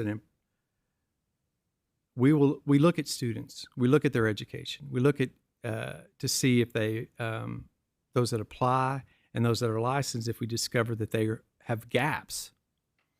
And that I would encourage Lamson to sort of review those individuals that they are aware of that did not obtain the sufficient amount of education that was expected from the program that was approved, and explore opportunities to cover those gaps. I don't know who that is or how big of a problem that is, but I just want to make sure I get that sort of public address announcement out there on sort of what we've been doing as staff in examining this important issue, which are these gaps. So, Mr. Johnson, I would be willing to commit to working with the Board of Nursing to identify those students and bring them back to remediate and give them the clinical experience they need to get through. I appreciate that. To be determined. Mm-hmm. I'm looking at those numbers. So 90 didn't walk away with a license so far, and 40 did. So we have those that have that expense and time and not the skills that are out there. Yeah, and since we don't know about the clinical, I'm having a very hard time wrapping around my brain that a curriculum was not instituted, that you couldn't find the curriculum that was put on paper that was supposed to be done. I'm surprised any passed. Really, as far as fairness to the students. Madam President, my issue with all of this is how is the affidavit of graduation signed if all of the components were not satisfied, and that affidavit of graduation was submitted from the school to the board, guaranteeing us that that everything was met, when in actuality it was not. So it just, it falls, for me personally, in my opinion, it falls into this, that my mindset of that Florence Nightingale scenario with some students here in Texas. It's worrisome for me. What are your board rates of passing in Las Vegas? Do you have them in California too, or is it just? I do not have California, but I'll let Ms. Fain speak to Las Vegas. My passing rate ranges from 89 to 100%. It's never went below. Mm-hmm. That's good. Thank you. We like to hear that. Any other questions, board members, statements? Well, Madam President, I'm just going to put it out there that in light of everything I've heard from, the structured academics and graduating folks, and looking at a program that was begun in 2021, and your numbers have trended in the opposite way that they need to go from day one to now. My question is, and I understand that you're bringing in new people to try and correct this now, but our job is to ensure that the consumer is getting the best. When you're in a hospital bed, and I have been there, I don't want someone who they're going to get this next week. I need you to have this when you approach my bedside.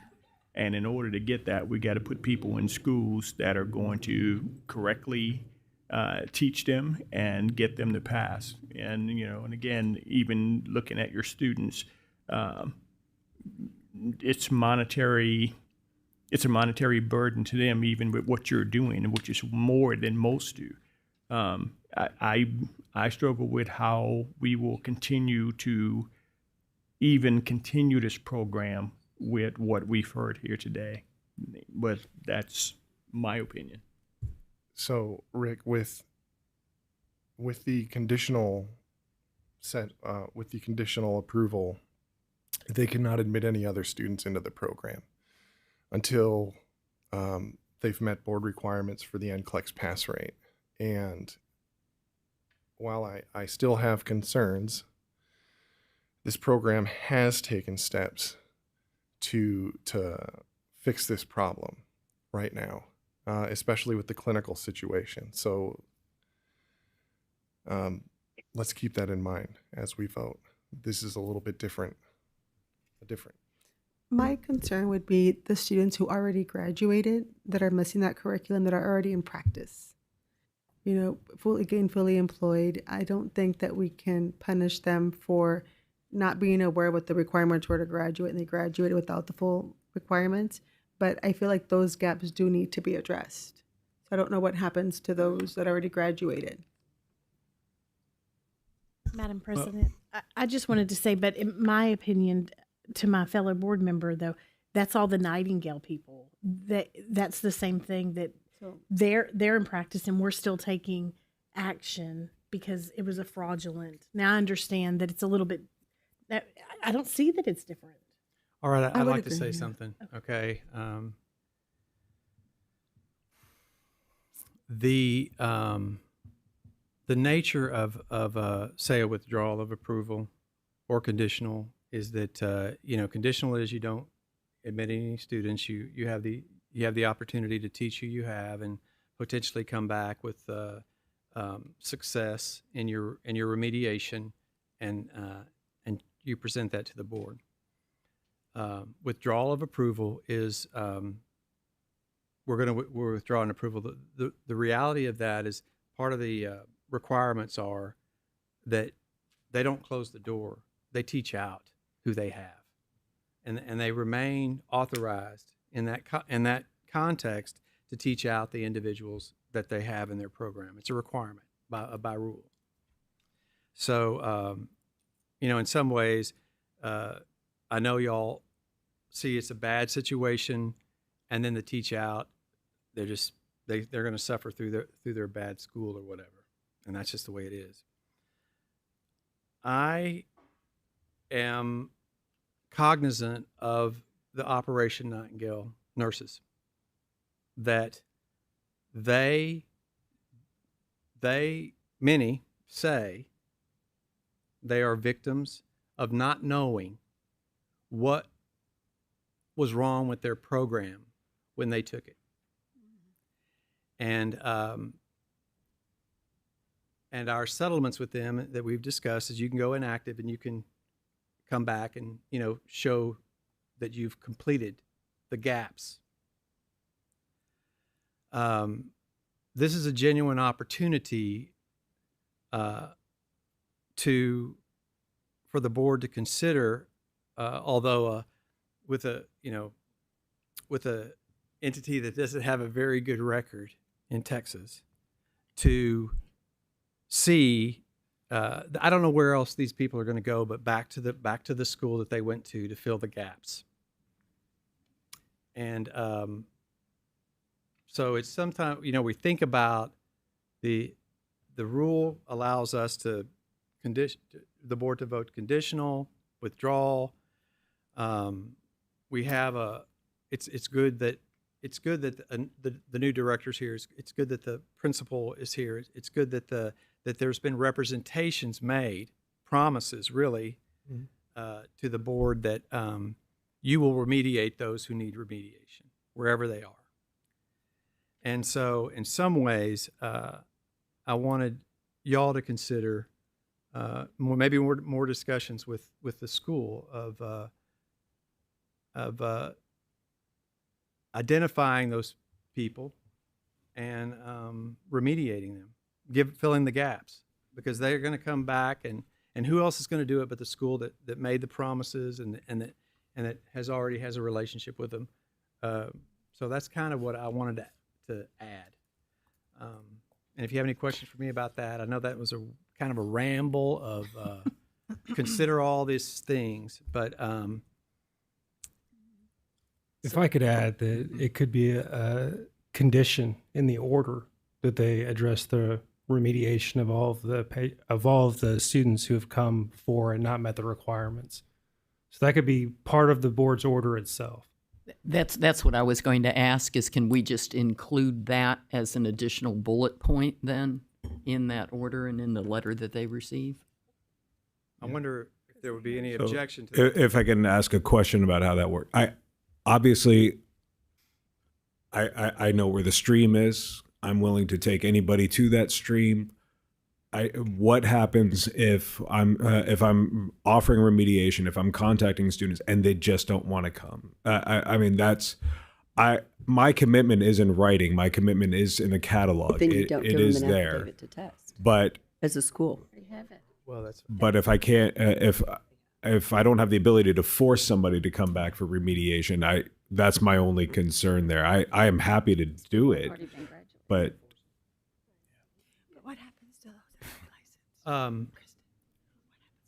I guess my question is, just so that I understand it, so are we saying if they're already licensed that their license is put on pause until they remediate? Or? Well, that would be up to staff. I think what we're talking now is sort of the any objection to a commitment, any objection to a board requirement that those who need to fill the gap willingly, voluntarily, would have an opportunity with this entity. If they don't, we go after them. And they don't have the education. If we have the ability to say, hey, look, And Mr. Johnson, I would like to say that's why when I spoke to this earlier with you, I said I would be willing to commit with the Texas Board of Nursing to identify the students and work with them so that we can loop the Texas Board of Nursing in through the whole process as we're reaching out to the students. I don't mind. We'll be doing glad that to at be all. looped into your as best we can with the staff that we have. Sure. Okay. But the because we work with schools and we work with individuals who don't meet our requirements. But right now, it's kind of at a. I would like to say something real Go quick. over it. Miss Fain is working on, Dr. Ayers had asked her yesterday or day before, so she hasn't had time to complete that, but she's looking back at all their graduates to identify, she says there was a time that they had those clinicals and when those stopped and what happened, to identify the gap in which students had them and which students did not. So she is working on that currently. Mm-hmm. Well, I would assume you could discover that, you know. with a Well, when little you bit of- have these 90 that haven't passed, I mean, those are, so they're not nurses.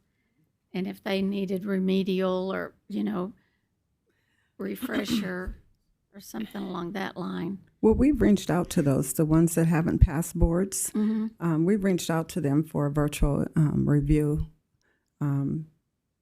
This is recorded. They can watch it as many times as they need. And what's the response on that? We got a lot of response. Maybe 40 people have responded. So Which supposed to start this Saturday. Which helpful. Yeah. And Kathy, does that mean then that what we're saying too is for that group, then they would go back through the clinicals because they didn't get them? I have to identify which students haven't got it because we're not sure yet. The maternity did have a clinical. Okay. They were going to clinical at first. And then all of a sudden they started doing it in a lab. So I got to identify, I'm looking through attendance to see which students were in the clinical and in the lab. We understand that. Okay. Madam President, I just want to clarify how a lot is being said. So the students that have passed the course, passed the clinicals, passed NCLEX and are out, they're working. But we now have identified that there was a gap in their education. Are they being notified now? How does that work? How does that look? Is that do we go and reach out to find those individuals, or do they know at this point that they had a gap in their education? They don't know because I'm not sure which students that they Gotcha. are. So once we identify that, then we will your reach out to them. institution will reach out to Yes, them. and we Okay. will offer them that. Perfect. Okay. And again, we'll coordinate that with the Board of Nursing Okay. as well. So Thank you for clarifying. Madam President, I just had one other question. Who was the nursing faculty? This is interesting to me, that signed the affidavit saying that they've met all the requirements, because they're not right.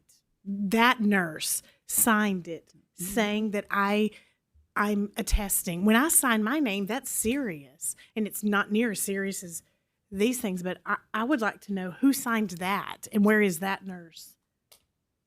May I offer an explanation? Yes. The original director was Angie Garza, MSN. She was in place for about 1 year. After she left, Audrey Sutton, DNP RN, was the program director, again for a short period of time.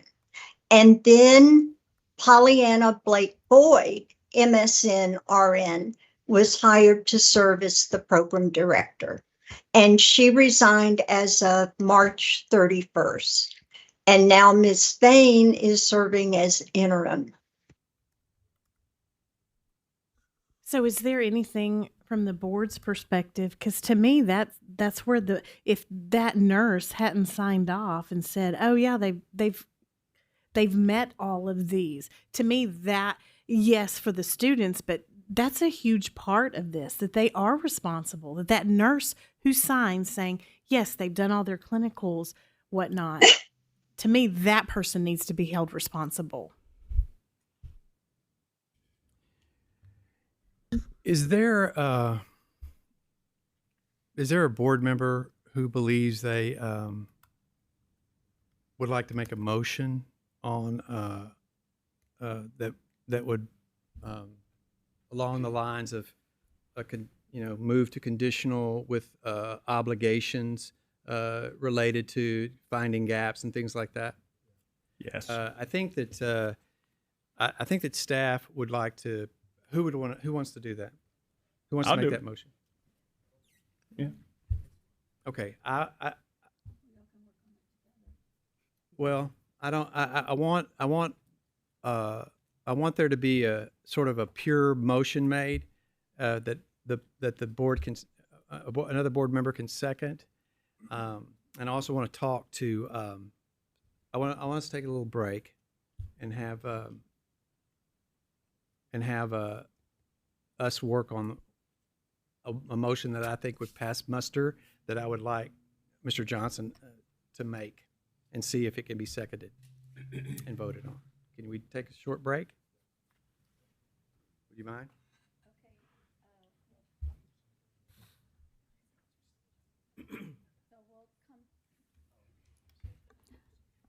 We'll come back by 2:30 or before.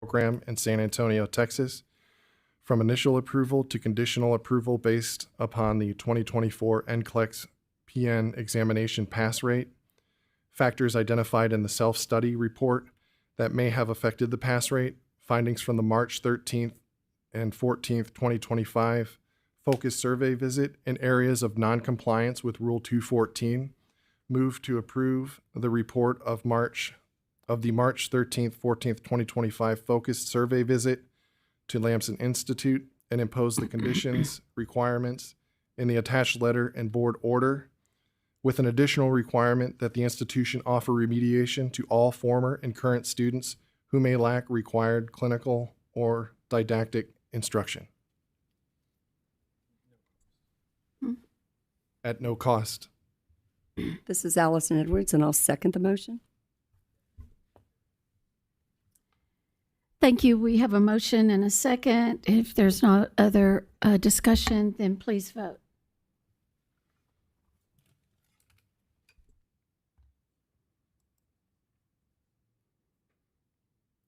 Mine's not up.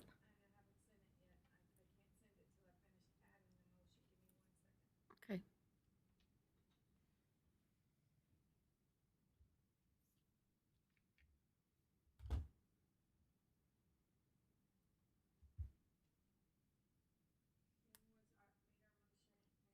Allison?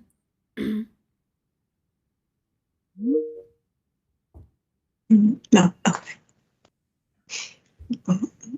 Is Dr. Ayers there?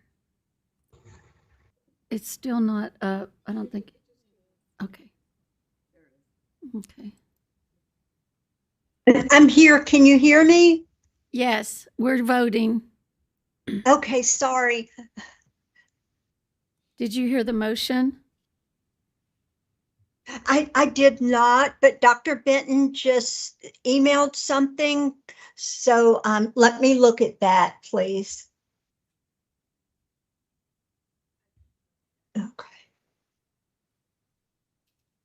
Okay. She sent me an email that Dusty had sent to her. Is that the correct one? Yes, Dr. Ayers. Thank you. Thank you. So is it unanimous?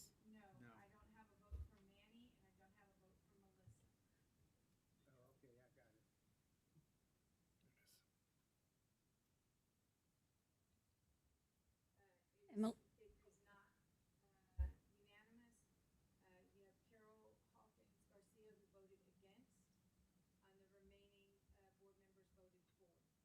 Okay.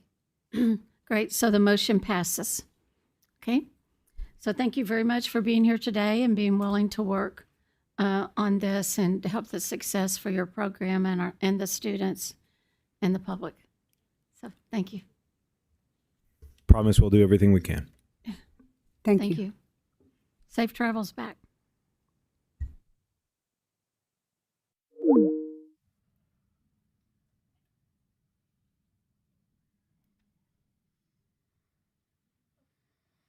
Okay, we're going to move on to our board development. SOA and the contested case process. Ms. Starr, hi. Yes.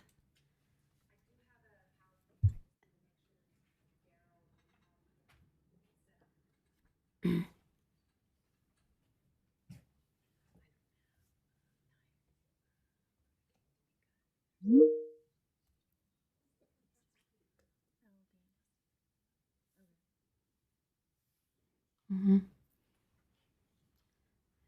If it's going to be there, usually I'll turn around, so I hate to have my back at her. Thank you for doing this.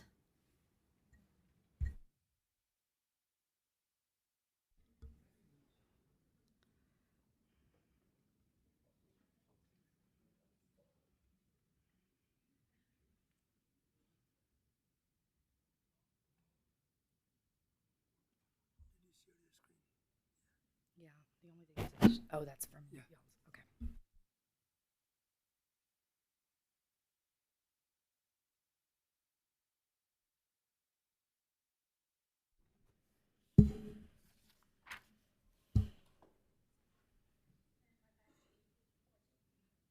Okay. Are you all ready to proceed? Good afternoon, Madam President and board members. Thank you for having me today. I'm here to discuss the contested case process through SOA, a process I've been a part of for the last 6 years as an attorney with the board. It's important to know what happens with a case before it even comes to the legal department. There are a lot of hands that touch each and every case that we handle here at the board. First and foremost, you have a complaint department that is going to intake that complaint. That's then reviewed by the Director of Enforcement. He's going to possibly close the complaint, refer it to another appropriate agency, refer it to TPAPN possibly.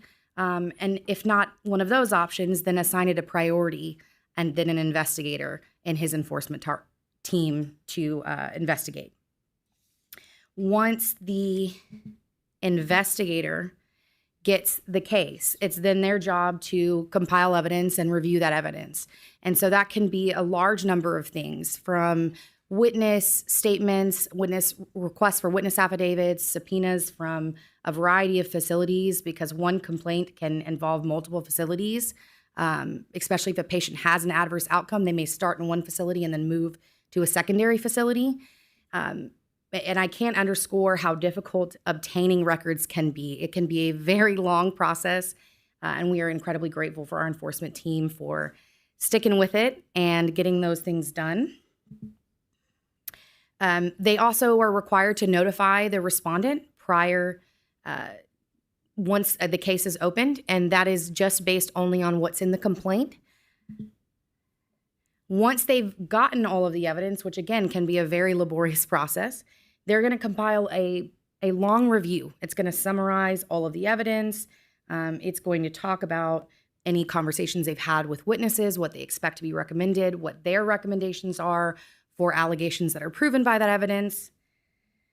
And it's absolutely vital to our internal processes, this step that our investigators take.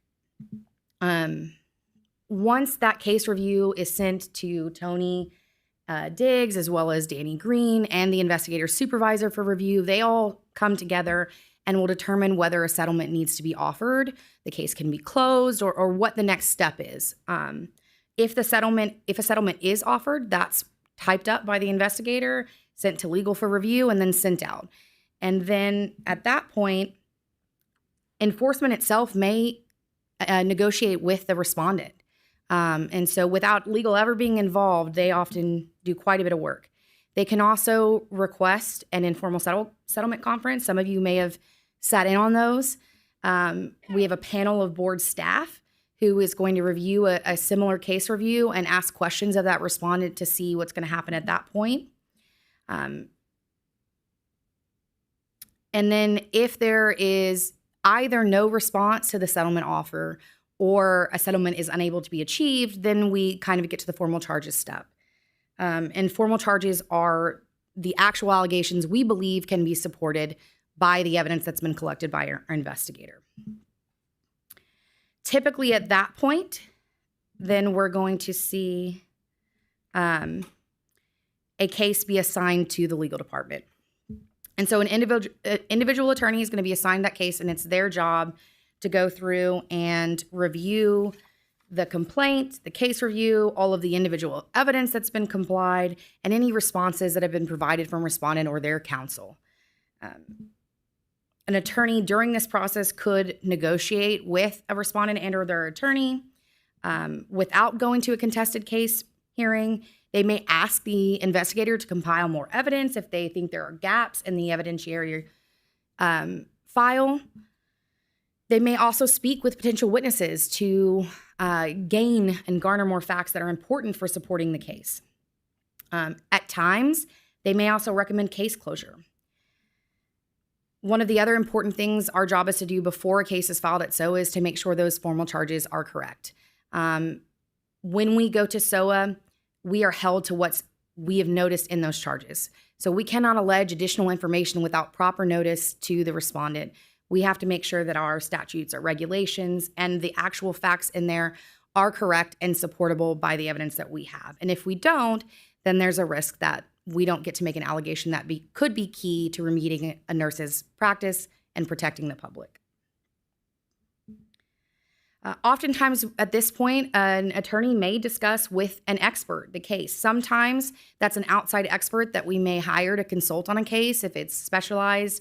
For instance, if it deals with certified registered nurse anesthetists, we don't have one on staff currently, so we may consult with someone. For instance, we have consulted with Drew Riddle in the past on cases like that. But oftentimes we are going to look to our nursing consultants for practice for help in these areas. Correct, before he was a board member.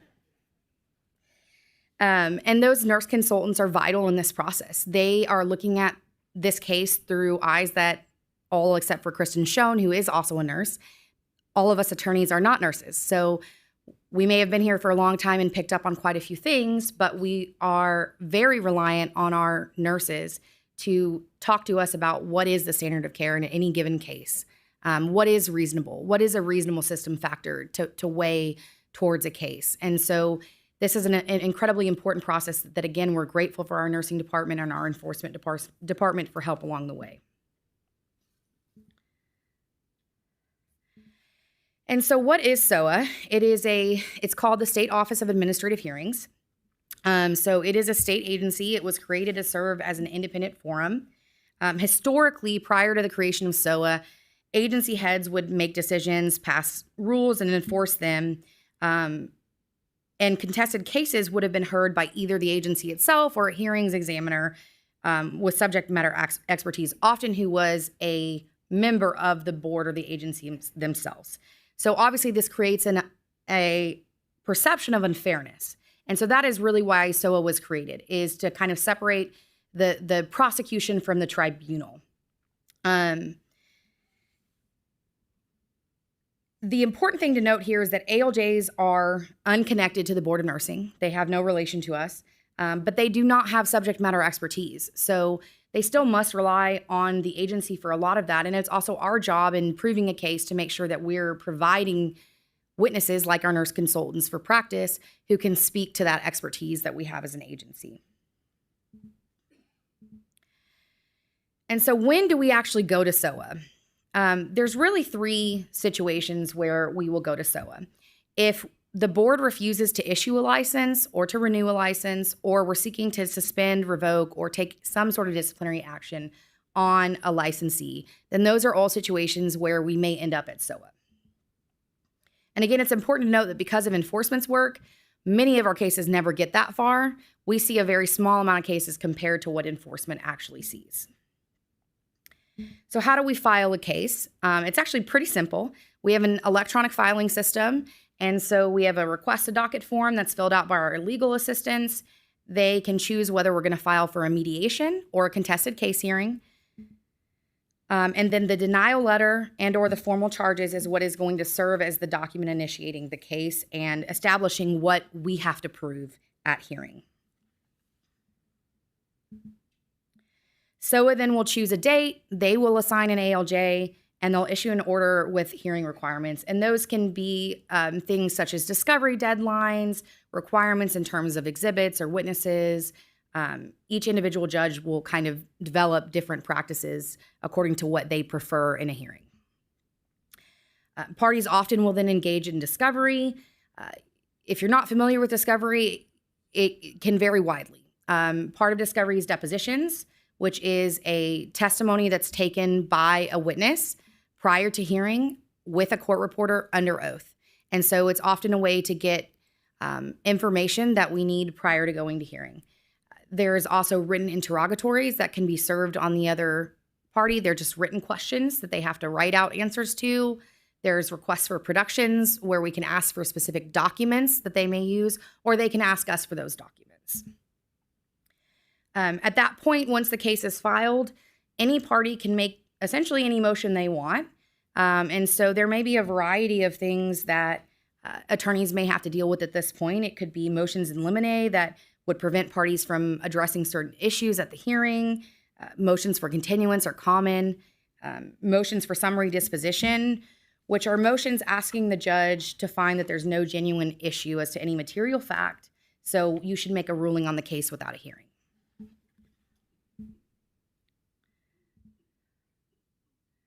And then in the alternative, there is a mediation process.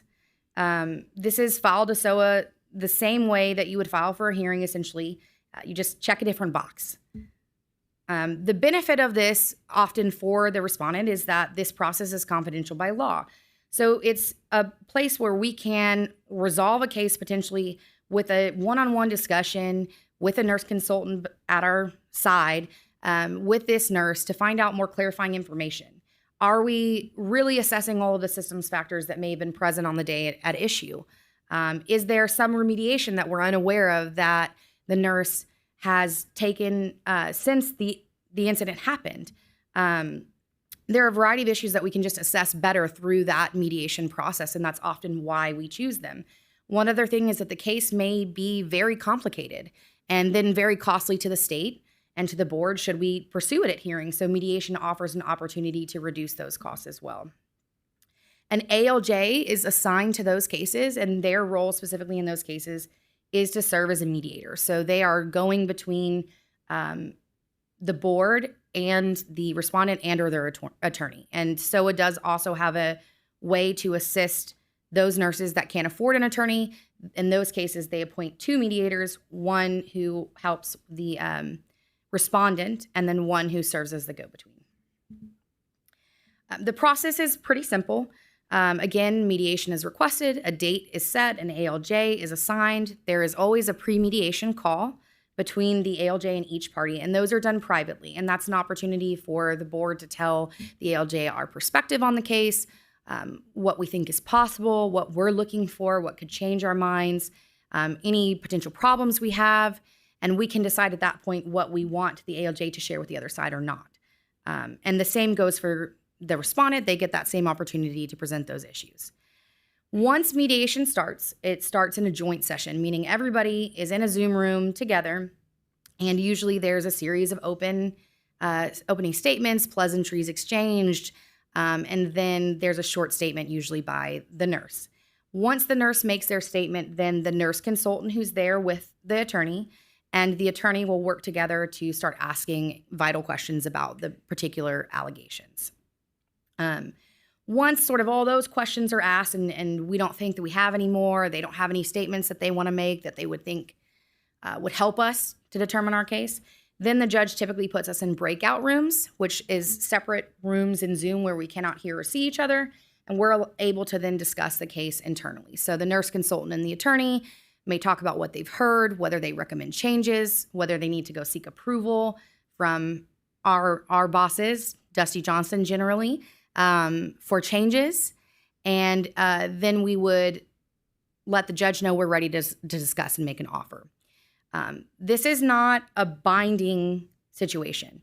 We are not required to resolve the case in mediation. We make our best efforts as required by law. We go in there with good faith and do everything we can within reason, holding to our mission to protect the public. But if we can't resolve it, then we go ahead and set a hearing. And that's the next step, is our contested case hearing. This picture is actually a room of one of the SOA courtrooms. Since COVID, we typically are not in this room. Everything is by Zoom, and it hasn't really changed. There's been a couple of hybrid proceedings or in-person proceedings, but it's very uncommon. It's a very small room, as you can see.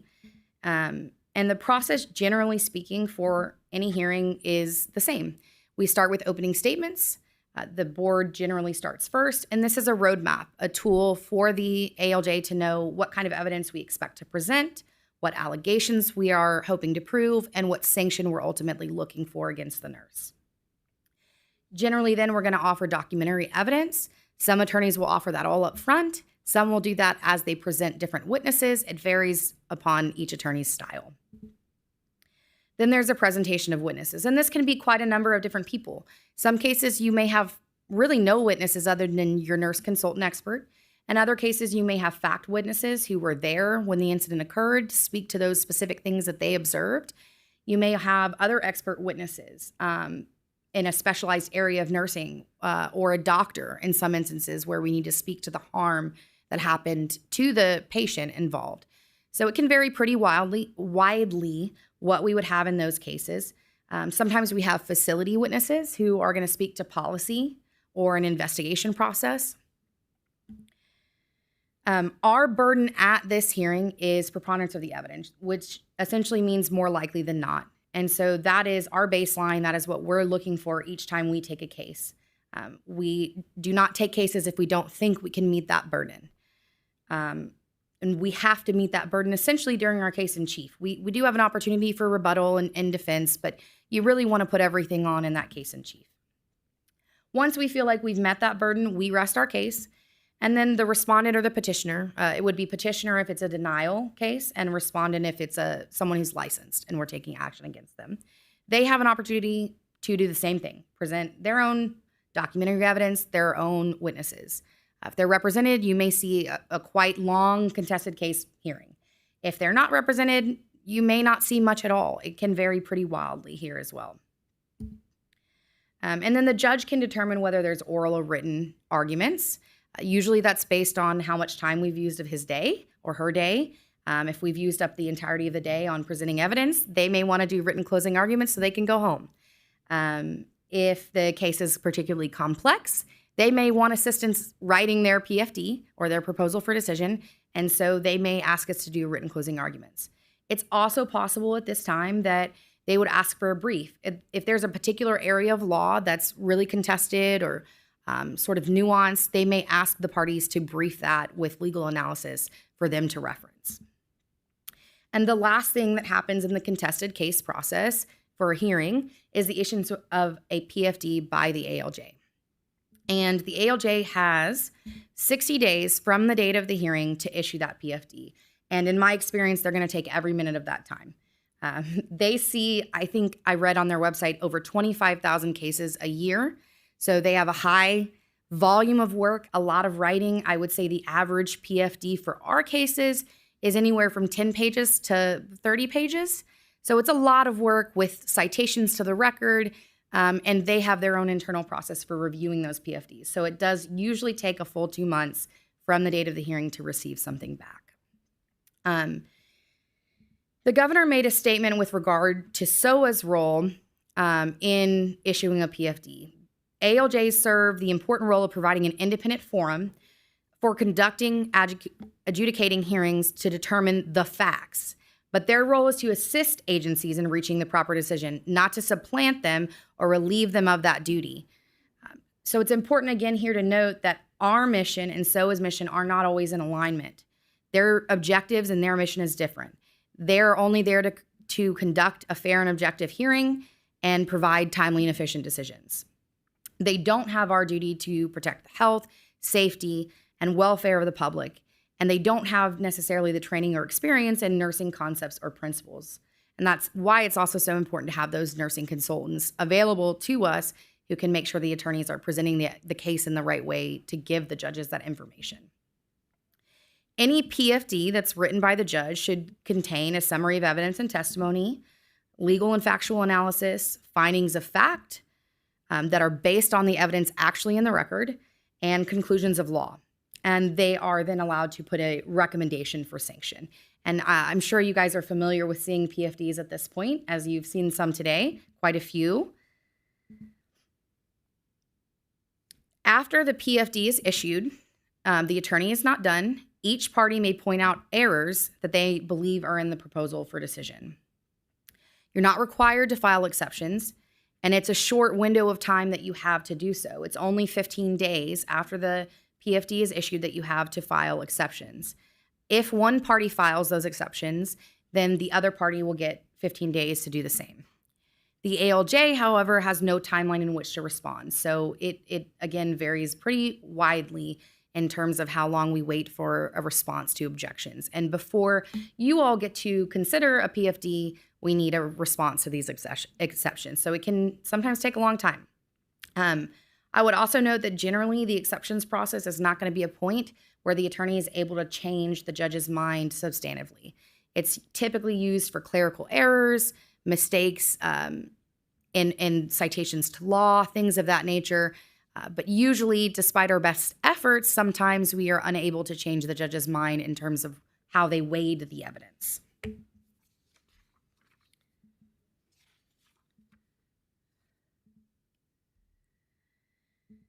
And as we mentioned previously, our role, or the board's role in PFDs, is much different than SOA's. We're ultimately responsible, or you all are ultimately responsible, for establishing nursing policy in the state of Texas. We are the expert in the concepts and the principles. So our job when we are reviewing these PFDs is to ensure that it's consistent with our interpretation of the NPA and any other relevant law. It's also to ensure that it's consistent with our own rules and policies, and to clarify at times nursing principles and concepts which may become confused by the PFD itself. And importantly, we need to establish and maintain precedent. Obviously, the board has been around for a while. There's been a number of PFDs that have come about through this contested case process, and we want to be consistent within that precedent because it creates a sense of fairness in terms of how we allocate discipline or remediation to nurses. So really, there are 4 options when we get a PFD. The first is to ratify a final order with no modification to the PFD. The second is to ratify a final order but modify the sanction. The third is to seek judicial review of the PFD. And then the fourth option is to take no action and thus decline to adopt the PFD in its entirety, which means that the nurse at issue would receive no discipline. With modification, a lot has changed over the years. It used to be that we had the power to change findings of fact and conclusion of law in very specific situations where it was adverse to rules or statutes. That is no longer the case. Now, the legislature has determined that we can only modify the sanction in the PFD. We have to, anytime we are modifying the sanction, ensure that we are still in line with the disciplinary matrix, which I'm sure you guys are familiar with and could be its own presentation very easily as well.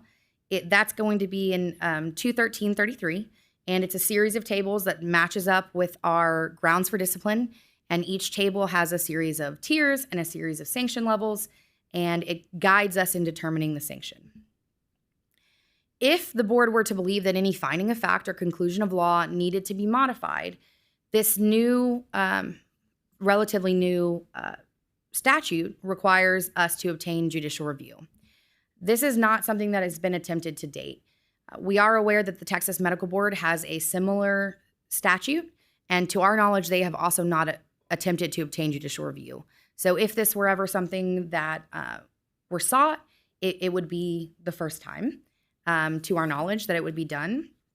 And basically it requires the filing of an action in the Travis County District Court, and that judge would review the administrative record to determine whether there was essentially an erroneous ruling by the ALJ that needed to be remedied. And again, the disciplinary matrix under Rule 213.33 is designed to avoid disparate treatment, to ensure fairness and consistency within board decisions, and again, to create that precedent we've spoken to. It's a setting point for sanction in any given case, meaning it's where we start. But you can move from that depending on the facts of the case. It's very important that we weigh those individual factors. And we do that through looking at the aggravating and mitigating factors. And this table shows you some examples of both aggravating and mitigating factors that could change the disciplinary action that we recommend. In each table, which is a ground for discipline under our statute, there's a list of aggravating and mitigating circumstances that are specific to that ground for discipline. But beyond that, we also have a subsection C that lists out quite a long list of factors that can be considered by the board in determining any sanction. And then there are two ways for a contested case to reach district court, really. One is an appeal from a petitioner or respondent. Once an order becomes final after being ratified by you all, then a respondent or petitioner can make a motion for rehearing. If that's denied or overruled by time, essentially, then they can choose to appeal to district court and have the district court review the administrative record to see if there was an error. The other way is the judicial review that we've talked about, which has not been done to this point. And the district court reviews the administrative record in either of these situations. And that's going to include everything listed here. It's important to note that all the materials you had today for your consideration of the PFDs would be part of the administrative record as well. It's also going to be all of the exhibits at the hearing, any motions, any orders from the judge. All of those things are going to be considered by the district judge. And that is essentially the contested case process in a nutshell. So if there's any questions, I would be happy to entertain them.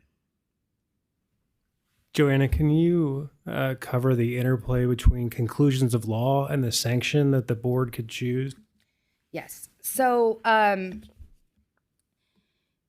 there are many times that an ALJ may write into their PFD that a particular case fits a particular place in the disciplinary matrix. For a long time, we would follow, and sometimes still do, whatever the judge put in relation to that box. We have had success recently in contesting that and preserving our right to rule on sanction. And we did that through the exceptions process.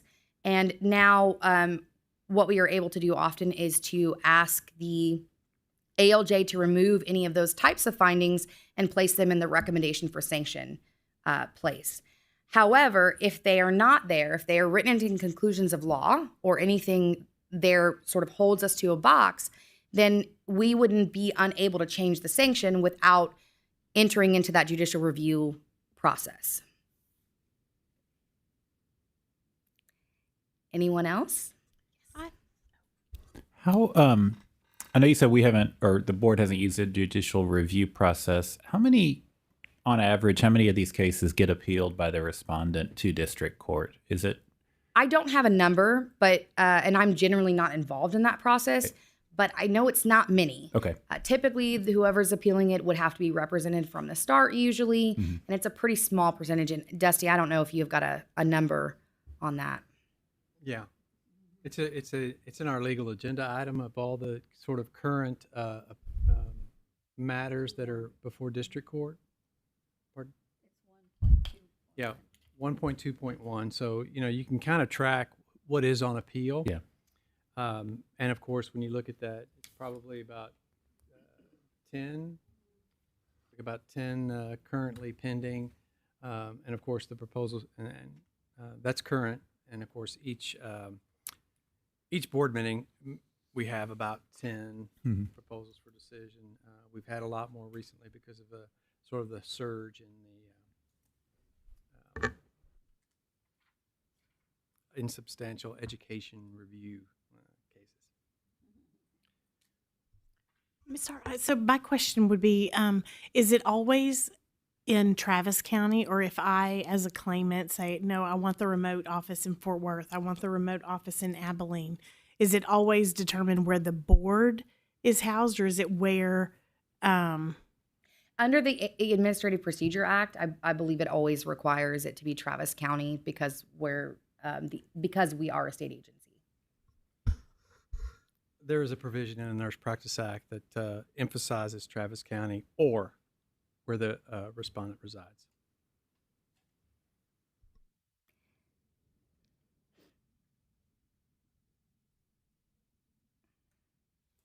Thank you all for your time. Thank you.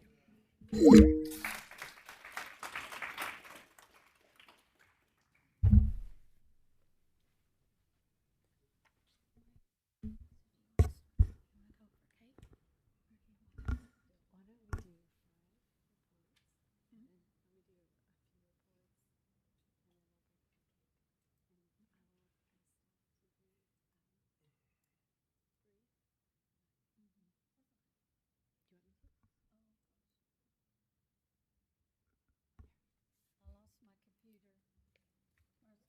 My person, my password, everything timed out. Daryl? Is Daryl available? I've lost my computer. Well, it says I have to have all of that. Okay, 3.2.11, report of the NCLEX PN examination pass rates for vocational nursing education programs. It says I've expired. And this is Dr. Hooper and Ms. Gloss, I believe. And at the risk of sounding rude, if we could keep it very brief. Thank you, because I know we're on a time schedule. Hmm.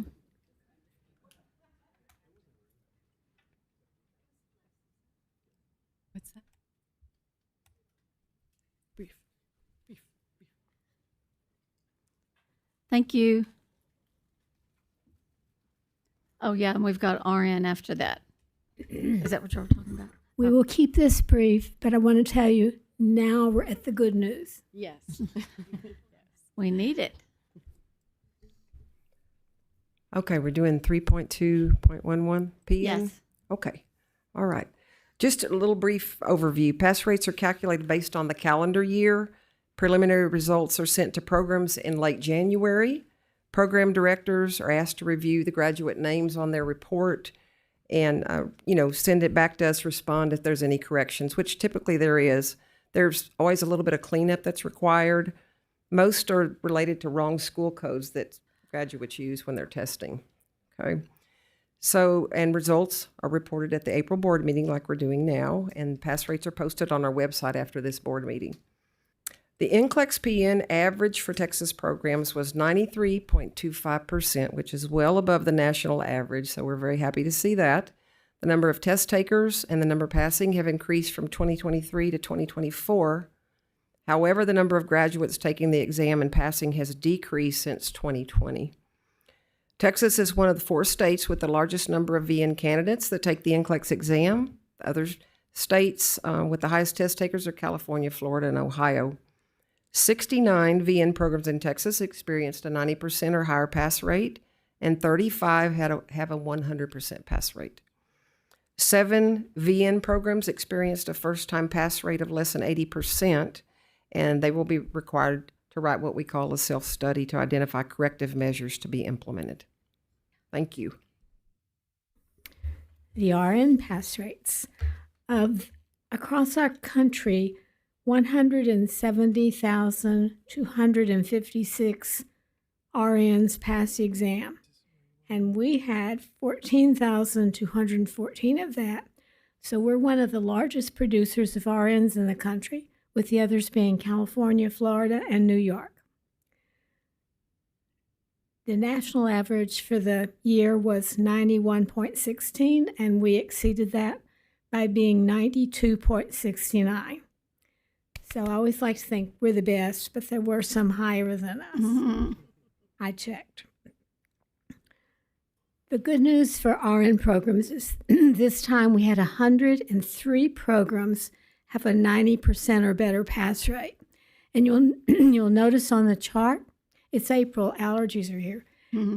You'll notice that there is a star beside some of their pass rates. Those programs get commendations, and that came to 103 programs. However, 7 programs on the professional level will need to do a self-study because they dropped once under 80%.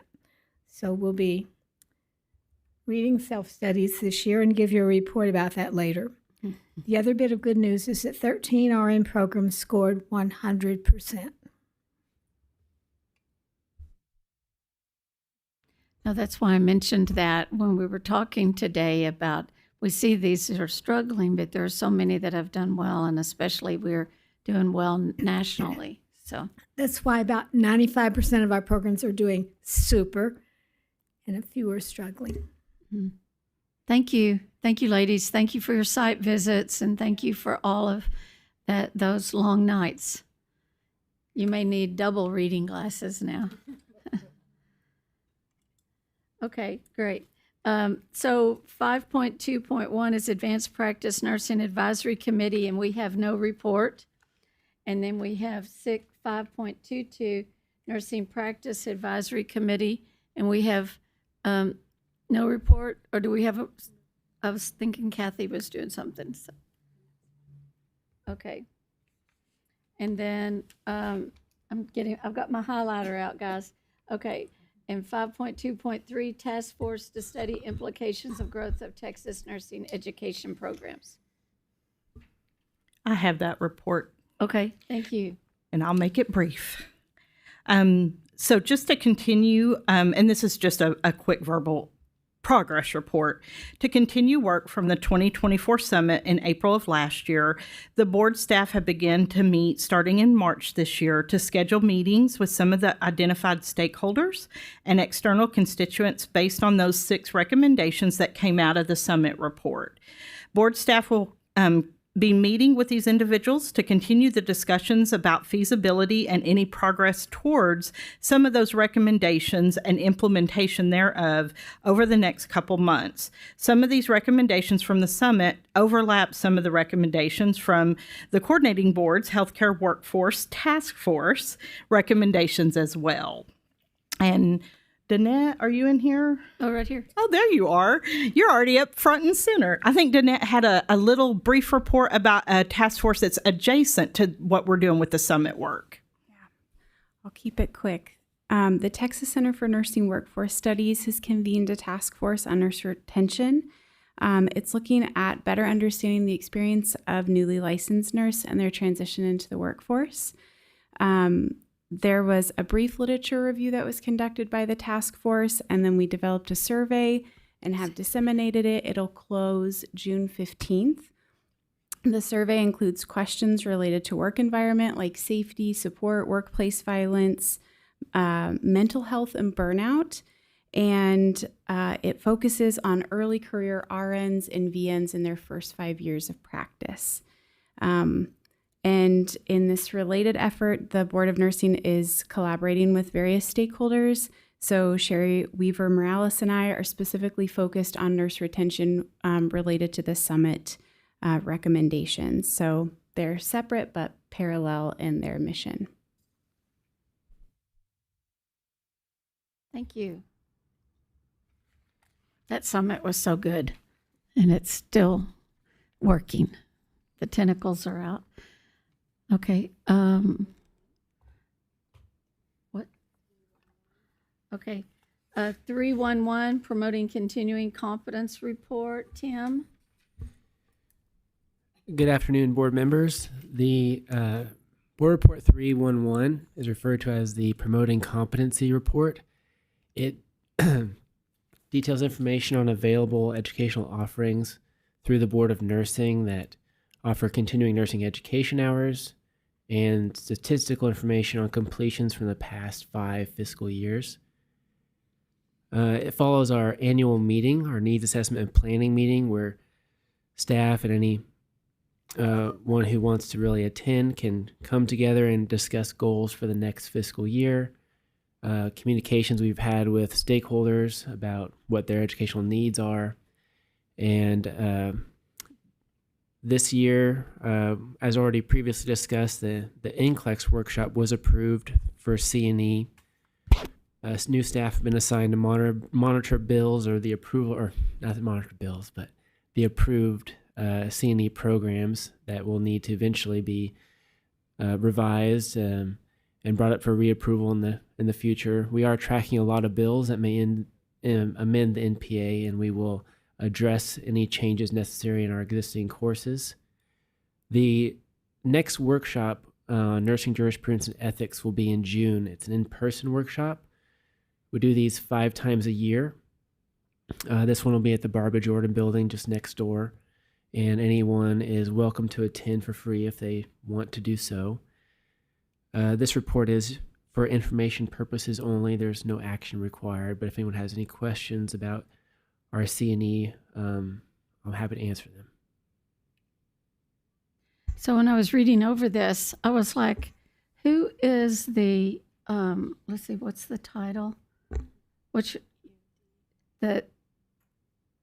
it? The EOD.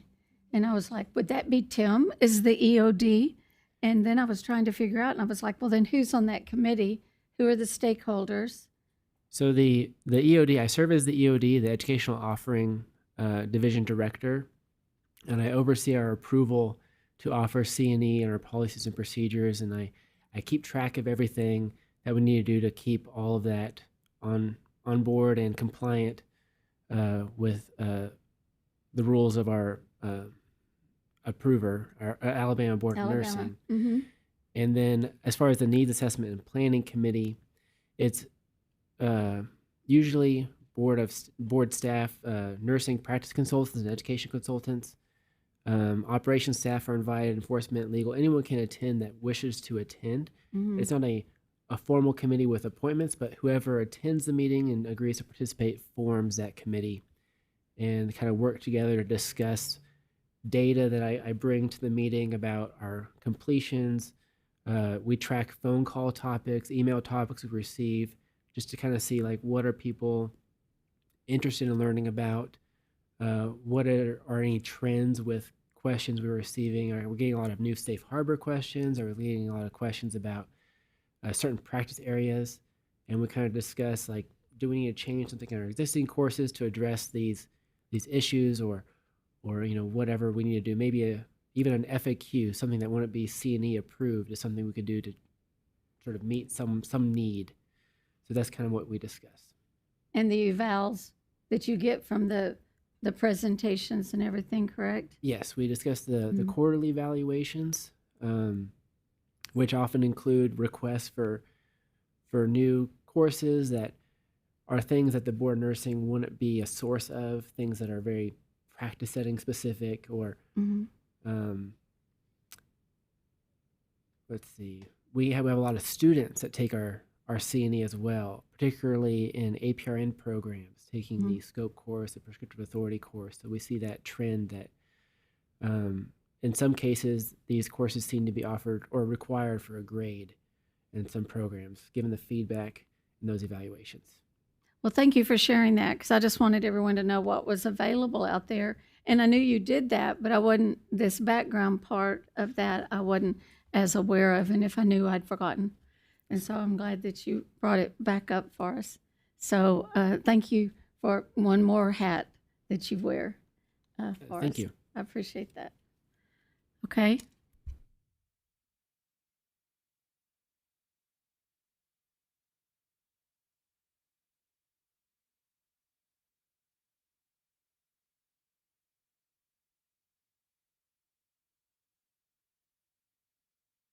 And I took it over, Texas Health and Human Services Commission E-Health Advisory Committee, but we just call it EHAC. And Paul is now has been appointed, and I'm taking that, I'm going away, and he's doing it, and he really is good at this kind of stuff, and it has been an honor for me to be on, and he'll be doing it. And it is a statute committee, and so he'll continue on. And we've already told them that he'll continue until it ends, instead of, it was supposed to end this December. And yeah, they're potentially going to continue it through December of 2027. And the next meeting is Monday. Yes, and they also, I think they're doing great work, and they deal with Health and Human Services, so it's the Medicaid population, and so we need to care about this because this is some of the disenfranchised and the people who are some of the poor population, and it's really. They're chipping away at like an iceberg about duplication of services and, who's using the ER, and then they're at the next ER and we're duplicating CAT scans and things like that. And so these committees are really some very learned people around the state that are really with very big, like one is a director at Parkland. So you can think about how many patients they have that come through their ER and all, and so they really do great work. And there's 3 committees, and he'll choose whichever one he wants to be on at that time. And I think Paul will do a great job. And our last meeting talked about that there are going to be and they're big on mental health. That's one of the parts. And so there's legislation coming up that has to do with some of the things the committee is doing. And so we'll see after this session if there's anything that this committee will need to do. So I appreciate Paul saying that he would step up and do that. So, and you'll hear Monday about that. Thank you.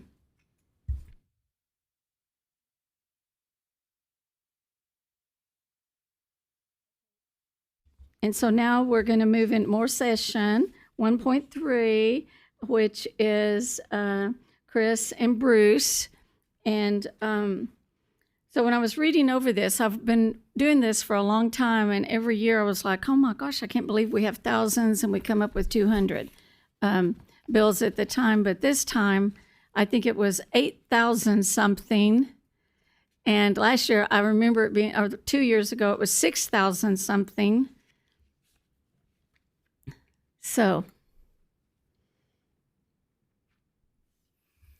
Madam President, board members, you are correct. The numbers continue to grow in terms of the number of bills filed. And this is kind of a glimpse at this time in terms of the number of bills that we're watching. When we first put this report together, we had 25 bills amending the Nursing Practice Act.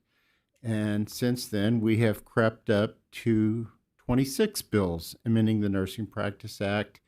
And it could be 28 bills by the end of the legislative session because they can add amending language to bills as they go through the legislative process. So just to kind of give you a little bit of background for those who haven't gone through the legislative sessions yet, so far we've had a little under 9,000 bills filed so far. And currently we're watching about 967 bills. And, bless their hearts, some staff picked the wrong category this year. And who would have known? We just had a couple of categories that got deluged with bills.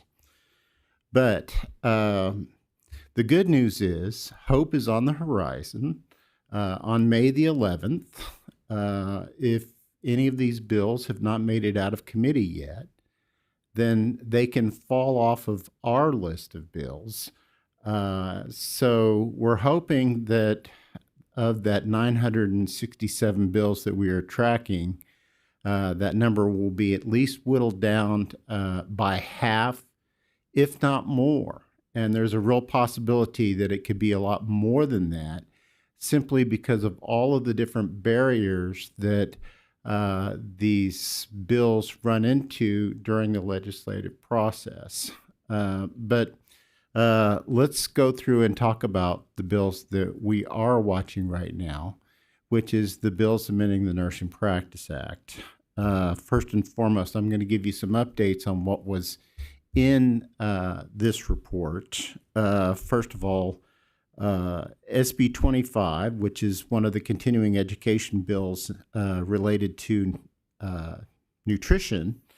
That one, a substitute, has been voted out of committee on April the 17th. Now, for those who are wondering, well, where's the language on that? Well, that's one of the barriers that these bills run into, is that they have to go through Ledge Council, and that can delay these bills 7 or 8 days. So that's how a lot of these bills are going to get eliminated, is simply because of the different processes that are in place that impact the bills as they go through the pipeline. Now, we do also have another continuing education bill related to pregnancy-related conditions, which did have some movement yesterday. It was passed in the Senate yesterday afternoon, and that's Senate Bill 2626 by Senator Campbell. We have a couple of bills relating to licensing of military veterans. We typically get those almost every legislative session. The first of the two bills, HB 879, is on the calendar for tomorrow. So we'll see where that one goes. Now, let's talk a little bit about the APRN bills, but only a little bit. There are 7 bills that relate to APRNs, and we've got the Heal Texans Act, which is one of the subcategories of it. There's been no change on either HB 1756 or SB 911, but we did get a bill filed in the Senate yesterday, HB 3055 by Senator Middleton, that was assigned to Senate State Affairs. I mentioned that one simply because it's very, very unusual for there to be Senate bills filed after the bill filing deadline back in March. So this is unprecedented. I don't think I've ever seen a bill filed this late in the Senate. So we'll have to keep an eye on it and see where it goes. No change in either HB 2532 and SB 3021. Now let's talk a little bit about bills relating to school nurses. We do have 4 school nurse bills that have been filed. HB 3029, which was pending as of yesterday, if you want to update that. No change on SB 1174. And then we'll get to the, here we go, HB 3397 and SB 920 that have to do with civil liability with administration of medications in schools by school nurses. There's been no change in either one of those bills. Now, we do have one bill filed that has to do with discipline by the Board of Nursing, and there's been no change on that bill since it was filed. We do have a couple of bills that get filed almost every session, and that's the bills that have to do with the use of the doctor title and some penalties for false advertising. Those get filed almost every legislative session. You know, the doctors are protecting the doctor title is what they're trying to do with that. A substitute was sent out yesterday for HB 3415. The other bill has had no action on it. Another one that's been generating a lot of buzz you may have heard about is the nurse profile bill, which is HB 3614, which was left pending on the 21st. This would be where we have to do profile pages like the medical board has for the doctors on their website. They received the funding and the staff for that several years ago, and they want to do the same thing with nurses, and we'll see where it goes from here. There was a lot of opposition to that bill from the CRNAs, and of course the doctors loved it. So, all right, going through the rest of these. We did have an interesting bill that we've not seen before, the APRN to physician pathway bill. That was left pending yesterday. The next bill on here, HB 3971, I expect this bill will probably work its way through pretty quickly. This has to do with just renaming of the Sunset Advisory Commission over to the Commission on Government Efficiency, DOGE, which is, I guess, the current technology for that, or current name for that. Another one that I should mention are a couple of bills that we have about the clinical site data. Both of these bills were left pending in committee. HB 4071 was left pending on April 22nd, and Senate Bill 2058 was left pending on 4/16. Again, on these bills, a lot of the times we don't see what the substitute language is until about 8 days after the bill has been approved by the committee. So we will have to just hang loose on these things and see where they go from here. Of course, earlier we mentioned the budget bills, which Himmett's team is watching like a hawk. Very, very nice work on their part. On the last page of this report, you'll see all of the different categories of bills that we're monitoring right now. Now, if any of you are interested in seeing our spreadsheet of these bills, just let me know. I didn't want to give you a report that was about 60 pages long. So, yeah, Bruce came to me. He's like, I'm not sure I'm going to have this report ready. It's quite long. I said, oh, let's not give them every single bill. But if you are interested, we can certainly share that. Thank you to Bruce and Sierra for their huge job in tracking these bills and keeping them organized, and the coordination with Himmett's team. They've had an inordinate amount of requests to submit fiscal notes, and everyone who monitors the bill has a part in that this session. So we've all learned a lot, and it's been eye-opening to really have to project what a bill would cost the agency, and some of them would cost the agency quite a bit. So thank you, Hemmett, for keeping us on track. How many have we filed so far?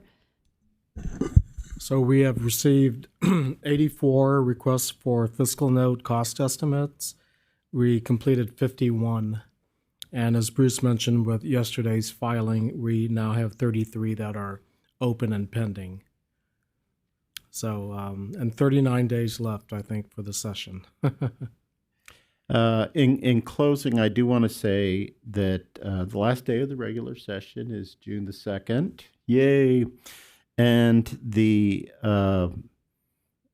June the 22nd is the governor's deadline to sign, veto, or take no action on all legislation that makes it to his desk. So I'm not anticipating that there will be a special session this time. So the session should be officially over June the 22nd. And for the July board meeting, we'll do a final report on legislation that has been passed. And in the October newsletter, we will include information for all nurses on bills that were enacted during the 89th legislative session.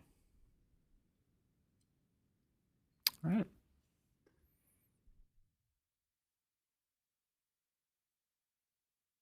I think that we should take a break and have cake. Let them eat cake. Tony? Yes. Yes. And then we'll come back. We'll just have a few to do and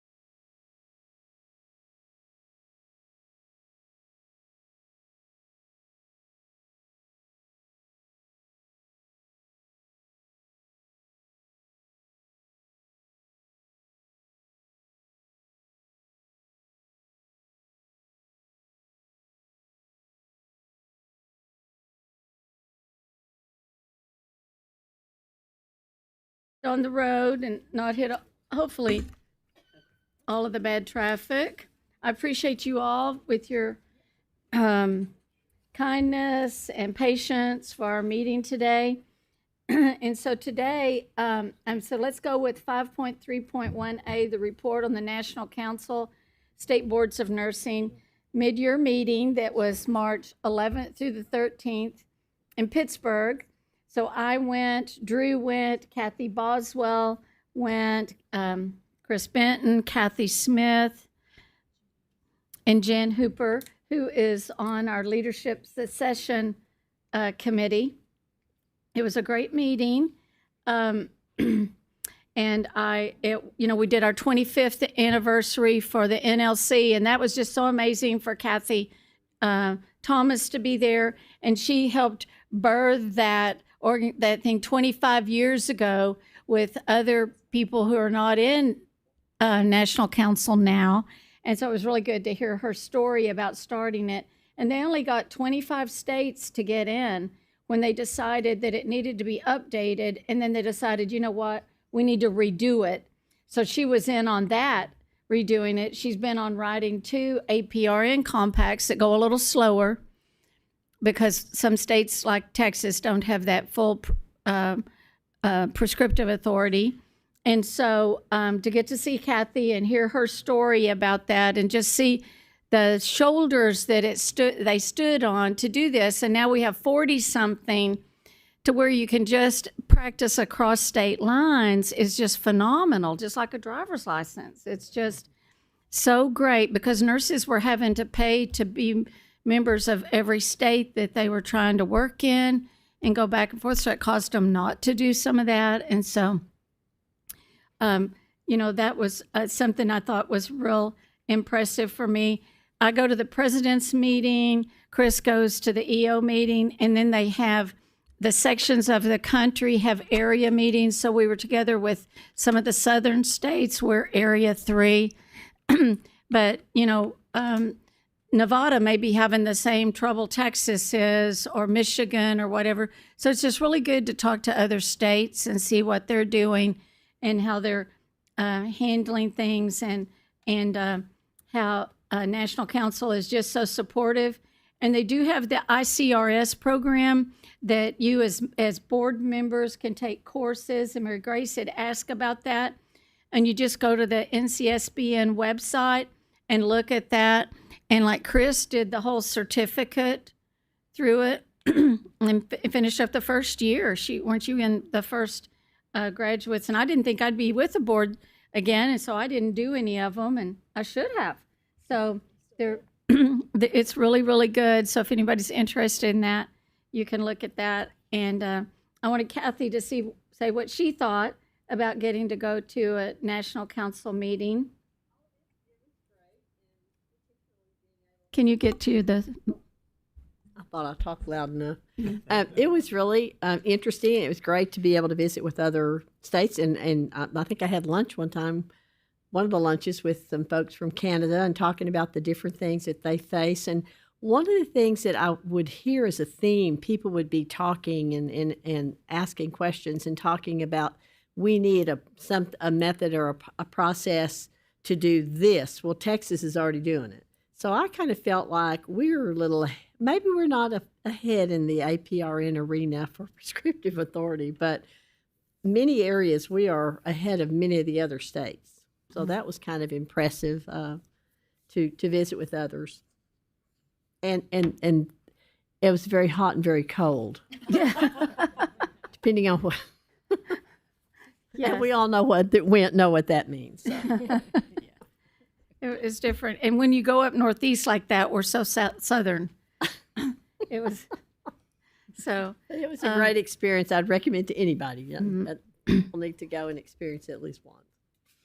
And Chris, did you want to? I'll just share that many of the presentations that were given at midyear are available now on NCSBN's website.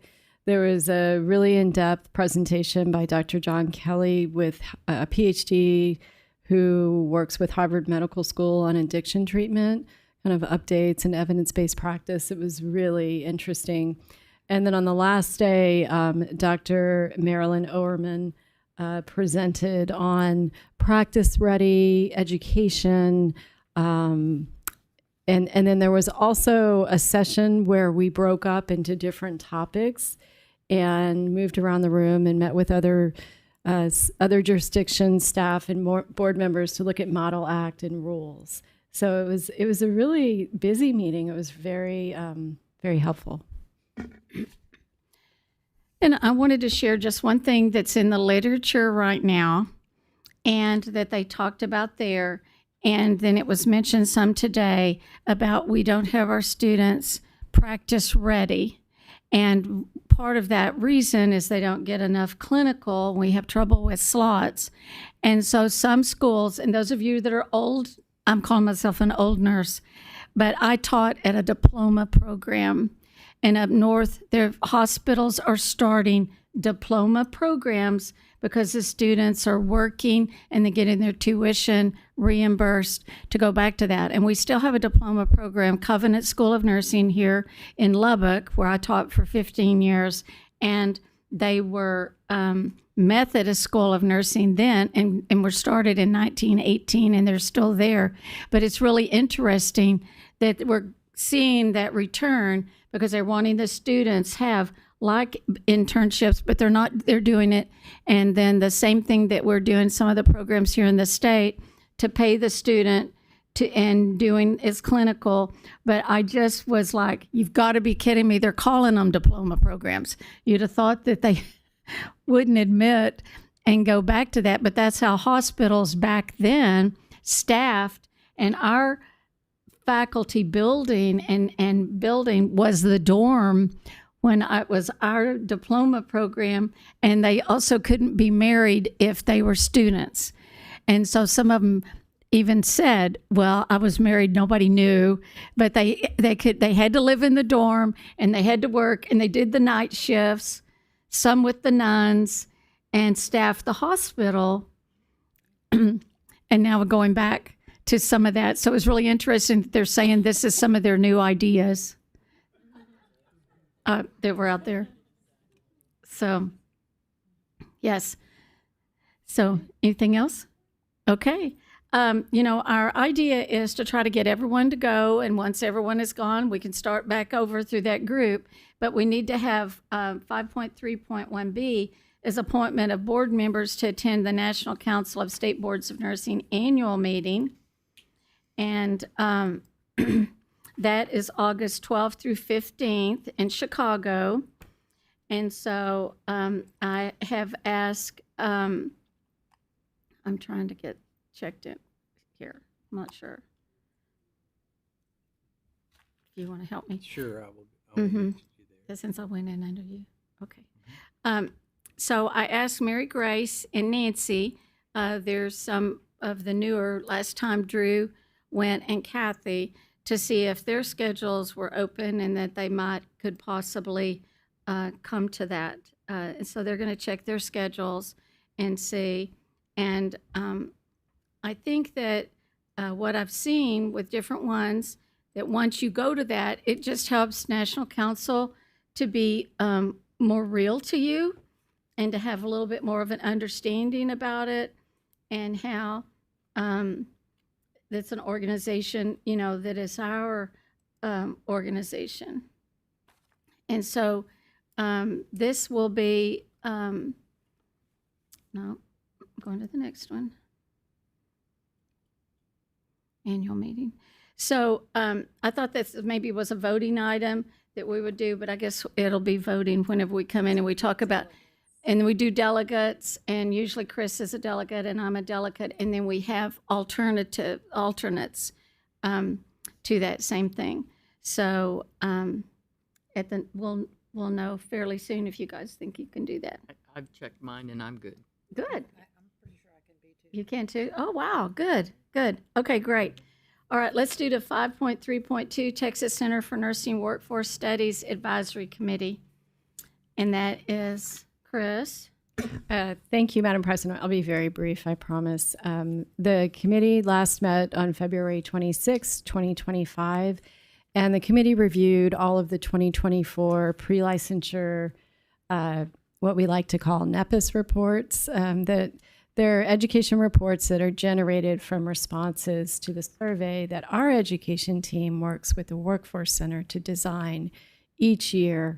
Those have already been posted on the Workforce Center's website, so I encourage you to look at them. They're really well done and really give you, a high-level view of what's going on with faculty, with students, with enrollment, with graduation, with clinical, with curriculum, why they're having to turn away applicants who are qualified if they are, and it's a nice way to take a pulse on what's happening in nursing education.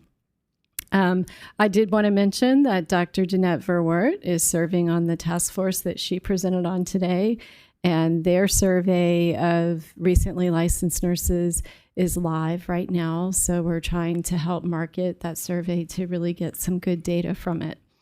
The Workforce Center also oversees the Workplace Violence Prevention Program. It's a grant program, and they will have an annual report coming out to share the most recent round of grant recipients. And the next meeting will be held in May. That's it. Any questions? Thank you. Can you do, or I don't know if Kathy Smith is doing that 5.3.4 report on the Texas Higher Education Coordinating Board Healthcare Workforce Task Force? That's a mouthful, isn't it? Yes, it Thank is. you, Madam President. Very brief. As you all know, there was a governor-appointed task force that met last year and finished their work in September and submitted that report to the governor's office. And so we kind of still follow the work that is coming from that task force. And so what we've been kind of looking at is the coordinating board. One of the members did share with us a list of bills that have been filed based on that particular task force recommendations. And so far, there's been 13 bills filed based on those recommendations. There were 18 recommendations in that report. 4 of them were companion bills. So really, there's 9 original bills from that particular task force. And we're just kind of watching where they're going to go and if they're going to go. And then we've been talking with some of the legislative staff as needed to just provide further education or clarification on questions related to those bills. So just a little bit of tracking outcomes from that task force. Thank you. That is really, I'm just kind of shocked. I mean, that seems 18 things and they came up with 14 or 15, did you say? So there, between House and Senate, there's 13 total bills filed, and 4 of them are like companion exact identical. So 9 original bill concepts from those 18 recommendations. Some kind of overlap, and there's other bills that is very similar that we have also tracked and seen, not specific to the list I have from the coordinating board. Thank you. Thank you very much. Okay, we have 7.2, Review of Health Professions Council Annual Report for Fiscal Year 2024. Chris? Thank you. Board members, you have the full report in your board docs to review. This is just an annual report that is put out by the Health Professions Council, which is the group of all of the healthcare licensing agencies that come together to try and achieve some efficiencies. I think one of the real valuable parts of this report are contained on pages 19 and 20. If you have a chance to look over that, you can see it really points out some of the efficiencies that Texas has as compared to some other states that might have a different structure, i.e. an umbrella structure, where a nursing board might be under the umbrella of a Department of Health. And this data really helps to illustrate that actually, when you look at the numbers, it's more efficient to remain as an independent board. So that's all I'll say about that. The rest of the report just gives you some data in terms of performance measures by each agency. So it's just helpful to see what our partner agencies are doing. be glad to answer any questions. It's a non-action item. Thank you. Okay, we're going down the stretch here. So we're down to, I think we're just down to 9. Review of board quarterly meeting evaluation that I always do, and I have some turned in. And the rest of you, make sure you turn in your evaluations for today. And you know, we have 14 members here. Maisie's the only one missing, so that is really, really exciting. So, yes, and we miss Maisie and her help, her participation. So, overall, I'm just not going to go on every single one of these, but overall, the same thing that I have every single time is about the staff is appreciated. The staff does a great job. We had 4 absences last time. We love our new building, you know, the new room. One of the statements, excited for the work this 15-member board is doing, a great diversity of thought and experience in this group, and I just echo that. I just think that it's great, and the participation and people coming prepared. They put future issues identified. I said, very good reminder from Dusty, welcome issue discussed at future meetings and new topics to be covered at next meeting due to open meeting rules. And I think that was the thing about how you said when the agenda is set, that we are not, we can't cover a new item. Excuse me, choked up. And that Drew had about education regulation. Discussion of amending rules is necessary to support board staff education approval process. I think, since you guys, the staff gave us, that overview, again, of all the things that your education consultants do and all, and just looking at supporting the staff and the approval process, it's an eye-opener to the low fees charged to entities for program proposal, and really need to relook at the cost model and refund process. So, we as board members were sitting up here and we're going, that seems like a lot of work. And, I think it was visualized again today, what the education staff does. So I wanted to emphasize that. And we had some members absent. IT worked very well for the last meeting, and it's just so nice, how we've struggled with IT at different times and trying to get going, and great meeting room, and appreciate ongoing board development. Well done, and kudos to the board staff for tremendous work they produce. So again, members, I just think for the staff, it's just, you guys are great. Thank you for what you do for us, the reports that you give us, and helping our meetings to go well. And our IT went, I think, even great today. So we've had our board development. And so executive director and board evaluations will be done before our next meeting, and will come out in June 23rd, and it will be, is that? June 23rd through July 7th. June 23 through July 7th, and the vice president will be in charge of that. Allison always does a great job. Patricia, may I look at the survey for the ED and the board before it's disseminated?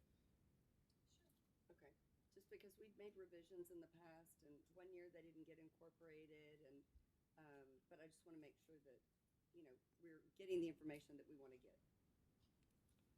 And is it SurveyMonkey or is it something else? Okay. And please pay attention and please do it, because I miss it sometimes. And so I'm like, oh my gosh, it's July 8th. And I didn't do it. And so I'm like, please open it again for me. And so she's been great to do that. So if you just, and it is a little time consuming, And I can tell you, one of the things I do, just for those who have not done it before, is that Chris sends hers out about evaluating herself against those items. And I always look at what she says, and when I'm thinking back about what we've done and what we've done through the year. So it's not a quick thing to do, but it is valuable. We have a great functioning board and agency, and so one of our responsibilities. And then the last thing is about the ethics, and I always get we only get about a month to do it, and I always ask for an extension. It's very, very easy. You just go in and you say you want one, and they say you've got one. I mean, it's not like it's big steps or anything, and it gives you till the end of June. So it gives you a little bit longer if anybody needs to do that. Can I make a comment about that ethics and compliance? Mm-hmm. So to the new board members, the more accurate and detailed you are on this initial one that may take you a really long time to do, the better, because guess what you get to do the next year? You can copy. Yeah. Mm-hmm. So. Mm-hmm. And I got audited. I put something in a wrong account. I was like, oh my gosh, and you've got 3 days to do this. And I was like, what? What the heck's I'm trying to talk? Please explain that. Yeah, the ethics said you put something in the wrong column, and I was like, "What?" I mean, like one of my accounts. Yeah, I just had it in the wrong fund. Classification. Yes, wrong classic. Yeah, and they're like, and I'm like, I'm on vacation. I mean, it was like you have 3 days, and it's like, what, and do it now. Yes. Yes, I had her on speed dial. Yeah, almost. I'm like, whoa. She goes, okay, that's fine. You can have, I was like, okay, it's Thursday.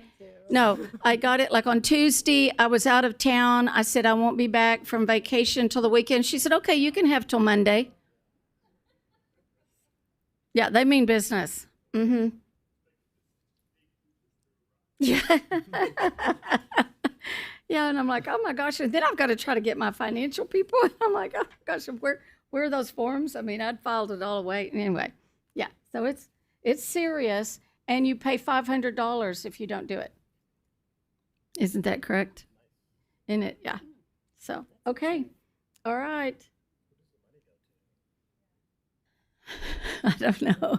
I don't know about that. Okay, is there anything else that we have? Thank you very much for your patience. Thank you for your participation.